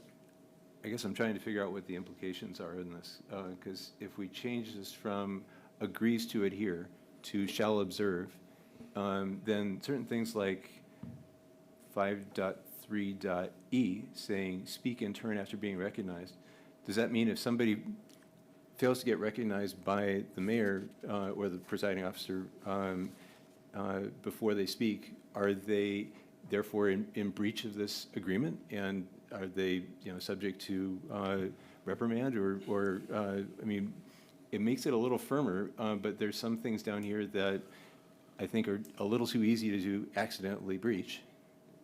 I think that having it say agrees to adhere makes it a little more forgiving than making it kind of a hard, you shall observe. Wonder what other people think. Well, the police chief is here. This is our decision to make. So do we want to be held to our rules, or do we want to softly agree to our rules? Pick the good mayor, right? Councilmember Andral. Yeah, I'm kind of siding with Ted on this one. I think, inadvertent missteps should not cause a hard breach of the rule. So I agree to adhere to, but I can't say I've never talked over anyone or talked without being recognized. So I don't know what consequences rain down on our heads if it says shall observe and there is an occasion when it was not observed, but I like it the way it is. Okay, I tend to agree. All right, City Clerk, please call the roll. Thank you, Mr. Mayor. Deputy Mayor Rosenbaum? Aye. Councilmember Weinberg? Nay? Councilmember Jacobson? Aye. Councilmember Reynolds? Nay. Councilmember Andral? Nay. Councilmember Weicker? Nay. And Mayor Neese? All right, that's a nay. It's going to fail. 2-5. And so now we're to the green list. All agreed? All right, move that one to the floor. We're going to start at the top, and Councilmember Reynolds, you had the only item that had no log item, so I described this as the former item between items 3 and 4. Would you like to move it? Yes, if you'll give me one moment to get back to the relevant Should we give it a log sections. item number for just Can I- the record? Yeah, let's give it 65, 60, whatever the last one is, we'll renumber. Why do we need the original list to know the last? 64. 64. All right, we're making this one number 64. Okay, Councilmember Reynolds, you make a motion to adopt 64? My concern is that I don't think it's clear what 64 is yet, since it was more of a question rather than a discussion, rather than a change. But so what I'll do is, Ask the question then. yeah, I'll move to modify 1.4 to, at the end, get rid of the period, and then add, comma, with such presentation to be repeated no less frequently than once every 4 years. You mean 1.5? Did I say 1.4? 1.5 is what I meant, yes.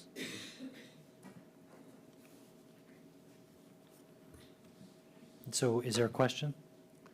No, that's my motion. Okay. To make that change to the end of section 1.5. Okay, so log item 64, moved by Councilmember Reynolds, seconded by me, to add this language to 1.5. Do you want to speak to the motion? Just briefly, I think ethics are important. If we believe they're important enough to train us on once, we should be reminded periodically. Yeah, I agree. Okay. Councilmember Anderell.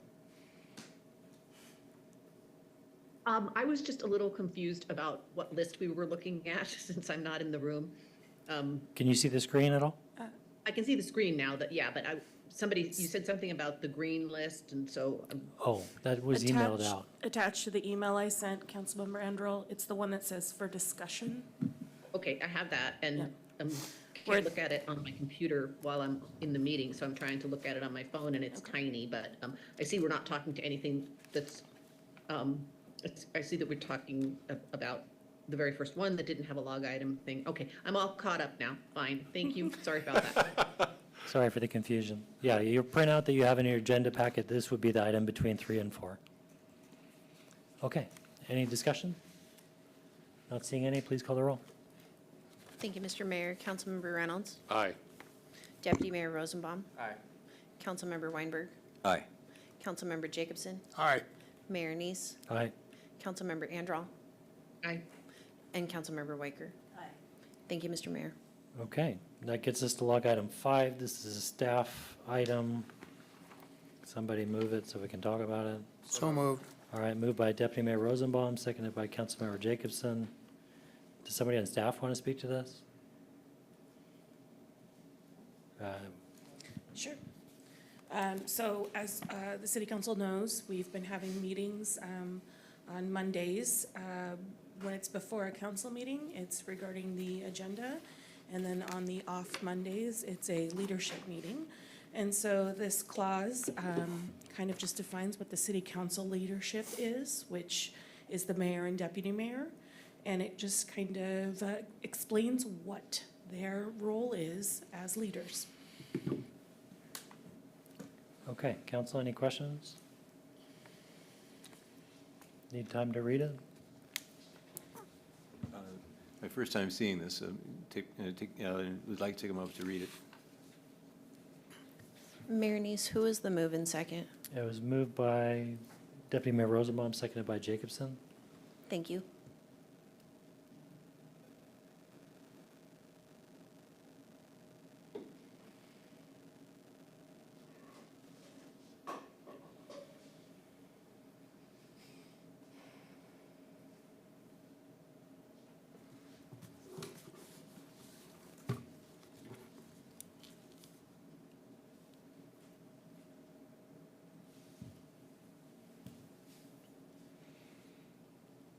Okay, thank you.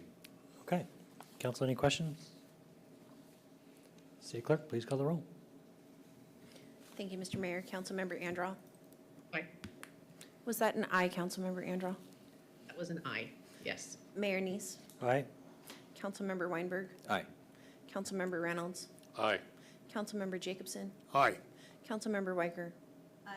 And Deputy Mayor Rosenbaum. Aye. Thank you, Mr. Mayor. Okay, log item number 7. Somebody choose to move it? So moved. Moved by Deputy Mayor Rosenbaum. I'll second it. Ally, do you want to speak to this one?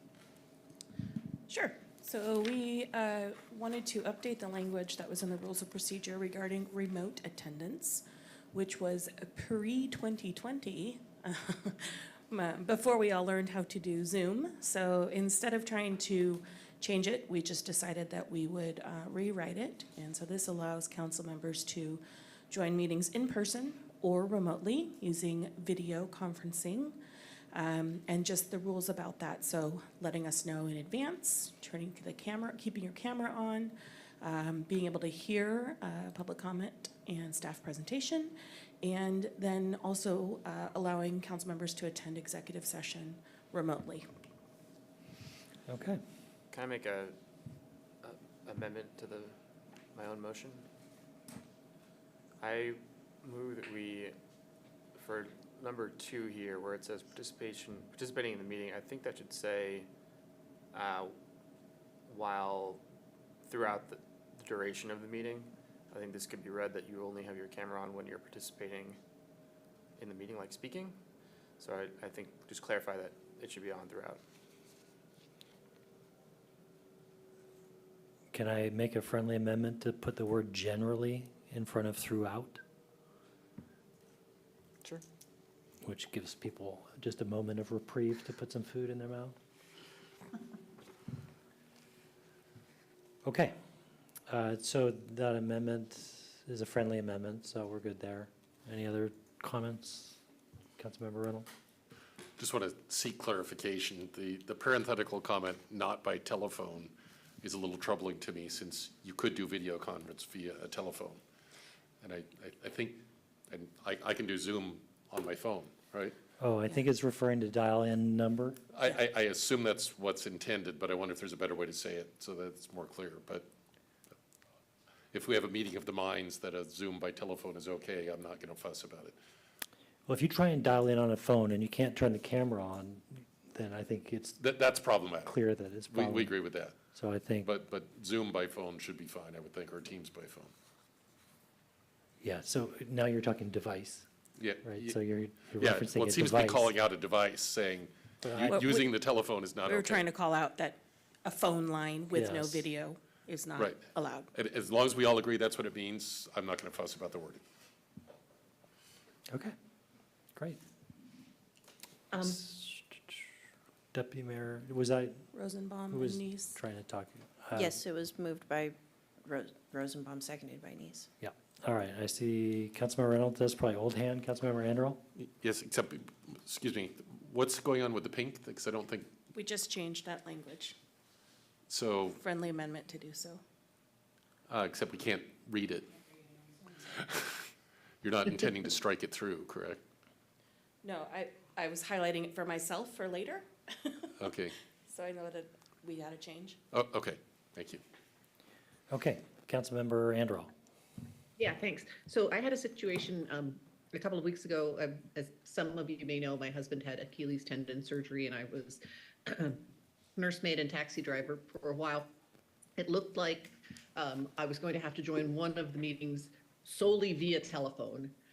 As I was the designated driver, we were returning from a doctor's appointment, and it was going to be about half hour to 45 minutes at the beginning of the meeting before I was going to be able to get to the house to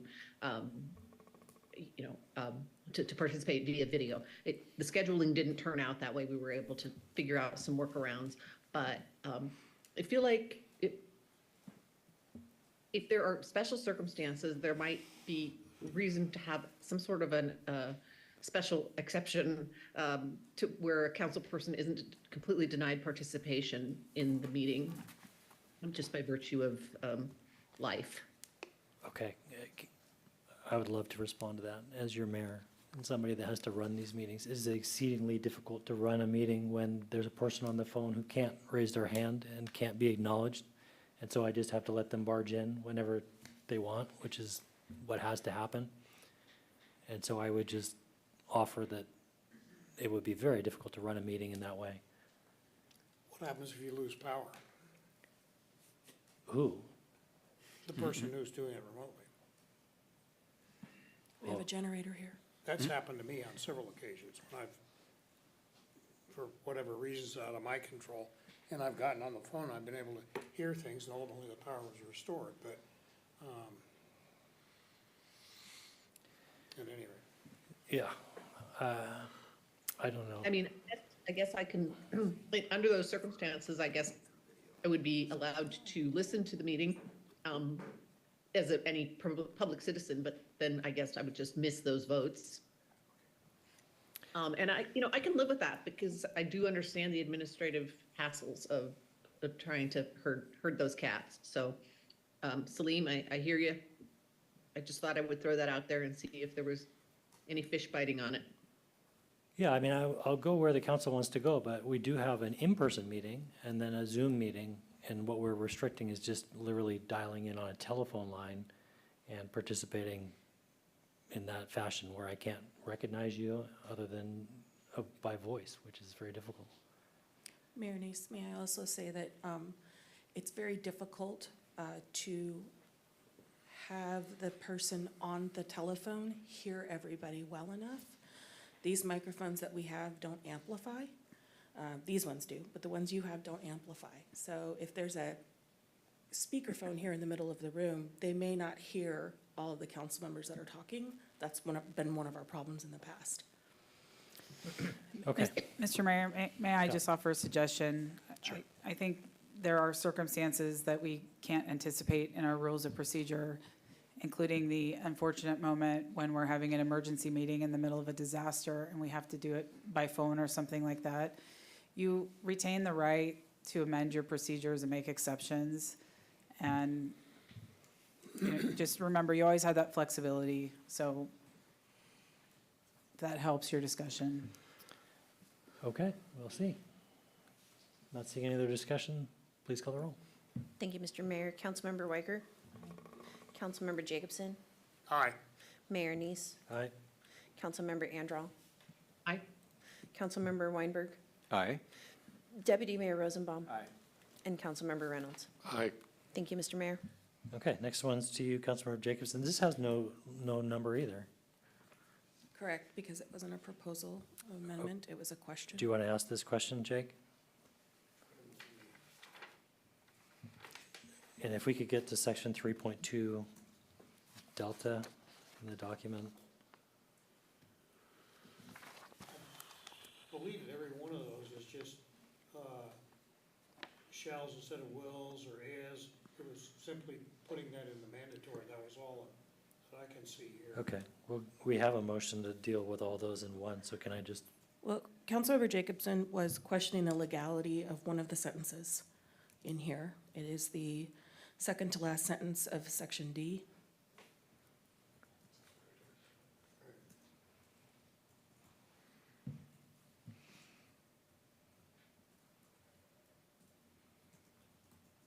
Well, yeah, now that I see that. There are going to be many instances when a council member is not going to know whether that thing is prohibited from disclosure, and unless we're notified in advance. For example, there are many things that are discussed or things that you know that may or may not be covered by the confidentiality that you know totally independently of any council kind of thing. And I don't see why anybody should be hung for that if that kind of disclosure. So that's why I question the legality of it. Maybe that question is better addressed to the city attorney. Well, when I read this provision, the first thing that comes up is privileged attorney-client communication documents that are shared outside the executive session materials. exempt under the Public Records Act. There could be others. You know, as far as, you know, the council making certain documents confidential through its rules of procedure, that is at the discretion of the council. You can do that, so there's no issue of legality, only as to, you know, what works and what doesn't work for you. Well, I can certainly disclose executive session material to another city council person or a member of the staff, right?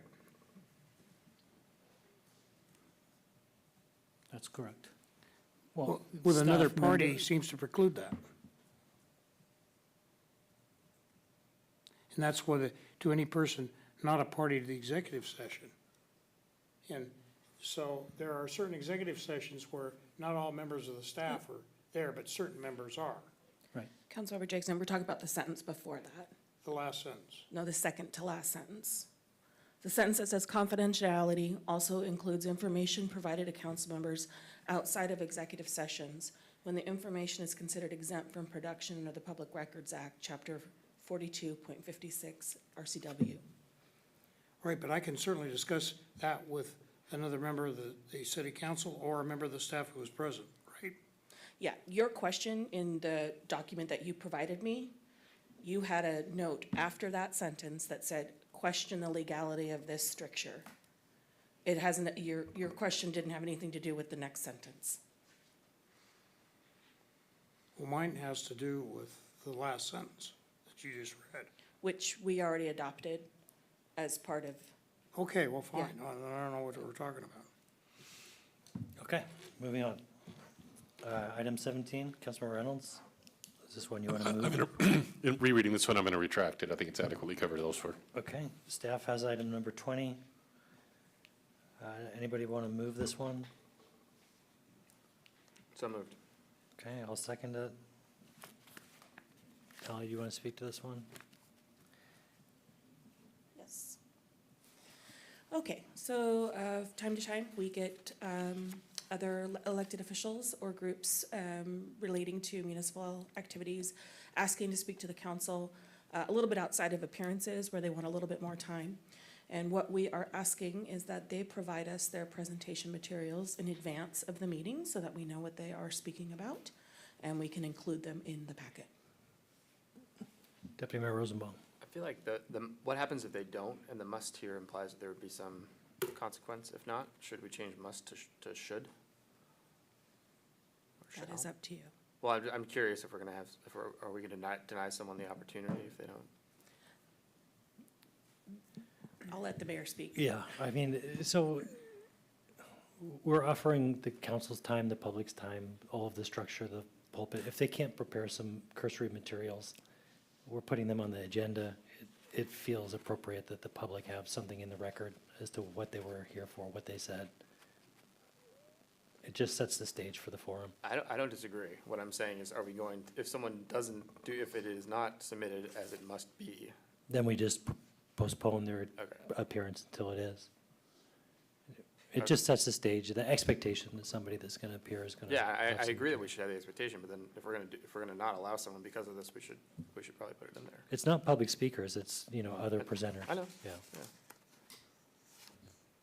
I mean, I'm okay with it. I'm trying to think of a scenario where we would enforce this, but. Really, the benefit of this is it allows staff to say to somebody wishing to speak to the council, who the council would typically receive. Right. Just, No, I get what I'm saying. It's okay. Let's move on.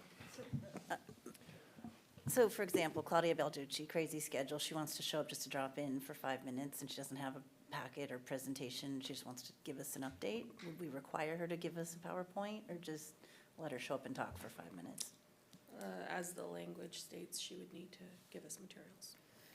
and it's for the benefit of the public record, right? Like, the public record has nothing other than the transcript if they don't Right. have any materials as to why they're here. So, It's also for the benefit of the city. I really feel at times inviting a speaker, even our representatives, to present a PowerPoint that we haven't seen first is potentially setting us up for trouble. So this has a positive intent. We need to know something about what's going to be said. And not just talk off the cuff. It's Okay. not a given that you can come to the meeting and have a platform to speak. It happens at the pleasure of the city. And so this was to try to say, hey, I need a tool. For framework, got it. Okay. Yeah, if that helps. Okay. Is that Old Hand you have? Old Hand. Deputy Mayor, Councilmember Andrew. Yeah,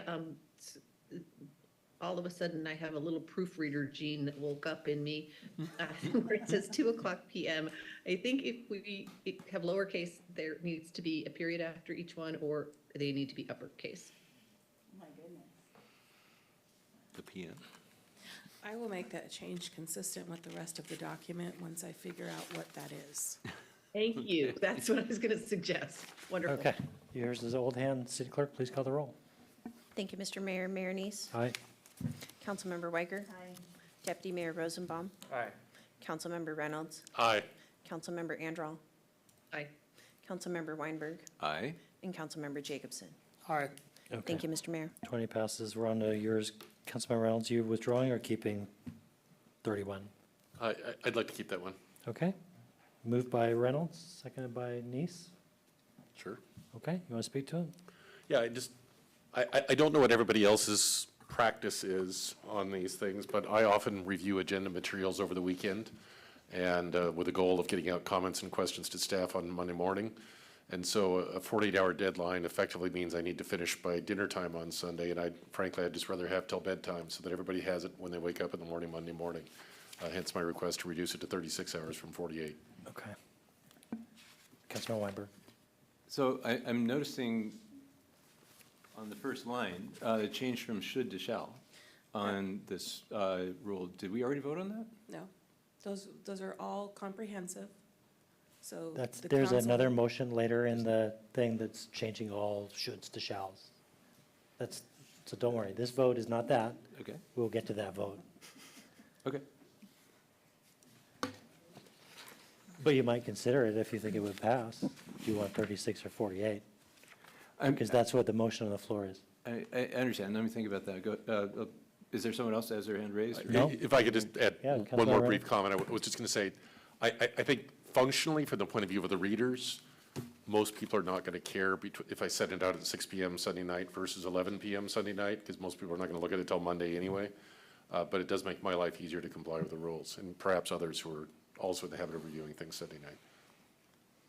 I agree. All right. Councilmember Weinberg.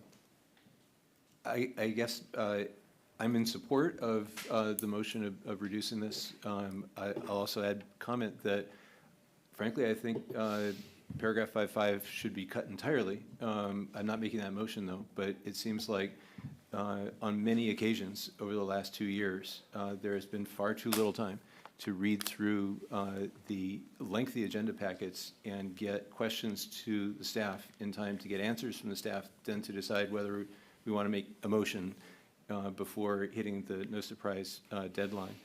I think that the intent of no surprise is to give each other time to think through each other's motions is a good intent, but I think the mechanics just doesn't work, that our agendas are too long to be able to get the feedback from staff in order to compose our measures in time. So overall, I guess I'm saying I'm in support of reducing it from 48 to 36 and actually wish it were going down to 0, but. Okay. City Manager? Is that an Old Hand? No, I'll just jump in here. I just want to remind the council that, some of these items that we're considering are highly technical, complex, and you always have the right to table something or invite it to come back. So the reason from the staff perspective, the no surprise rule is in there is we simply cannot prepare quickly to complex motion and changes in direction. But please remember, you always have the authority to tell us, we have additional questions, please bring it back. And we may not be exercising that as much as we should, just an observation. That's a good point. Okay. City Clerk, please call the roll. Thank you, Mr. Mayor. Councilmember Weinberg. Aye. Councilmember Jacobson. aye. Councilmember Reynolds. Aye. Councilmember Weicker. Aye. Deputy Mayor Rosenbaum. Aye. Councilmember Andral. Aye. And Mayor Neese. Aye. Thank you, Mr. Mayor. Okay. Councilmember Jacobson, item 32, do you want to make a motion? Mayor, Yeah, just a second, let me Mayor get Neese, there. this would have been one that staff would have put into the other spreadsheet. 32 would have been? Staff supports this. Okay. It's just Okay. an error. It's a Well, if that's- grammatical error, actually. Yeah, that's all it's about. Okay, moved by Jacobson, seconded by Neese. Not seeing any discussion. Please call the roll. Thank you, Mr. Mayor. Deputy Mayor Rosenbaum. Aye. Councilmember Weicker. Councilmember Jacobson. Aye. Councilmember Andral. Aye. Mayor Neese. Aye. Councilmember Reynolds. Aye. And Councilmember Weinberg. Aye. Thank you, Mr. Mayor. Okay. Item number 3 is the staff, but it's really a mayor, deputy mayor thing, so I'll move it.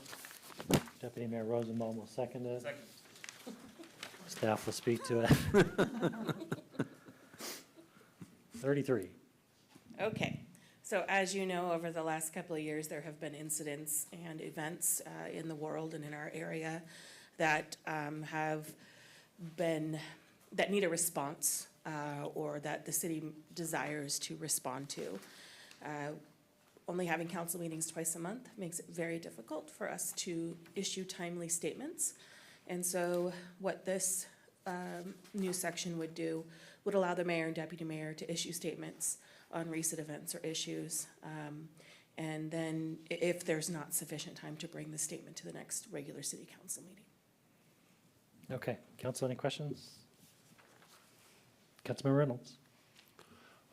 I understand the intent of this, or at least I believe I do, and I think it falls in the category of, as long as we have a good and reasonable mayor and deputy mayor, it's a great rule, but it's not such a great rule when we don't. It's something that we have to depend on the good judgment of the mayor and deputy mayor, or they could, do harm. And then having the council have to countermand that and issue a contradictory statement later if it was not consistent with the will of the council is potentially problematic and a big hassle. I think there's ample opportunity for the mayor and deputy mayor to issue the statements when they feel it's necessary on their own and say, I, Mayor of Mercer Island, want to say the following. So that this feels unnecessary and risky to me. Okay. Councilmember Andral. Yeah, I'm kind of lined up with Craig on this. I mean, I trust, Salim, honestly, I trust you and Dave completely. And I recognize that there have been events such as the Gaza conflict and others recently where you have wanted to come out quickly and say something, that 2 or 3 weeks later isn't impactful. But I do, not knowing who the next 10 mayors are going to be, I kind of question this along the lines that Craig is. Got it. Deputy Mayor Rosenbaum. Yeah, just to add, I am in support of this. I think one thing to keep in mind is that even in a personal capacity, it's hard to necessarily get the same microphone that the city broadcast channels have.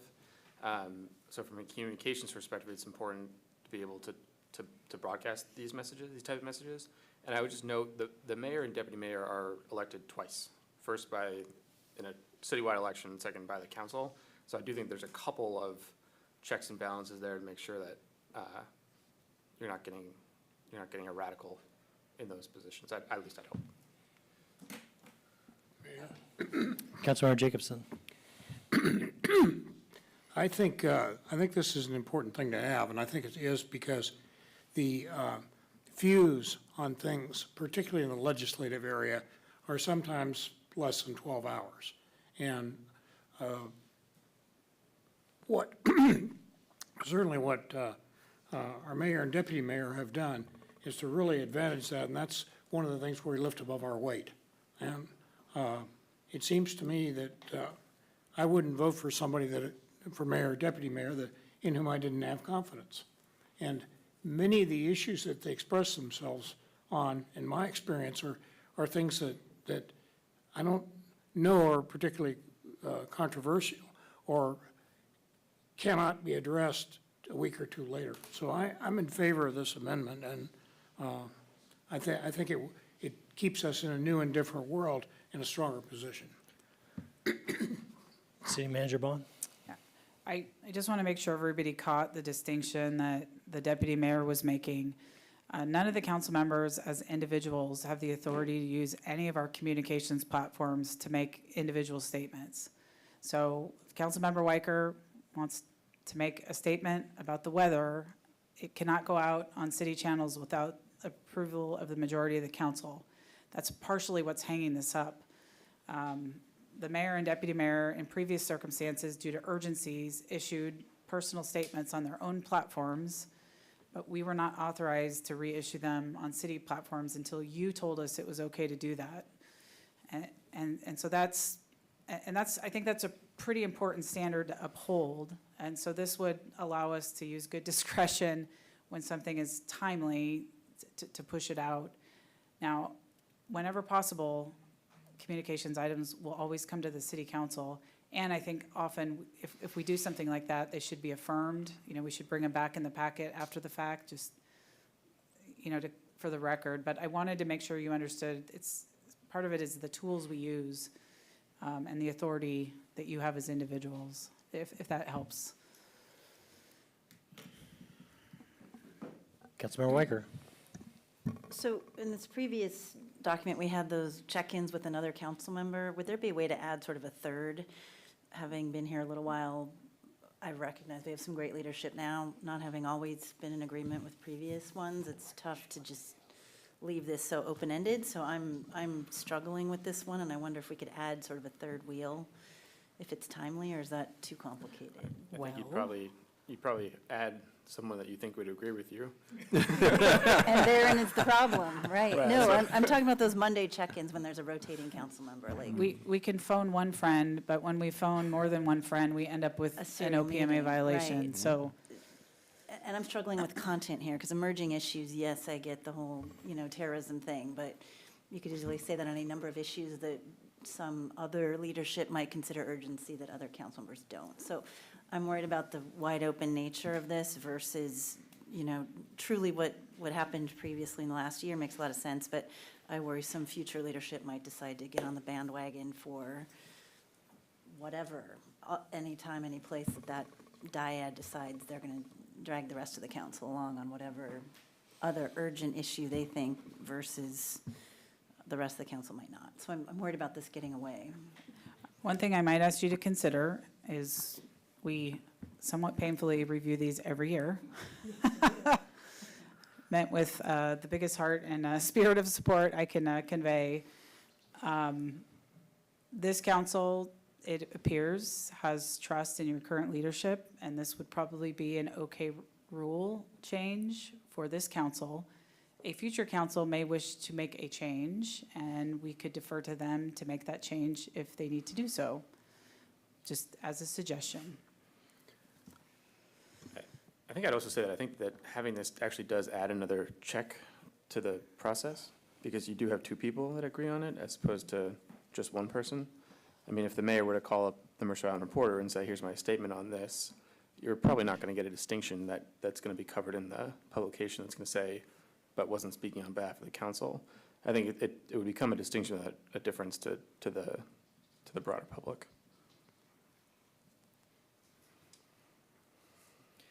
Okay. Mr. Mayor?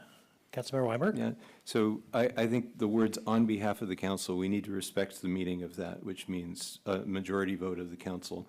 I think as a significant portion of our work plan here at the city is moving to being decided at the state level, and there's an increasing need for us to make statements to the state legislature in support of or against a particular bill or suggesting amendments to a particular bill. I think it's important that the statements that are being made on behalf of the council really are a majority statement of the council.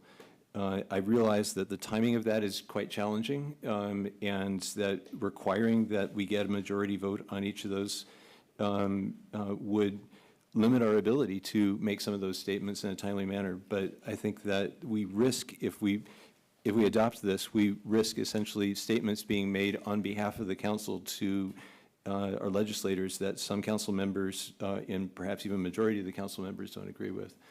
So I'm not in favor of this motion, but I can understand the intent behind it. So let me ask a question, City Manager Bond. Does this work the same if we strike on behalf of the city council? Can then the mayor and deputy mayor use official channels to issue a statement? But now it's not on behalf of the city council, but it's when there's not sufficient time to bring it to city council? Mayor, if I may, if you'd said on behalf of the city council leadership, you could actually use city channels to, put out the statements that the council leadership wishes to do and address the concern that Councilmember Weinberg just pointed out here. I would support that. Okay, can we amend the motion to reflect that?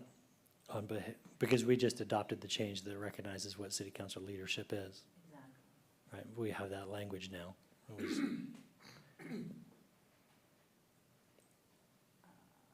There we go. Sign a statement on behalf of the city council leadership. And I like that phrase, when there's not sufficient time. That qualifies when. Okay, does that sufficiently solve? There, it looks like thumbs up. Okay, so we'll call the Councilmember Anderall. Is that an old hand? It is not. What do people think about the idea of a sentence bringing the statement up before the next regular city council meeting following the issuance for ratification or approval, or I don't know. I mean, if it's. It's if fine for just me, but what would happen if it wasn't ratified? Well, then you'd know. Okay, I'm fine with that. It doesn't bother me. I will say that is generally considered a best practice, like when you look at emergency ordinances, when city managers are acting, it is always a best practice that you bring that back, just to close the loop. Okay, And- can we get BO though to review that language, because I don't think that it's as written. I think it needs to be voted on, not, Yeah, it won't necessarily be ratified, Yeah. and that's the only way we'll know.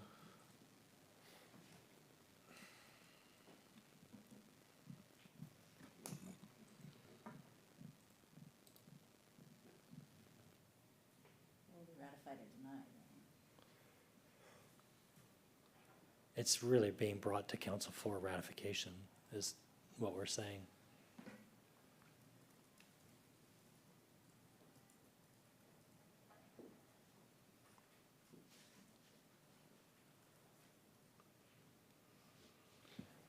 So I guess will be brought. We're just missing a T there.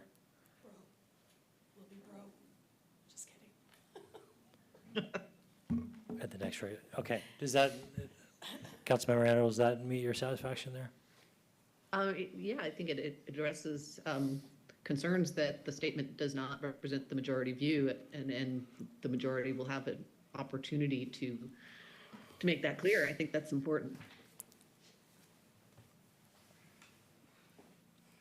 Okay. BO, you good with that? Yes, I am. Okay. All right, City Clerk, please call the roll. Thank you, Mr. Mayor. Deputy Mayor Rosenbaum. aye. Councilmember Weinberg. Nay. Councilmember Reynolds. Aye. Councilmember Jacobson. Aye. Councilmember Weicker. Mayor Neese. Aye. And Councilmember Anderall. Aye. Thank you, Mr. Mayor. Very good. Councilmember Reynolds, another unnumbered one. Is this a question? A quick question first. I just want to confirm something that was said in the last topic. If I, as a council member, or someone else on the council wants to make a statement on an issue, you said I can't use city channels. Does city channels mean I cannot use city email addresses as well? No, you can use your email. I'm not going to publish your statement on the city's Facebook page or the city website without approval of the majority of the council. Okay, thank you. I just wanted to confirm that. So now, may I talk about the next item on the list? Yeah, let's give it a number if it's going to be a thing. I'll trust staff to tell me the number. There ain't one. 65. Okay, 65. Want to make a motion? I want to ask a question first to clarify what the motion should be. My concern with this is that I don't know what appropriate city staff means. I believe I've generally understood the city manager to prefer that we channel communications through a department director with a copy to the city manager. If that's what it means, I think it should say that. If it means something else, I'd like to know what it means.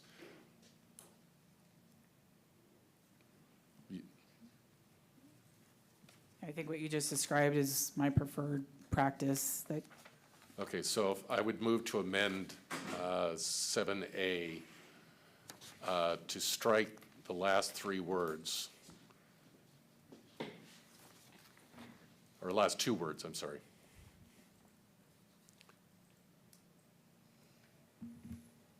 And add department director with a copy to the city manager. Second.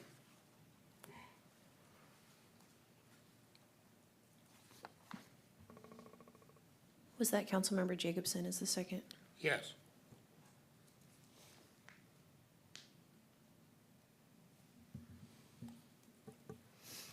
Okay. Councilmember Weicker. I feel like we report to Jessie and she decides to send it to the director. I've seen this go awry before. Okay. Any other questions, comments? Well, that is generally true. I think for efficiency, if you've seen my inbox, I'm okay with extending that privilege to the directors as long as I'm consistently CC'd, so I have a handle on what's going on. I would prefer that emails not be going to other staff outside of the directors. And if I have a problem with this, I will bring it back to the council. I just want to raise an issue. We were talking channel communications, and my brain is getting tired. I thought we were talking about Twitter and Facebook, and I find this phrasing just a little bit awkward, because what we're talking about is people directing communications. Like, this channel is an unusual word for me. I don't know if we could make this more clear, what we're talking about, or if I'm just tired and everybody else understands it. If I may, perhaps we could clarify by further changing it to say, communicate through the appropriate department director. I like that better, because then it's clear what we're talking about here. Second the amendment.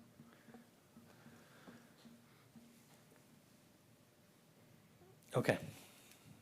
Perfect. Councilmember Weicker, rolled hand? All right. City Clerk, please call the roll. Thank you, Mr. Mayor. Councilmember Reynolds? Aye. Councilmember Andral? Aye. Councilmember Jacobson? Aye. Mayor Neese? Aye. Councilmember Weinberg? Aye. Councilmember Weicker? And Deputy Mayor Rosenbaum. Aye. Thank you, Mr. Mayor. Thank you. So 8.1 is yours. Councilmember Jacobson, do you want a motion on 41? So moved. Seconded. Do you want to speak to it? Don't need to speak to it? Change local to representative in the last I sentence. think representative is what we're supposed to be doing. So I think it's just more accurate.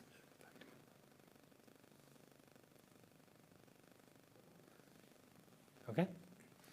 Not seeing any discussion. City Clerk, please call the roll. Deputy Mayor Rosenbaum? Aye.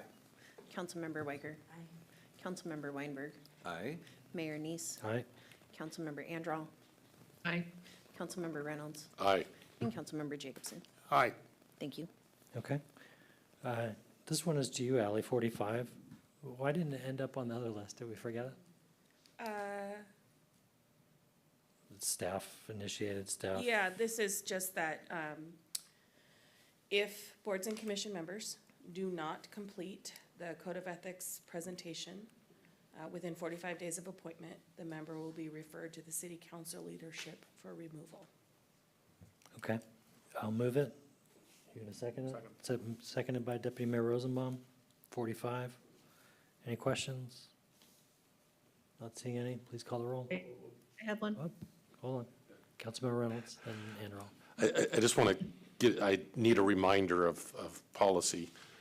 Does the council leadership, which I take it means the mayor and deputy mayor, you have the authority to do the removal without a Yeah. vote of the council? Okay, and could we empower the staff to do that, or does it need to come back to leadership if we chose to, and should we? I imagine Maybe the leadership is better. I would recommend that you don't. You are the ones who appoint these boards and commission members. They are advising you. Okay, I'm comfortable with this. Okay, that was Councilmember Anderl. Yeah, just a kind of a technical thing. Does it have to say something about when they get the presentation? I mean, It's a self-directed presentation. They do it themselves. but, okay, so but they say the city shall provide a presentation if the required ethics presentation has not been completed within 45 days of appointment. So will they get it on the day of appointment? Yes. Okay, that's fine then. Okay, great. City Clerk, please call the roll. So I have a question, actually. Councilmember Weinberg. So I'm in support of this motion in principle. The last two words for removal suggests that the council leadership would have very limited options as to what corrective actions to take. I think that it's worth the city council leadership being able to hear the case of the individual in question to make sure that there weren't extenuating circumstances that might excuse the delay in the person. Even 45 days seems like a very long time to delay, but I want to at least hear their case. I think it suggests that it's referred to council leadership for removal. They don't have to remove. It doesn't say to be removed. It's for removal. Might I suggest a friendly amendment to change for removal to for consideration of possible removal? You might have one extra word in there. How about just potential? For potential removal, that's fine. Yeah, I'm open to that. Friendly amendment, all right? Okay. All right, with that, please call the roll. Thank you, Mr. Mayor. Councilmember Reynolds. Aye. Councilmember Weinberg. Aye. Councilmember Weiger. Aye. Councilmember Anderl. Aye. Deputy Mayor Rosenbaum. Aye. Councilmember Jacobson. Aye. And Mayor Neese. Aye. Thank you. Okay, this is staff item number 48. Yeah, so we used to, all of our boards and commissions used to have annual work plans. And since we have gone to the mode of departments having work plans, their work plans are incorporated into that. So we wanted to update the language that basically says you will adopt the work plan of the city, which includes our department work plans, which includes the work for the boards and commissions in each of the departments. Okay, so this is a cascading work plan issue. Work plan, work plan, work plan. Yep.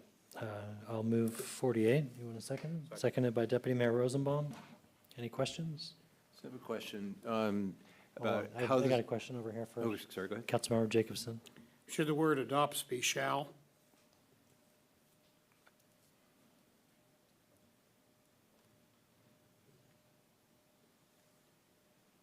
Shall adopt or just shall, replacing adopts? Replacing adopts. I think what you mean is shall adopt, because the city council shall a citywide work plan. It's kind of missing a verb.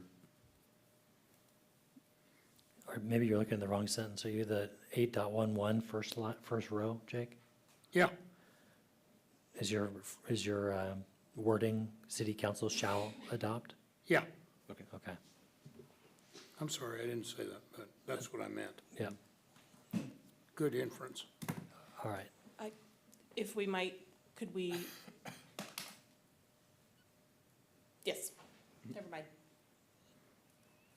I have to remember what look I gave her because it worked. All right, Councilmember Weinberg, did you have something? Yeah, so I'm wondering how this works today. So when the city council adopts a citywide work plan, and that work plan affects the work of a board or a commission, then that defines the schedule of that commission to achieve the deliverables of the work plan. So essentially, are we saying that once the work plan's been defined, it's the staff's decision at that point what the schedule of the boards and the commissions are to meet that work plan? Is that different from how it is today? Well, I think if you read the crossed out text, it leaves the commissions to make their own work plans. And this language is cascading our work plans to the commissions. So it's causing alignment where you might have misalignment before. Generally, it is the charge of the city manager to take the work plan, work with the staff, and in most cases, we're working with the chairs and vice chairs of the commission to set the schedule.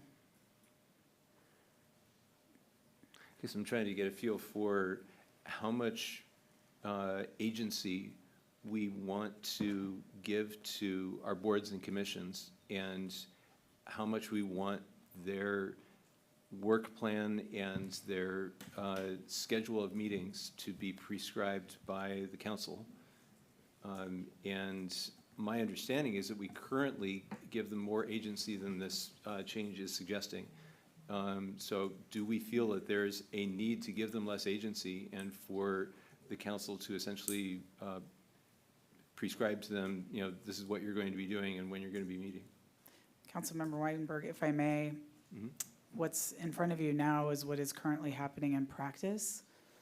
So this document was not aligned with what was happening in practice. So I actually don't agree that they were given more agency to set their work plan. That may have been happening sometime prior to my tenure, but it has not been happening anytime in the recent past. Everything is flowing down from the city council. Okay, council, any other questions?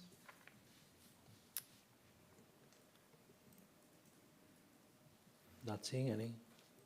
Please call the roll. Councilmember Reynolds, Aye. Councilmember Andral, Aye. Councilmember Jacobson, Aye. Councilmember Weinberg, Nay. Deputy Mayor Rosenbaum, Aye. Councilmember Weicker, and Mayor Neese. Aye. All right, motion passes. We're on to 49. Staff item. This is the same, well, we're clarifying what the Open Government Trainings Act actually incorporates. And then if it hasn't been completed within 45 days of appointment, the member would be referred to city council leadership for potential removal. Okay, moved by Councilmember, or by Deputy Mayor Rosenbaum, seconded by Neese. Any questions? Councilmember Reynolds? This doesn't require action this year. We don't want to take the time, but I just wanted to suggest that for next year, we consider combining this with the ethics section, just to have one section that talks about all these trainings that have to be done. We can look at that. This is prescribed by law. The Okay. Open Governments Training Act and the Code of Ethics is our rule, so it's kind of why it's been separate. Okay, thanks. Okay. Not seeing any other questions. Please call the roll. Thank you, Mr. Mayor. Councilmember Weicker, Aye.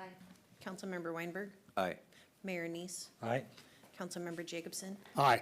Deputy Mayor Rosenbaum, Aye. Councilmember Reynolds, Aye. and Councilmember Andral. Aye. Thank you, Mr. Mayor. Thank you. All right, back to staff for number 50. Okay, so we have made a number of edits to the city council liaison roles and duties.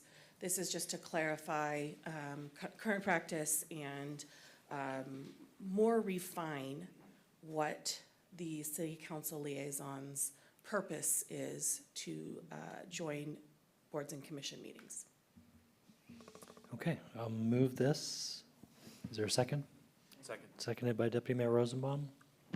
Council, any questions, discussion? I'll give you a minute to read that. Councilmember Anderl. I have a question. In our definitions of boards and commissions, is the Open Space Conservancy Trust included? Yes. Okay, so, but the liaison, which is me for now, in case, oh, wait, there it is. Except for the Open You're Space Conservancy accepted. Trust. As it is the voting member. Okay, I thought I was going to be prohibited from my usual participation, but now I'm reading more than just the red underlining. I'm reading the actual black language, and so I'm fine. Very good. Staff thought of everything. Councilmember Weinberg. Yeah, so I'm concerned with the insertion of the word influence in paragraph 8.15.d. So essentially, it's saying that if you are a liaison to one of these boards or commissions, you can't say or do anything that will influence them. And raises the question of why are we there? It seems like if we have an opinion on something, we may not be a voting member of that board or commission. But if we know the majority position of the council on something, we should express it. And if we don't know the majority opinion of the council, we should be allowed to express our own opinion there, just as any member of the public should be allowed to. I'm wondering why that word influence was inserted there. Well, I think this was added because we had behavior with a liaison that was intimidating and influencing, and we wanted some side boards around this. The idea is not to serve on the board and commission, it's to liaise to it. And what you're talking about is actively participating in the discussion and the deliberations, which has never been the role of the liaison, which is why we're writing the rule, because we have recently had trouble with this. Well, I certainly agree with not intimidating. I certainly I'm agree glad. Thank you. I certainly agree with expressing the majority of the council's opinion, if known. It seems that a liaison should be allowed to express an opinion if they have one, and if it's not contrary to what the majority of the council believes. I would like to hear what others in the council think of that opinion, though. Am I envisioning the role of a liaison very differently from how everyone else is? Yeah, so we're not going to do that, but you're certainly free to vote on the motion how you want. But I'm not going to open the floor for you to debate each council member individually on this. Their vote is going to be their registration of that. Mayor, I have a comment. Okay, Councilmember Jacobson. I think the word influence is also misplaced. And I could give you an example of that. The way back when I was the Parks and Rec liaison, we were going through some modifications early on in the pros plan. And one of the suggestions was by the then consultant, well, you know, we don't want to have somebody be able to schedule every Wednesday afternoon from 2 to 4 to use a certain room. So the question was asked, well, why not? Well, because that doesn't serve equity. And I asked the question, I said, well, to Ryan Daly, who I think was part of that one, well, how will that affect the saleability of your, the facilities you have? Because the sale of those things has a lot to do with the Parks and Rec support structure and the support for this building. And that turned out to influence the people on the Parks and Rec Commission to say, hey, wait a minute, that makes no sense. If somebody wants to use one of the Tuesday afternoons or whatever the problem is, you know, and at that point Ryan said, oh yeah, we work that stuff out, but that almost never happens. But for my suggestion of that, we would have had some limitation that just limited revenue for no other purpose than, in that case, the consultant's belief about something. So I think the word influence is wrong. And I think other times of other groups that I've been part of, particularly the King County traffic deal,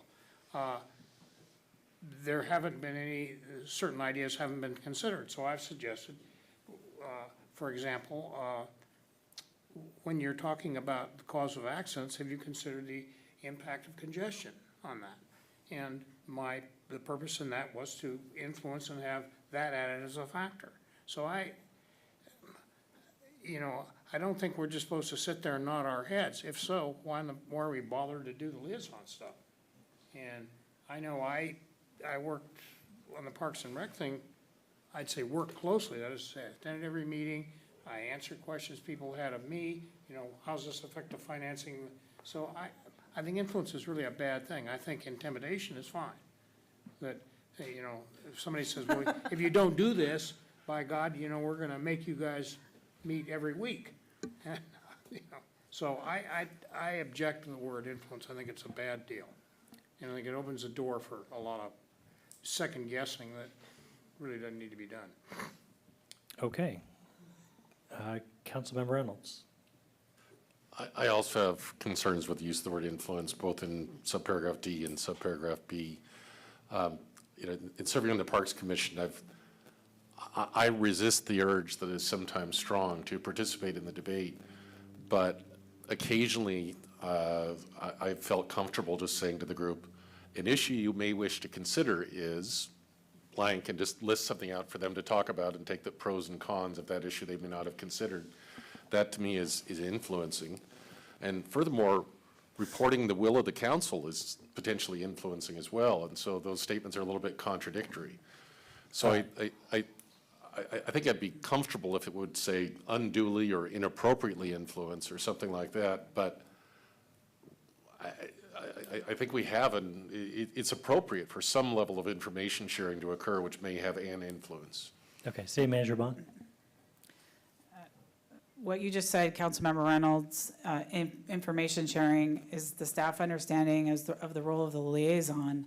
I think we're struggling, and we're bringing this to your attention, is that each one of you have different opinions on the variety of topics that are before your advisory boards, and you are in a unique position as the liaison to overassert yourself, and we felt that we might need some more guardrails on this to make sure that's not happening. Sharing information, talking generally about what the council might think, but think about right now the park zone is with the Parks and Rec Commission.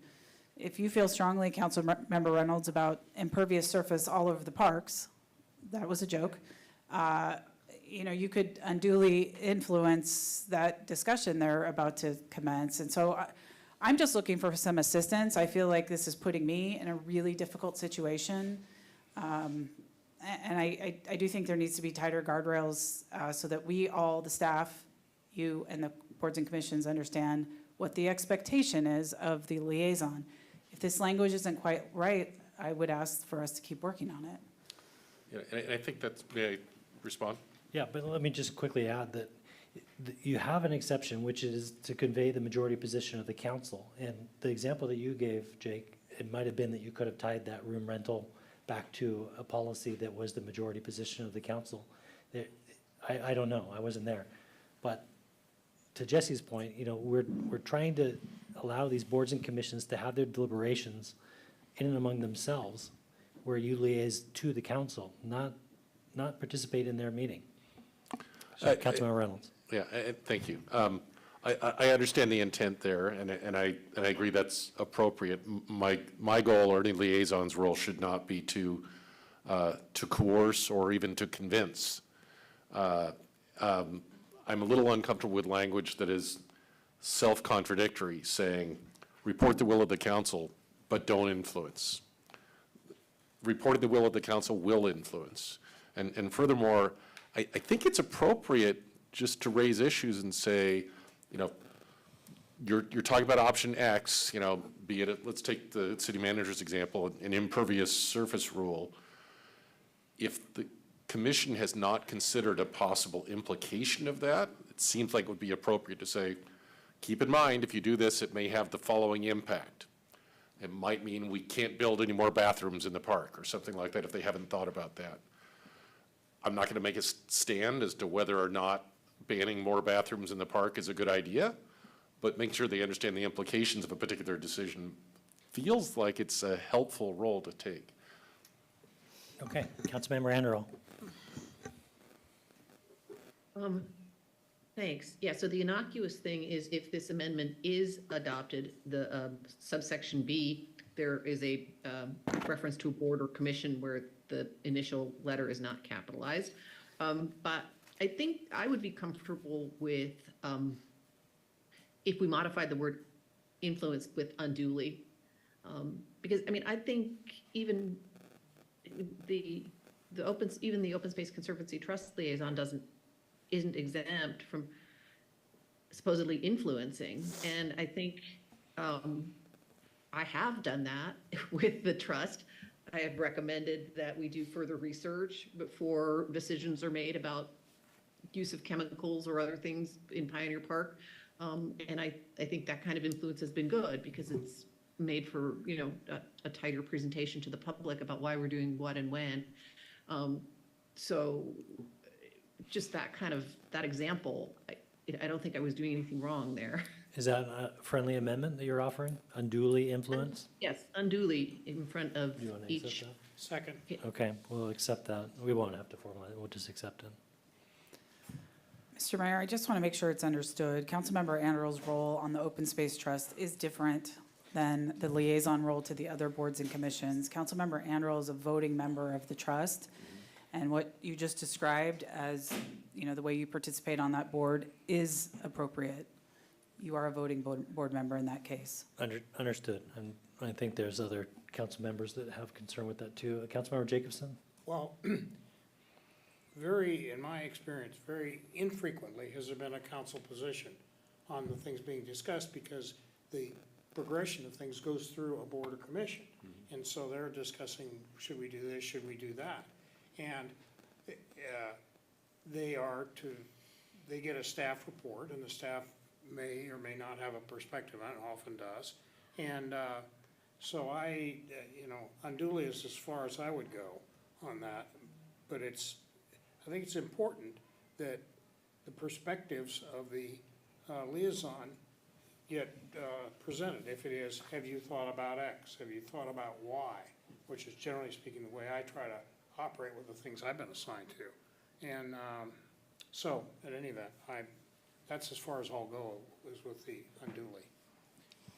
Okay, So, I'm going to just keep going around. Councilmember Weicker?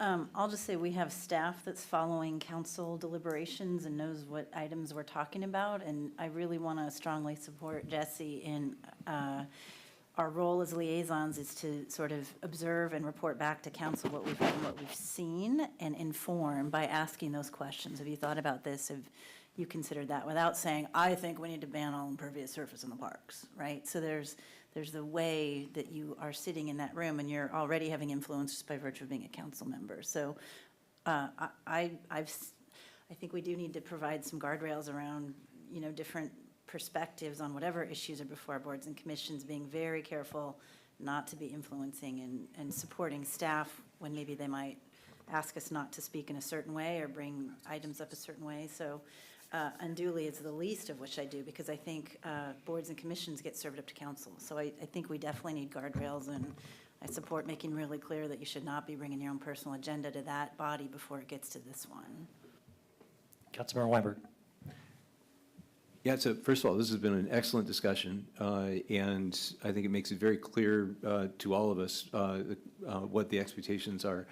And I think that the liaison should not just be a tape recorder who is capturing the notes there and bringing it back to the council and capturing the knowledge or the majority decisions of council and bringing it to the board or commission. I think that where the liaison can add value to the discussion of the board or commission, similar to what Councilmember Jacobson was describing, it is good for the city and it's good for the people that we represent to bring that value.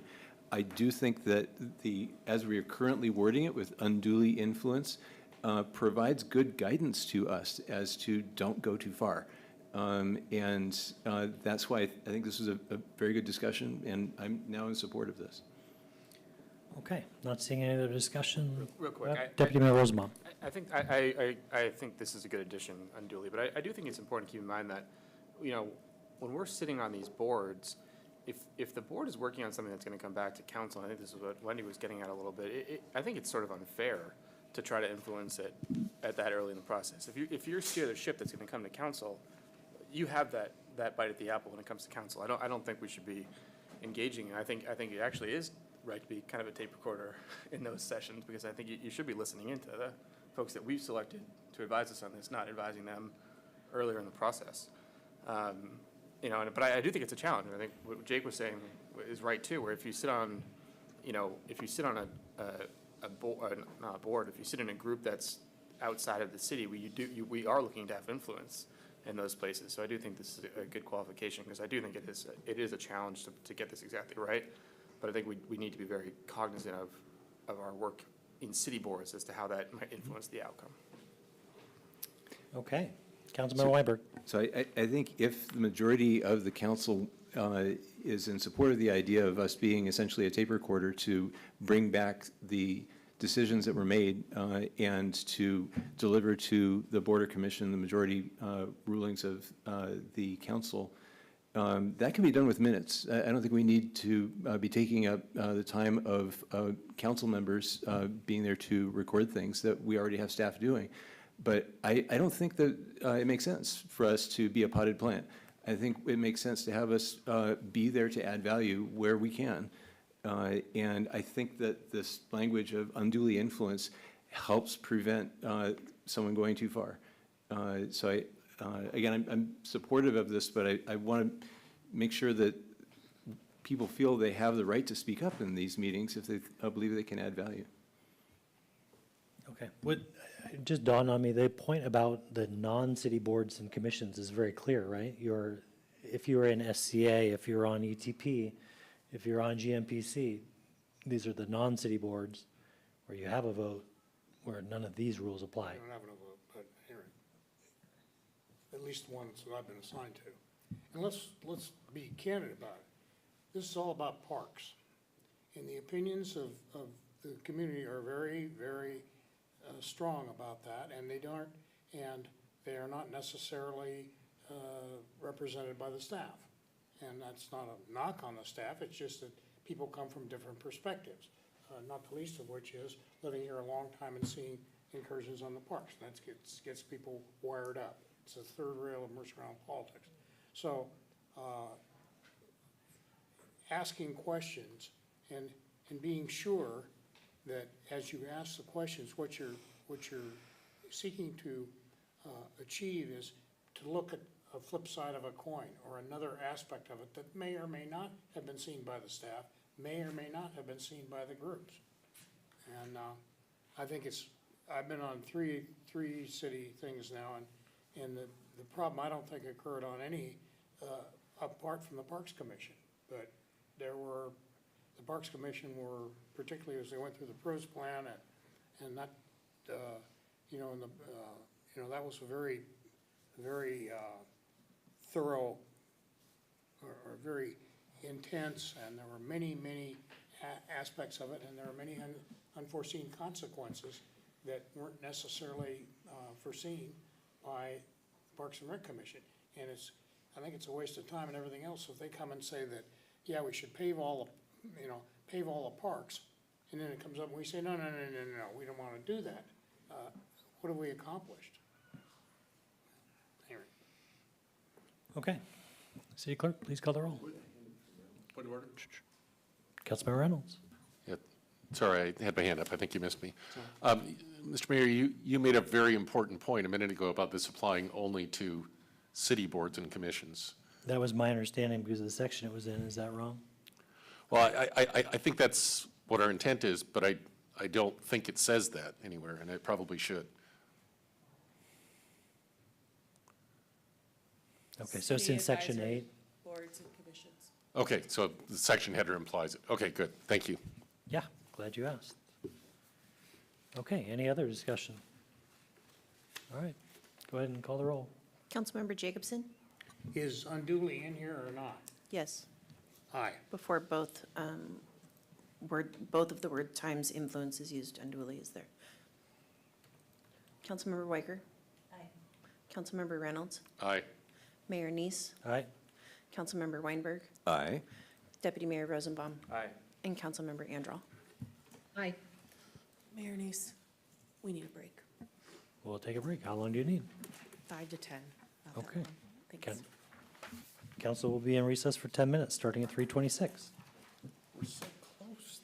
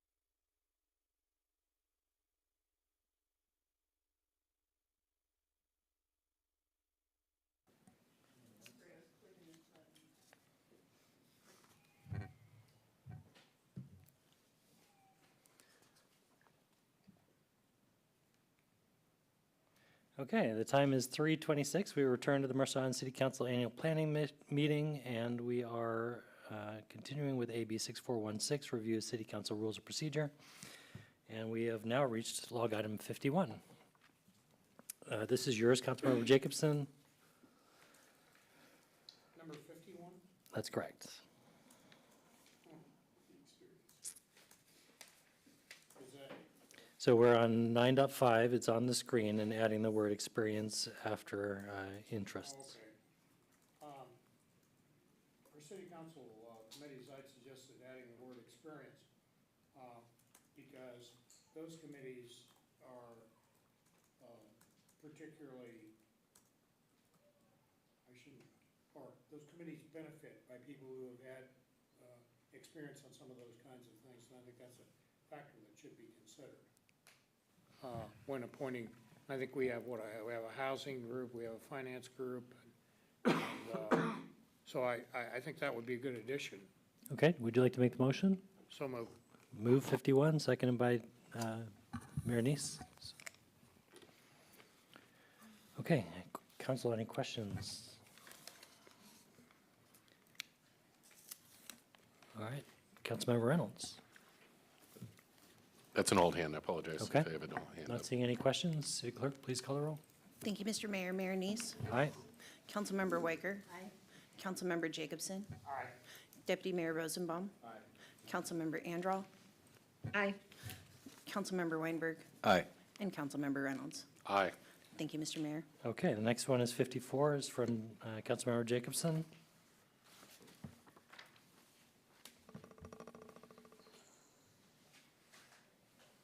Mr. Mayor, the reason I did not add this to the list is that, it's on? Nope. Now it's on. Yep. Is that we actually need council members to silence their computers during meetings. So I just wanted to, So is this not Councilmember Jacobson's? Is this a staff one? no, this is his, but the sentence, or the parenthesis part, that says other than city council member computers. Okay, so the addition that has been moved and seconded here short circuits the intent of staff? Is that what you were saying? Like undoes what needs to be Yeah, done? well, we're okay with the changes aside from the text in the parentheses, because we actually do need city council computers to be silenced during the meeting. Okay. Councilmember Jacobson, was your addition to put the parens in? Yes, and if that's getting people's aroused, I can strike the parenthetical. Okay, so if we strike the parenthetical, are we where we need to be? We still need the motion, though? Or did we adopt this elsewhere? No, we did not adopt this elsewhere, so Okay. you still need the motion. All right, so the motion is amended to remove the parenthetical. Now we're to a staff-supported language. Okay, any questions? No, Councilmember Weinberg. So I'm in support of the spirit of this change, of having an efficient meeting without phones going off and without echo happening on different devices and the like. I just think the way that it's worded means that someone who's attending remotely, we'd never get to hear them because we're hearing their voice through a computer, and that computer would have to be silenced by this rule.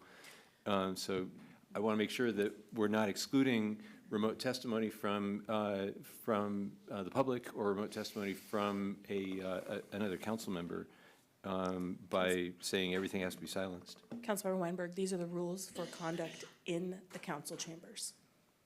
In the council chambers, okay. So If you come into the council chambers physically, you need to silence your devices. If you look at Appendix B, it is the city council, this is what is for the council chambers. This is it's the code of conduct that we always hung on the door in the council chambers. It was how you had to conduct yourself while in the meeting. I'm looking for the word chambers. Am I missing it? Is it, where is that in Appendix B? We can add it. This is the document that always hung on the door, so. we could change this to. Okay, and I presume that the occurrence is rare, that we have a staff presentation or someone else who's in the room who's presenting something that has sound, like a video. But I presume we don't want to exclude that, and that was not the intent of this change, I presume, was to exclude the ability to play a video or play a sound in a meeting as part of testimony. But do we want to, is it worth carving out that exclusion, saying unless it's part of the official proceedings? What if I said personal? But it's in the section of general. I mean, doesn't general kind of intimate that there might be that edge case that you're talking about?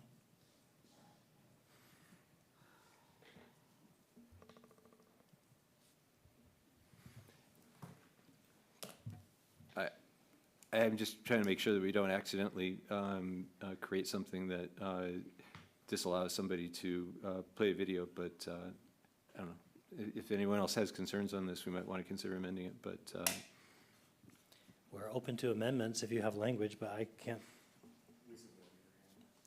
Councilmember Anderall. Thanks. Said the person attending remotely with a non-silenced computer. I actually don't think that the change to the title for City Council Chambers Conduct is right, because we want people to adhere to this code of conduct, regardless of whether they're in chambers or appearing remotely. So I would just suggest a very simple addition to the end of A. It would be while in city council meetings, comma, unless the device is necessary for participation in the meeting. Or, I mean, maybe something more elegant than that, but it's a starting point. Okay, that motion was made by Jake and then seconded by me. Is this a friendly amendment that you would accept, Councilmember Jacobson?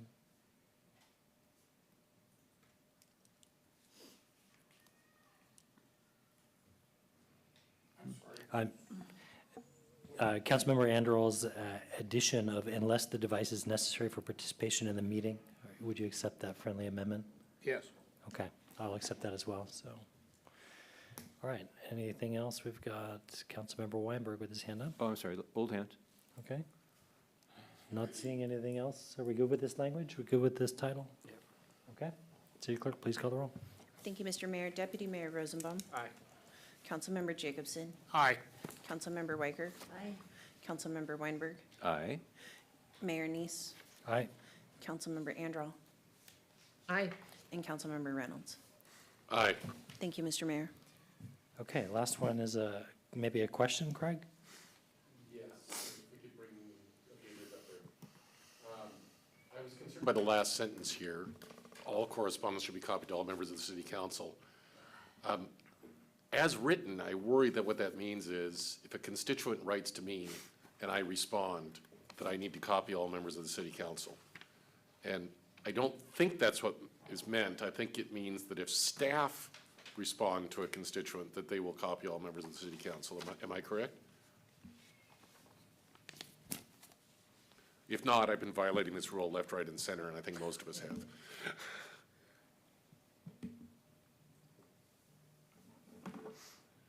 So my suggestion would be to insert the word staff after all, but if something else is meant by this, I may suggest something different.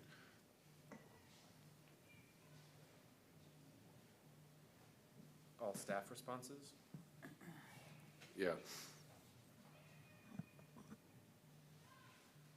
Or all responsive staff correspondence or something. Yeah, it has to be that way. Responsive staff. Yeah.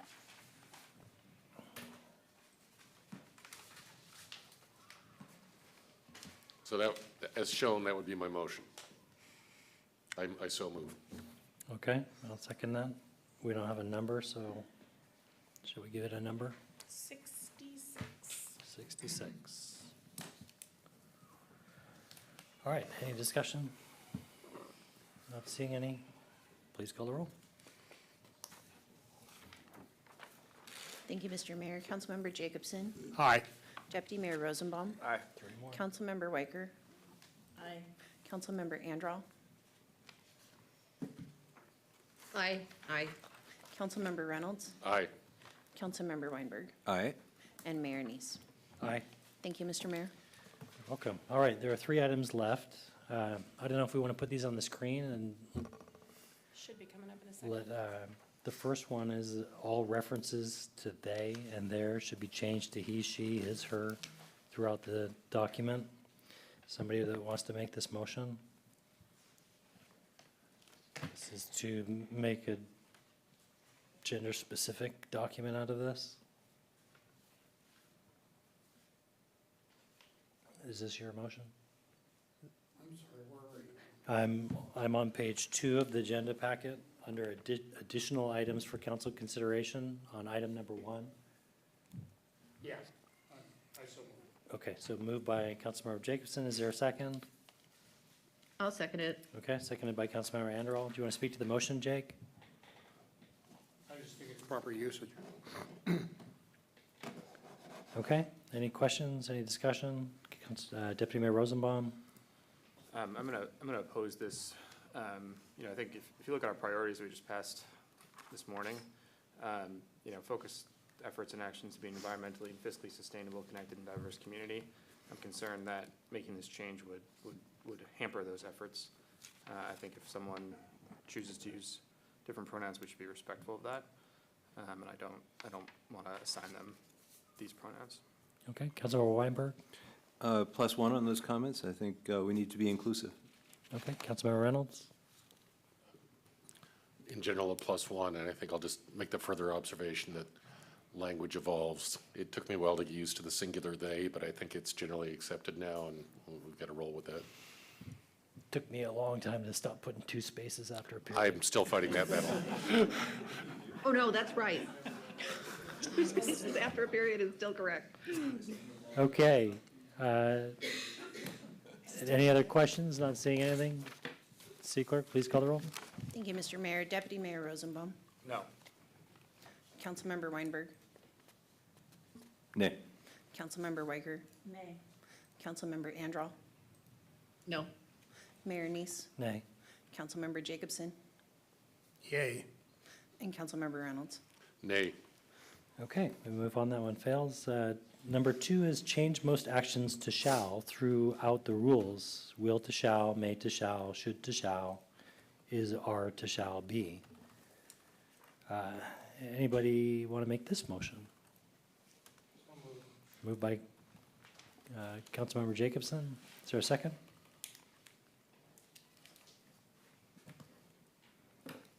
It's a big sweeping change. I'll second it for purposes of discussion, just because it is a big change, and I think we should talk about it, but I'm probably going to speak against it. Okay.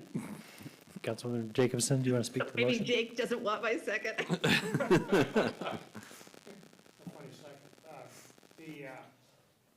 Once again, I think the use of terms other than shall starts to open up areas for interpretation. And I make that statement because of my experience as a lawyer. And the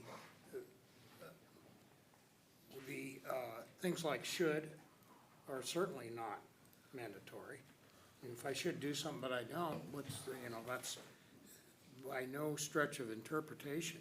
And is, are, I don't think accurately describes what certain bodies or certain individuals are to do.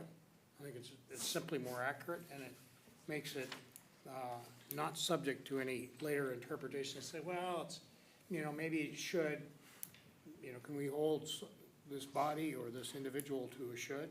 I don't think you can. The is or are is another one of those that I think is unenforceable if in fact it's mandatory. When I went through this thing, I tried to look at this pretty carefully and distinguish, and I may have missed some things, I'm sure, between the things that at least I understood were mandatory, and that the intent of the rules are mandatory. When you start using a lot of different terms, you also say, well, what's may? What's things? And the things that are may, of course, are not enforceable. They're discretionary. So I think it's a more accurate way to do it. And the staff went through and supported, I think, virtually every one of the ones I did. And that's not I'm not saying that in support of the motion, I'm saying that, you know, they were reviewed, or, you know, staff supports going through there. What this would do is, would be undo a lot of those items that were already accepted. To be clear, your motion would undo what we just did? I'm sorry. What would undo? Not passing this motion would undo? Well, I don't know then where all the things that stand that were in the blue guy, that we went ahead and said are fine. You know, we voted that in. Now, I don't know what this, does this say that we were going to go back and change things back the way they were? The majority of the changes to shall were not supported by staff. So there were a few within the blue matrix that staff did support. And those, regardless of how this motion goes, Those will stand. they will stay. Yeah, the motion says that where will goes to shall, may goes to shall, should goes to shall, and is are, shall be. Because at least with the other three, you're not going to be able, numbers 2 through 4, you're not going to be able to enforce them. And so if, you know, I should be quiet during the meeting, you know, that's nice, but I'm not required to be. So, you know, that's, I didn't realize I didn't go back because I didn't have this until this morning or whenever we got it. So at any rate, I think it's important to do that. Okay. Councilmember Anderall. Okay, now Jake, that should be quiet during the meeting. It may have been a bad example for you to pick, but anyway. I didn't think you'd be insulted by that.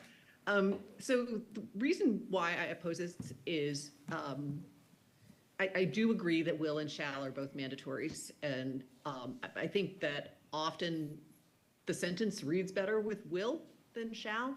I don't want to create any stilted language, but I do agree that it would not change the meaning there. But may and should to shall is a big change, and I confess that I have not looked at every single one, but where should and may give the council or discretion to do something, but doesn't require it, I think that's important to be there, and it's an important distinction. I mean, for example, just thinking off the cuff, we might have something that says the council may give preference to an appointee for a board or commission who has such and such experience. That's different than shall give preference, because there might be other countervailing things. So honestly, I mean, I'd look at may and should to shall, but I would have to go through every single one individually, and I have not done that. And is and are to shall be also, I think, just kind of creates some awkward language. I don't love it. I looked at it in a number of places and didn't think that is or are was necessarily inappropriate or not in alignment with meaning that that I thought that sentence should have. So for that reason, Jake, with all due respect, and I understand and really appreciate your thoughtful review of the rules. It was a lot of work, but I don't think it's a go for me this go round. Okay, Councilmember Reynolds. Yeah, I'm also opposed to this, and like Councilmember Anderl, I might have been willing to consider it on a case-by-case basis, but individually, it's problematic. I mean, if I told the mayor, you will feel sick if you eat that whole pizza by yourself, that's a very different thing from saying, you shall. And I think a similar argument, Councilmember Jacobson may feel offended by my comments, but I'm not saying he shall feel offended. Those are very different things, so I'd be very wary to make this as a global change. Okay, Councilmember Weinberg. Yeah, I think after listening to Councilmember Jacobson, I think I understand the intent of what he was trying to accomplish here in terms of the enforceability of the rules and ensuring that there's consequence. I think there's a spectrum of enforceability that we should be considering. One end of the spectrum being complete free will, where it's up to the individual what to do, and the other end of the spectrum being law, where it's got to be this way, or there's a violation of law and there's consequences. And there should be gradations in between, like should, where there's guidance from the rules, but that there's still some discretion that's allowed for the individual. So I think taking all the mays, which I consider to be near the end of the spectrum of free will, and converting them to shalls really hardens the rules and makes some things that I think were intended to give discretion and trust the judgment of council members, and making it, you know, a firm, you're in trouble if you get this one wrong. I don't think that was the intent of some of these.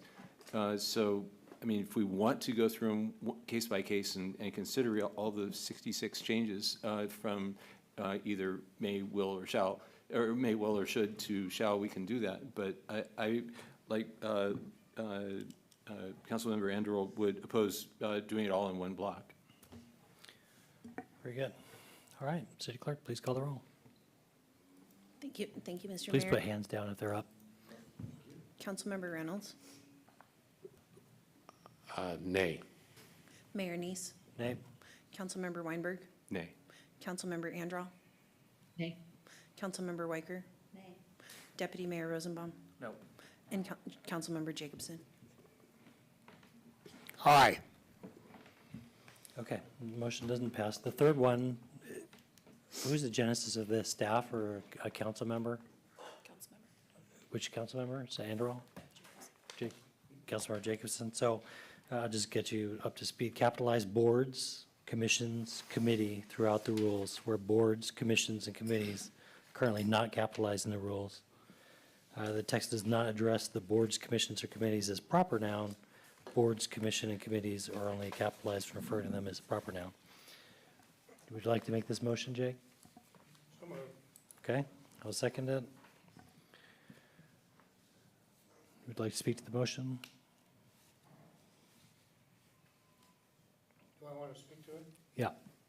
Well, it's not used consistently, and that was my objection to it, as there are other inconsistencies about which apparently certain people are unconcerned. But that's, you know, it's a matter of consistency.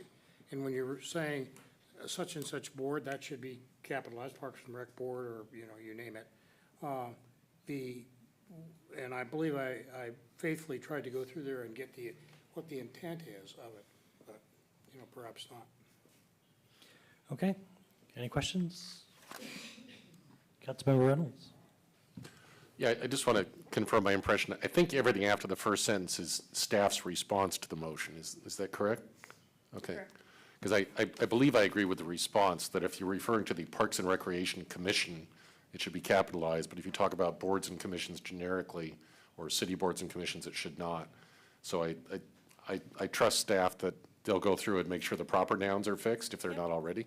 Yep. The others, I think, should be left alone, so I'll vote against this global change. Okay. City Clerk, please call the roll.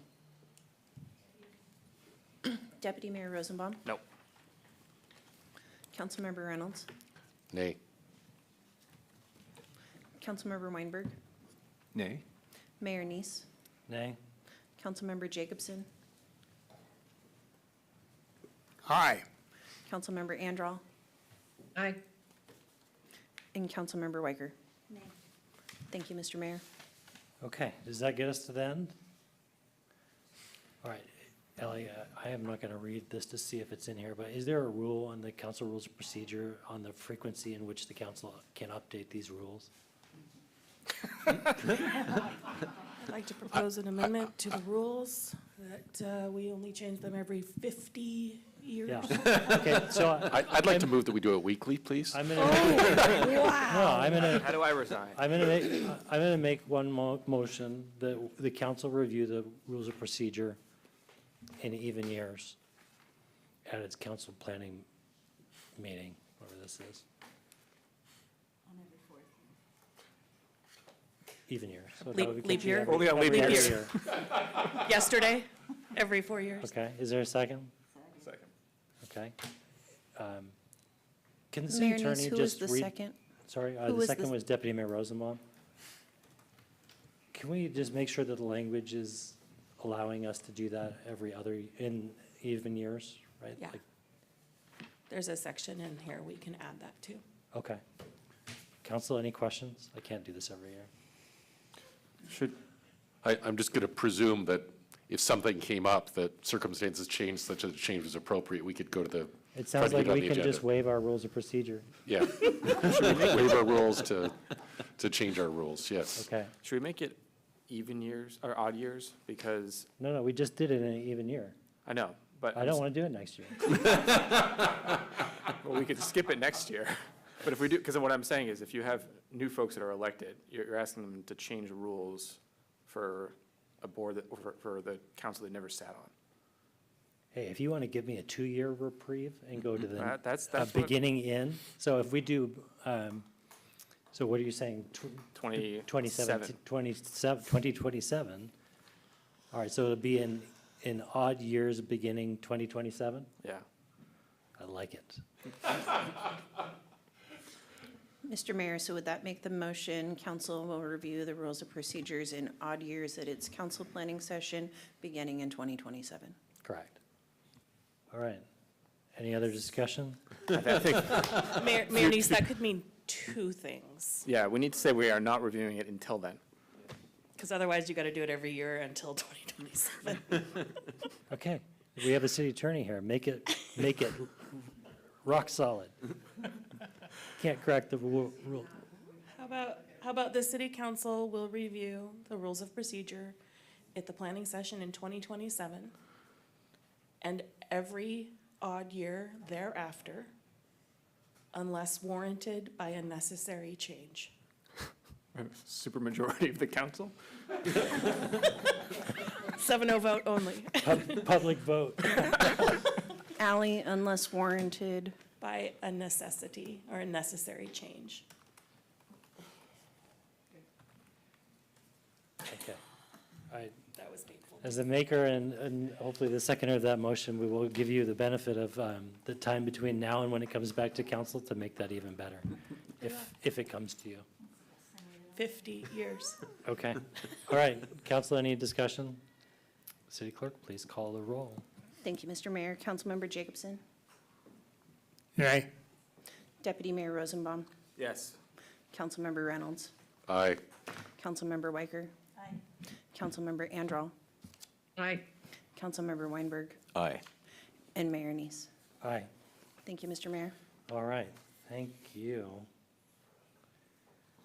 Okay, so that gets us to then, right?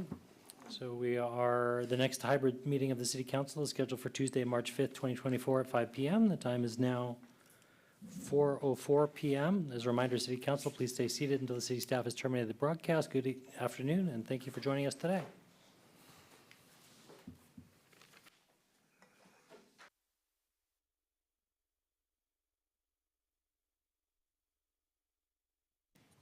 So we did not have time